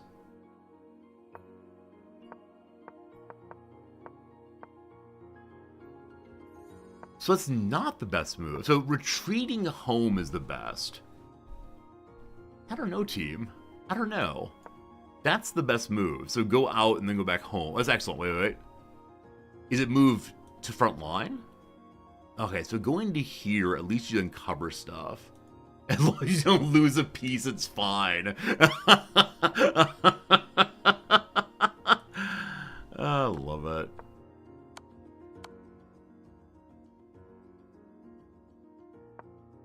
Yeah, I mean, I did retreat to a7, but then they kicked me again.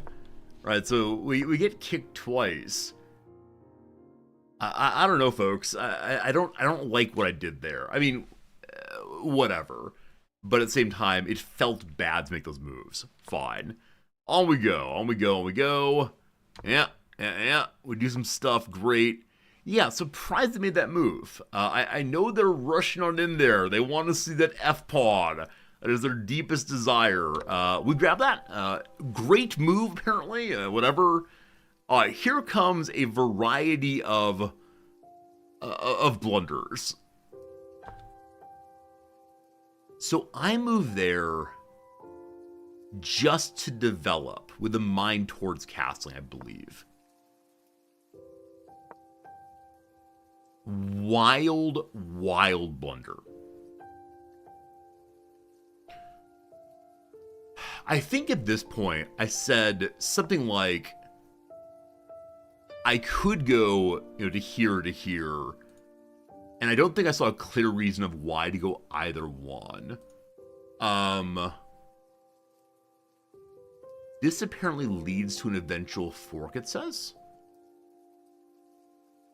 When a rook with a fork. I mean, it's this with... Oh!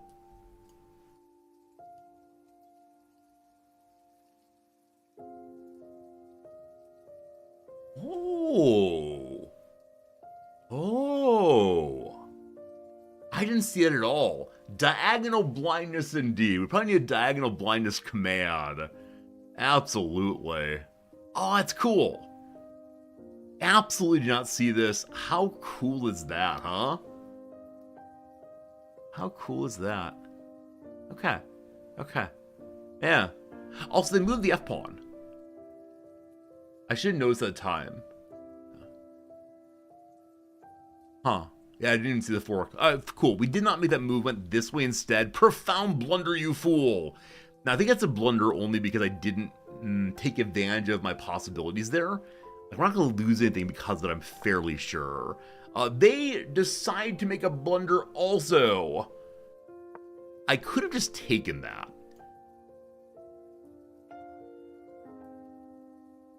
Why is that okay? It wins material for follow-up trades. Oh, because of this. Okay, okay, okay. Okay. So you end up a pawn. End up a pawn ultimately there. Anyway, yep, we went here instead. I thought defensively about protecting instead of attacking. These things happen? Yep, sure. Yeah, I don't know what happened there for the opponent. I don't know if they slipped. I had some theory of why they did that, but I've forgotten. Oh, I think they maybe didn't want to trade this. Like, was that the desire not to lose the bishop? They were thinking just develop. Yeah, I guess so. It was a surprising move, though. Anyway, I should have still taken that pawn, but I decided to kick the knight. Go away, knight. No one likes you. Okay. They don't like me taking that pawn. They prefer me to lead with the knight. I believe in this case, I said something like the bishop is protecting, or the knight, like someone's protecting. Right, I moved you in with a mind to have the bishop come out like that. I see how this is better because it attacks the queen. And so it forces a move instead. Where the bishop coming, they could ignore it potentially. Cool. All right. So leading with the knight there makes more sense. Got it. Got it. All right, makes sense. Okay, fine. They hate this move.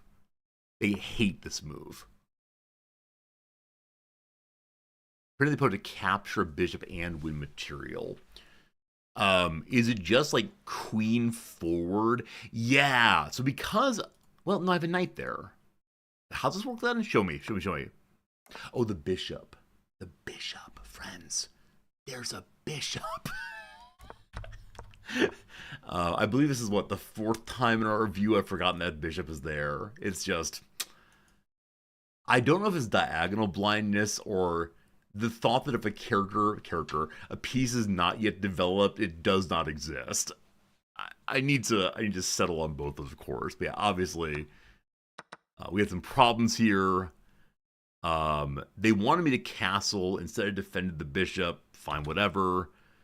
Yep, definitely some more blunders. That leaves the bishop hanging, they say. Leaves the bishop hanging. How? How is the bishop hanging? Show me, please.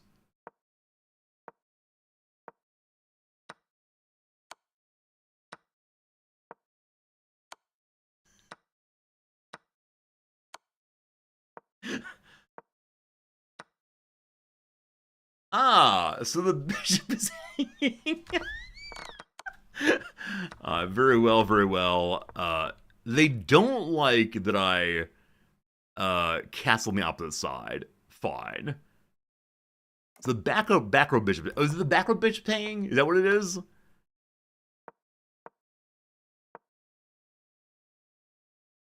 But isn't the back row bishop hanging either way?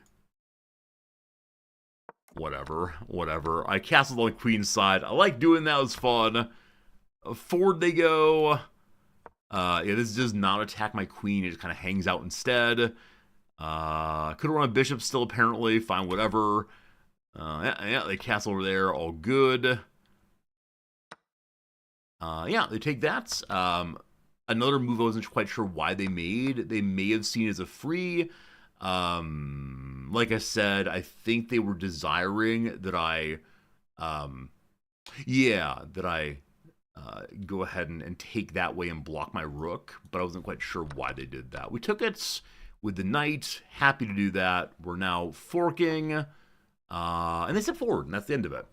Yeah. So that was a lot of blunders. I think 100% blunder. Now we don't have an obvious mate here, but we do not have an obvious mate here by any means. But I don't know how far away from when we were. We were having ideas. I want to play this out real quick. So at this point, I started talking through who do I want to have attack here. Let me see what happens. I go with the queen. Okay, so the queen goes. Interesting. They go there to avoid the recapture. Okay.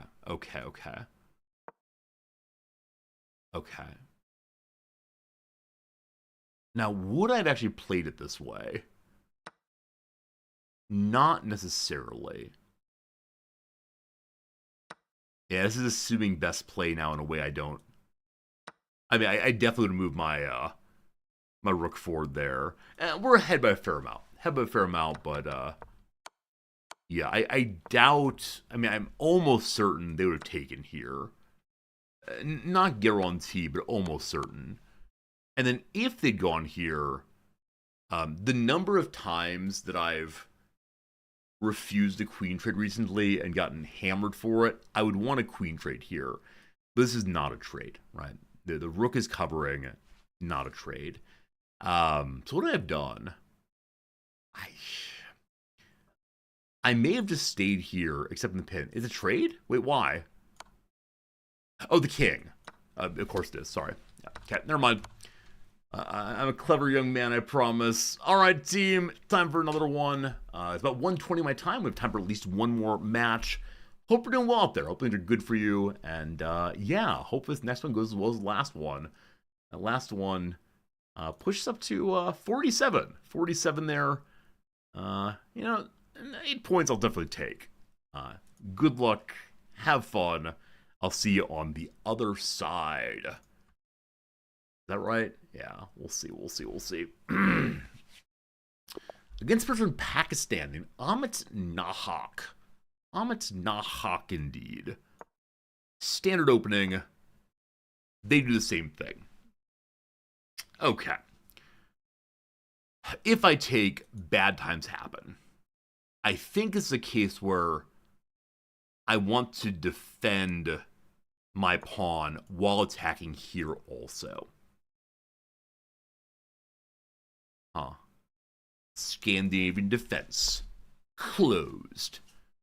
Okay, they're defending again.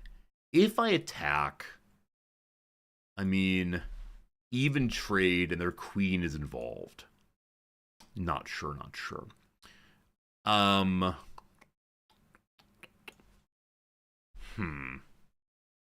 can do the exact same thing and defend here.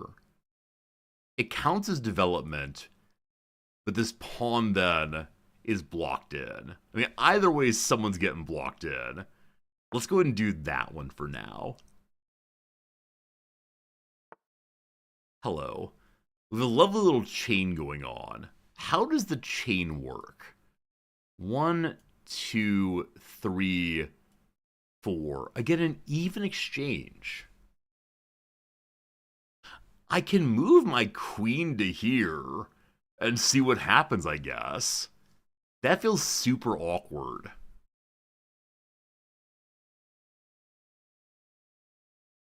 I have no idea. I have absolutely no idea how to play this. I know that this is wrong.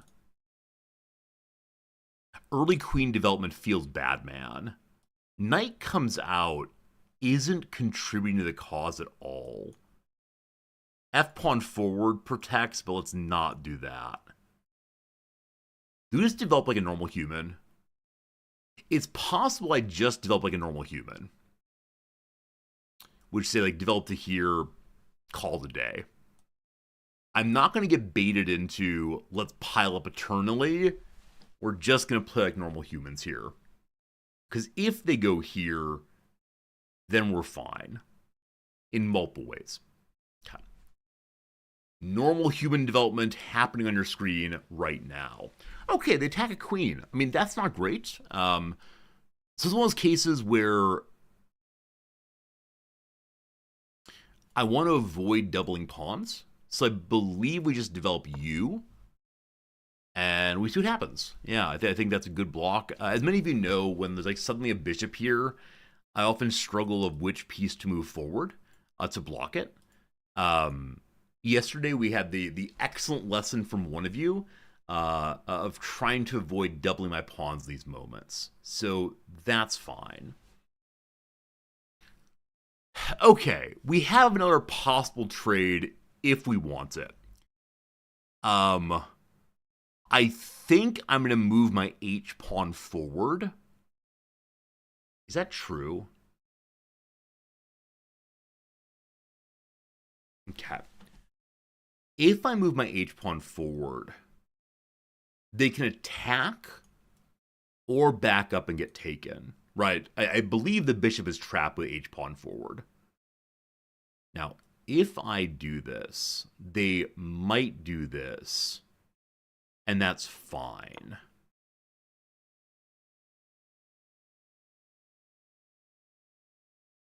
Okay. If they drive home, I take this way probably. We'll see. We'll see. We'll see. My water's empty. What a shame. After a move or two, I'll probably grab some water. I should have grabbed between matches. Sorry about that. Let's see.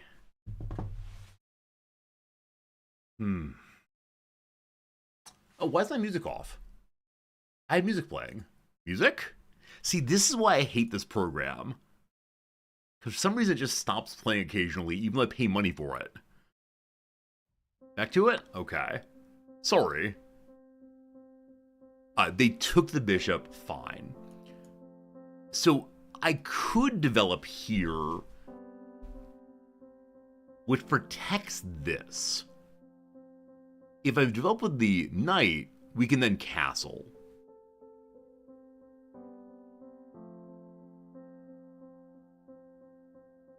Yeah, I don't know quite. I'll go ahead and go there so we can castle. Coming out of the opening, we both have lost one bishop. I do wish that I'd gotten my H-pawn to attack there. All I want is for my rooks to be free. Oh, you know what? Having, one moment. Having, move the pawn forward. I wonder if I should castle queenside now. In a moment. So, they've come across there. Fine. My immediate desire is to take here, and then if they want a queen trade, legit.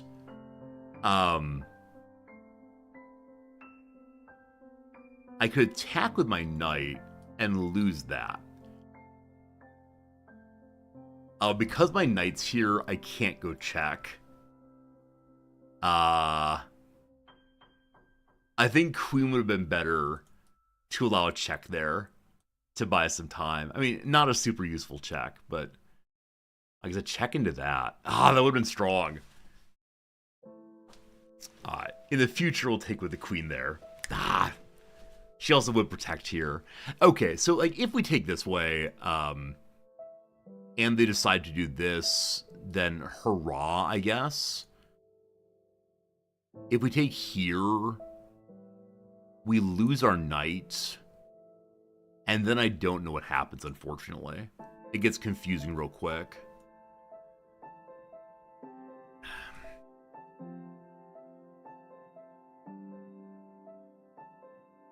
If they attack that way, I can attack that way, can't I? Maybe I just let them attack here.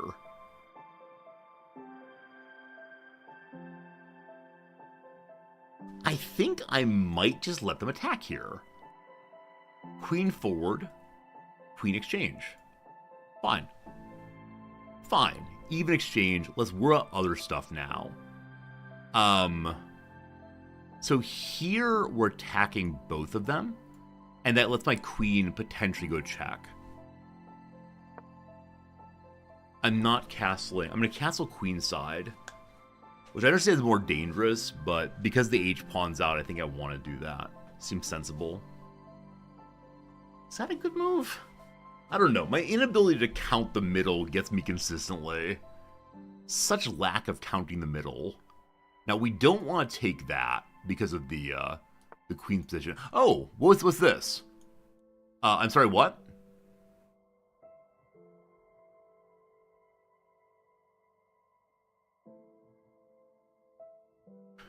Okay, that's unexpected for me. So I was thinking of doing this.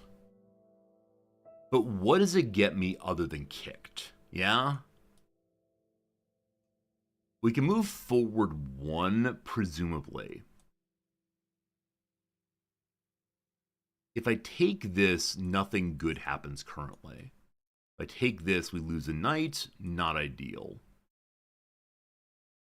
Can I get another attacker there? I mean, knight forward would be cool, or pawn forward would be cool. Alright. What am I trying to do? I can pawn forward here to, like, completely destroy the king side. If I push forward, then the queen is caught in a position that's better for me. Yeah.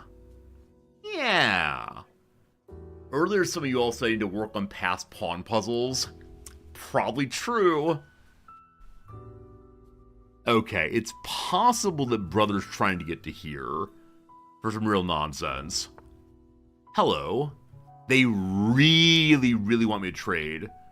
I might just push forward again. Wait a second. One second. If the queen goes there...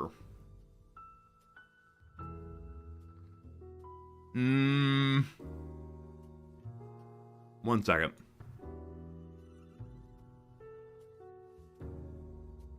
Queen goes here, and we get you there safely. There's a knight that jumps back. Alright, they're not too complicated for right now. There's something there, though. I notice also if the knight's there, it covers that spot. Something is something. Now, again, this one, there's a slight problem. There's something there, though. Something. Okay, regardless.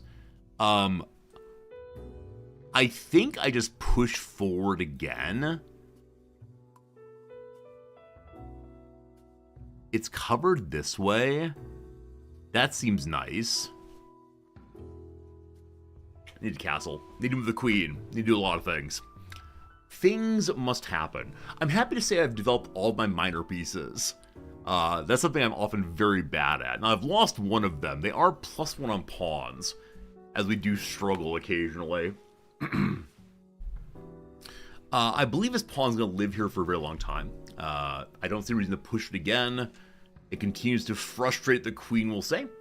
Ooh, if it went forward again, then... yeah, I mean, it blocks out this kind of thing. Okay. How do I make this work?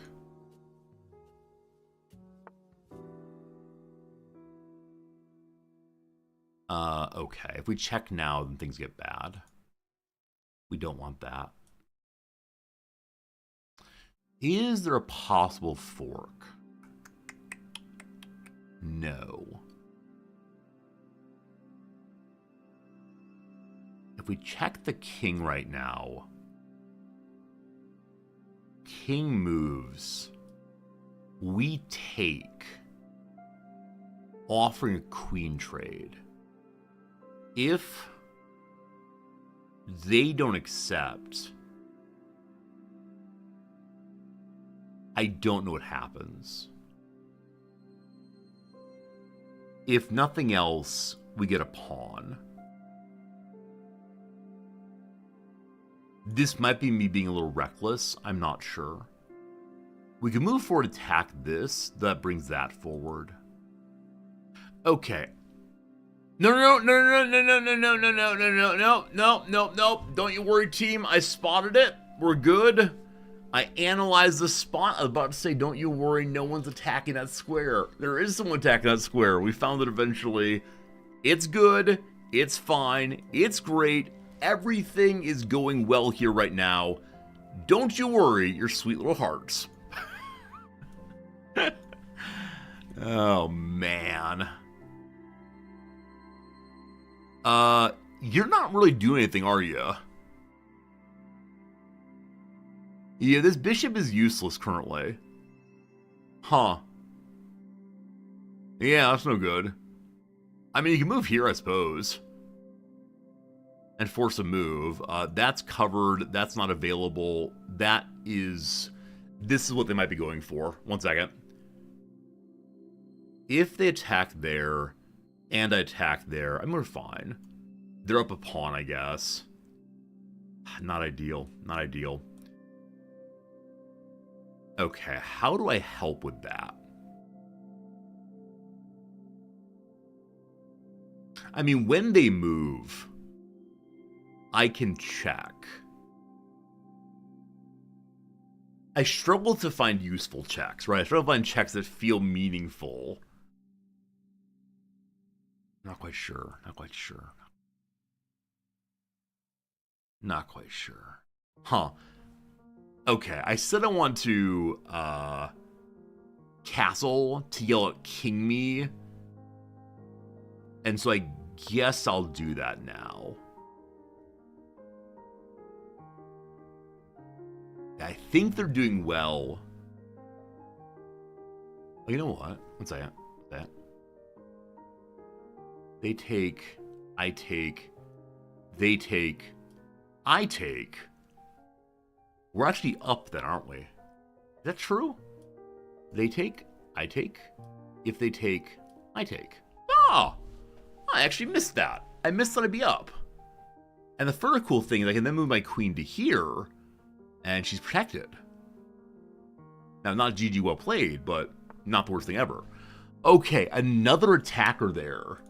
Oh, man. Oh, man. If I castle, that gives me another one. That's weird.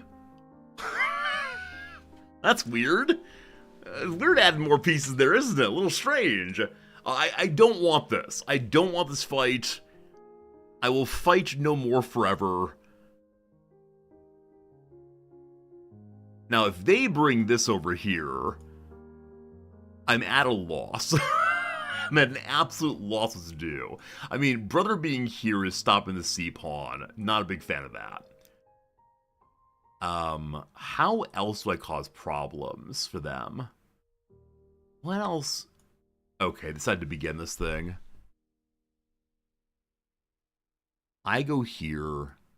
They go there. I go here. They go there. I go here. They're up a pawn, I think.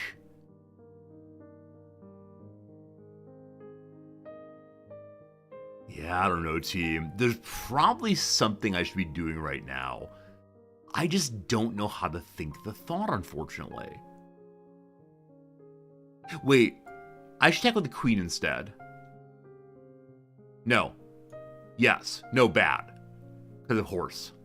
Yeah. Alright, we're simplifying. We're simplifying. I don't know what to say about it. I'm sure there's something I should be doing right now. I just can't see it, unfortunately. It just confuses me.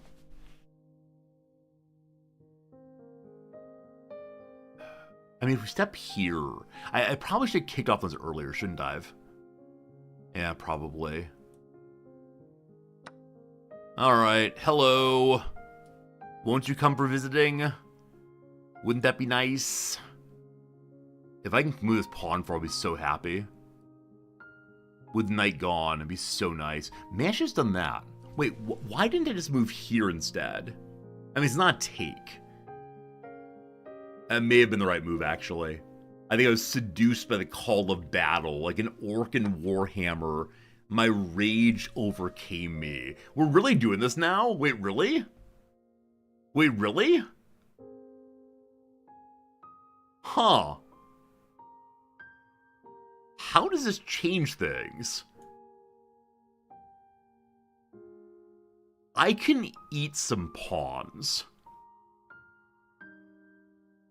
I can attack here. The king is the only defender. Is there any way I can get anyone else to help with that right now? It's a white spot, unfortunately. Huh. I mean, okay, right. If I go and eat this...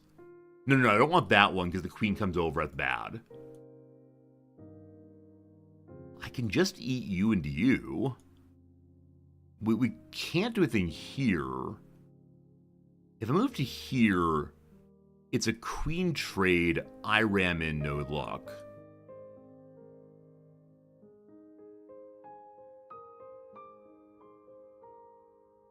I think I take this pawn. Because if they come in, the rook comes over, they come in, I eat the rook. It's an exchange of a queen and a rook for a rook. Yeah? Sorry, a queen and a rook for 2 rooks.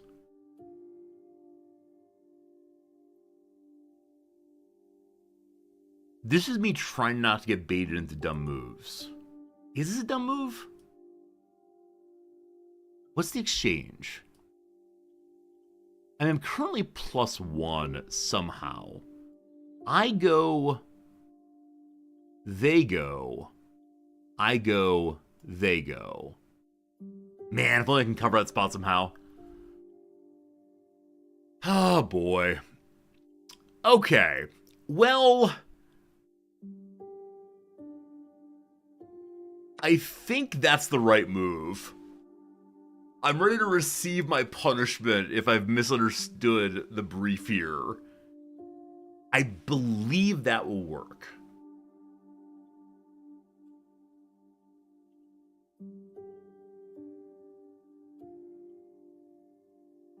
Because the king is in a position to defend themselves. Oh, if they go here... It's the same thing, right? If they go there, it's fine too. Right? Check. I take...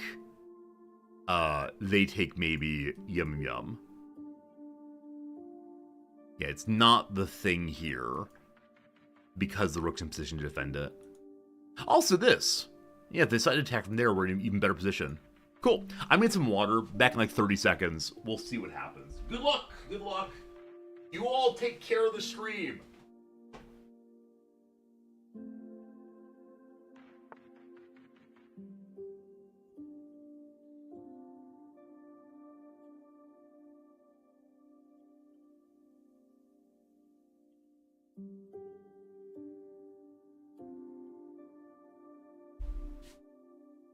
Hello. They moved a pawn forward. Huh. Well, that's a thing. This appeals to me. This also appeals to me.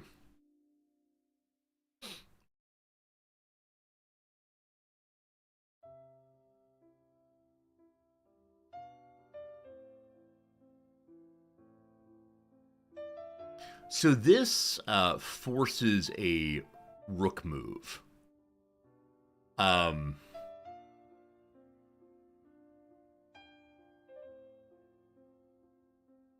Wait, we're good, sorry.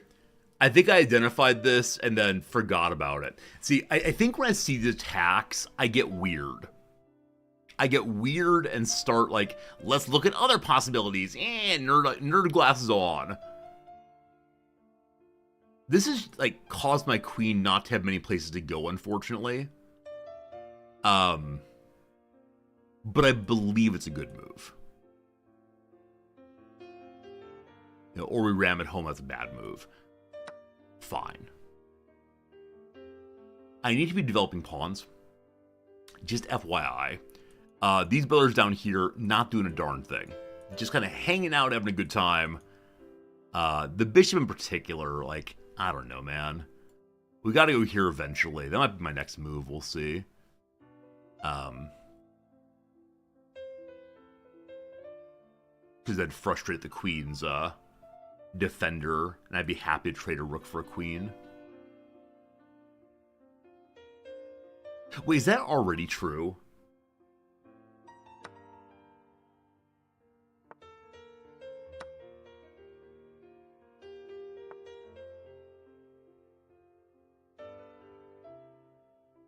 Maybe I should have just done that.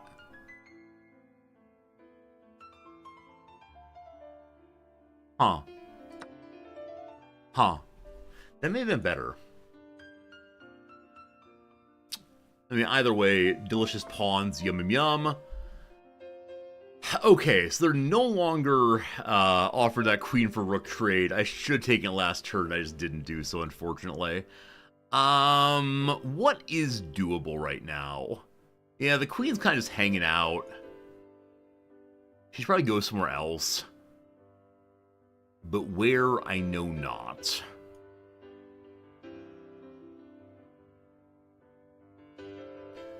It might be time for this.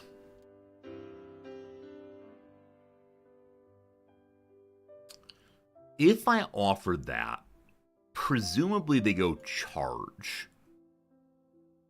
And then, we come across even exchange.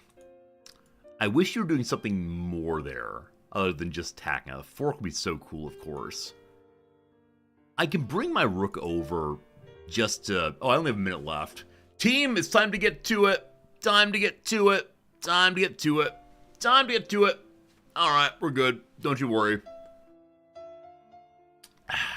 Everything's good. To move the queen here, we're disengaging. Need him some pawns forward. I got a lot of open-ish room over here. Forward, ye many, forward.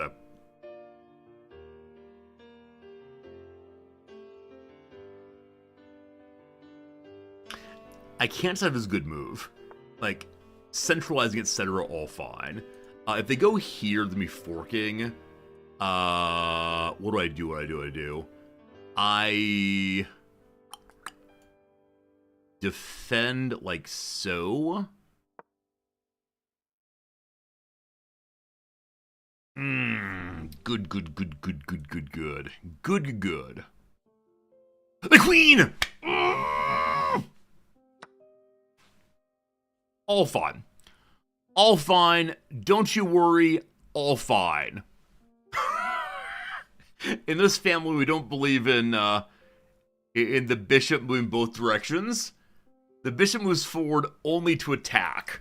That's what bishops do here. Big attack, big fun. Well, if you're looking for the move where all fell apart, move 18's about it, unfortunately. That's how it goes. Unfortunately.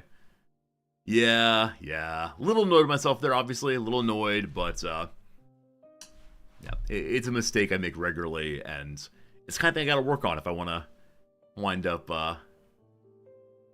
being a halfway decent player. So, had I moved the queen, I mean, they're offering that I do one of these. She could have gone lots of places, right? There are lots of places she could have gone. But then they would have done this. I mean, I'm annoyed at myself, obviously. Obviously annoyed. Yeah, I mean, let me say that. I don't know if they were intending to attack this, actually. Like, I don't know what the plan was on their side. It may have been just a let's attack the queen moment. That may have been the entire thought there.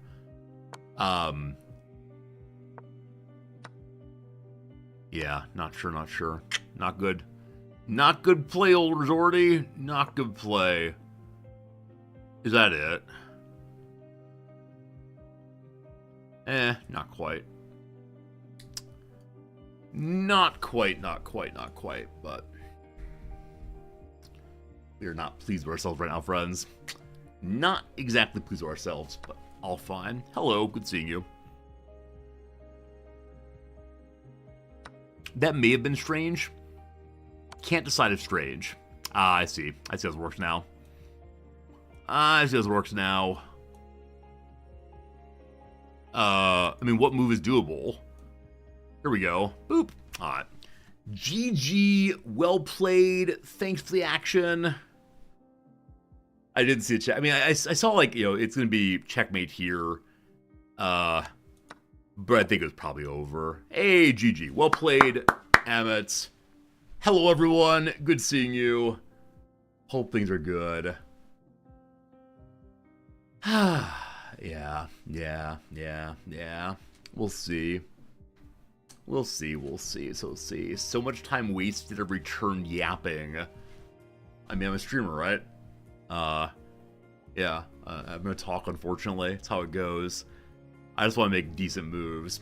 Anyway, that was pretty unfortunate. I don't think that there's much to review, actually. I think I played a fairly decent match until I threw my queen. Yeah. So I was up by a fair amount until I threw my queen. I was going to look through. I played like a 100. I don't know if that mistake there was just enough to destroy it, or if I played poorly all the way through. I'm not sure.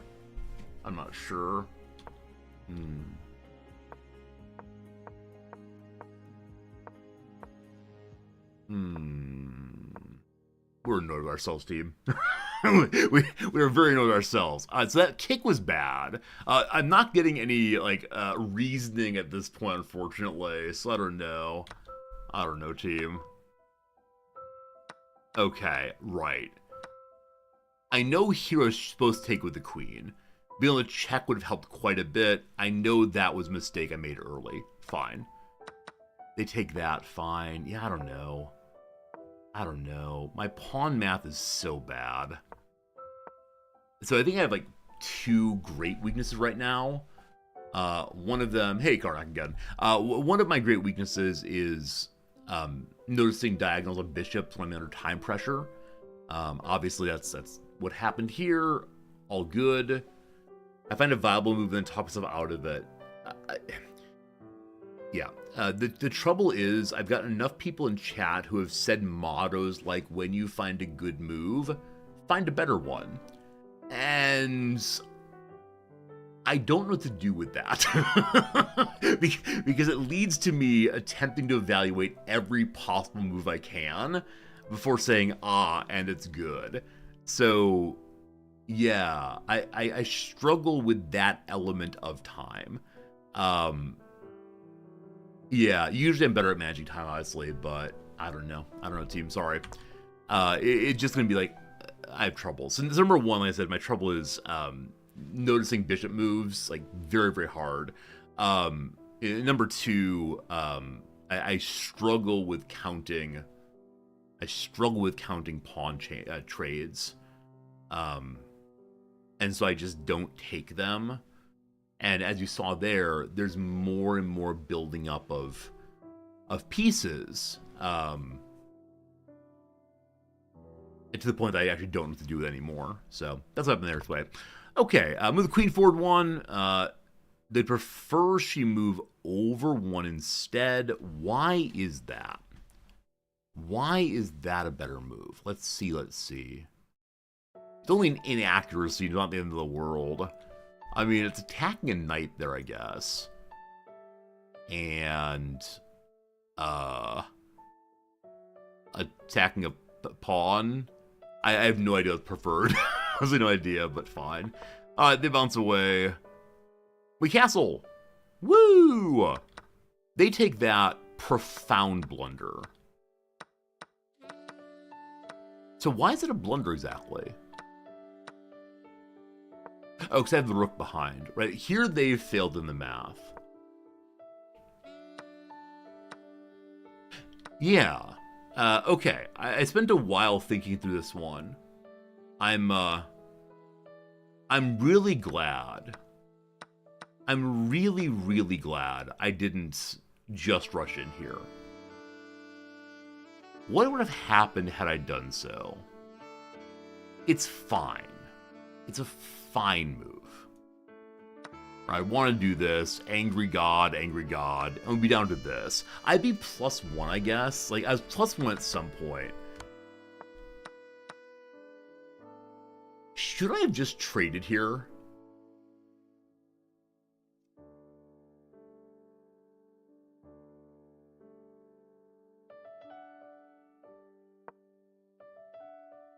I think, like, I felt very, very clever at this point. I felt incredibly clever of stepping out of the way, which I think they were surprised by. I grabbed the pawn. I could have gone here instead. Spooky, scary. I guess, and we ate a pawn, so we're then +2, +3. Okay, so I didn't charge in here. Yeah, no, definitely agree that I would have liked to do this instead. Yeah. This trade I know is only after the fact. It's a terrible idea. What are you talking about, Arcarius? So it's a queen trade. I think I prefer this move, actually. Yeah. No, it's fine. No, it's not. No, it's not. Terrible move. But not as terrible as this one. Yeah. This move right here, I was at a 56 seconds, 54 seconds? And so, yeah, I was worried about pieces piling in on the king here and, you know, causing problems this way. I noticed this fork here, and yeah, that was kind of lame. I could have checked. I think that would have been a very cool move. What it amounts to, I don't know, but yeah, I saw the fork, which I'm proud of seeing, but what if I had checked instead? Is that a good move? Yeah, I like that move very much, actually. That then lets me do this move afterwards. So they go here. Huh. Then I'm going to continue pushing. But no, I like this very much. I like that very much. Okay, yeah, so had I had a second or two more, or looked in the right direction, it would have gone better, obviously. But yeah, profound error there. Very dismayed with myself. The game's over at this point. There may have been some ideal player who could play it out correctly. I'm not that ideal player, and that's how it goes, unfortunately. So there you go, team. There you go. 1-1, lost one, ended up at 480. I think that's a little bit up from when we started the day, maybe, or maybe just below. I actually can't recall. Let's go ahead and see if we are worthy of praise today. We started at 479? 47? We're 1 point up, team. We're 1 point up. I want to say thank you. I want to say appreciate you. I want to say we had some fun today. The game we played earlier, I'm not sure if it's one we should play again, or if we should say, you know, maybe back on the shelf. Whichever way, tomorrow I'll be back. We'll play some video games. We'll have a good time, and we'll hang out again soon. I thank you. I appreciate you. And I'll see you tomorrow. Have a good night, folks. Thank you.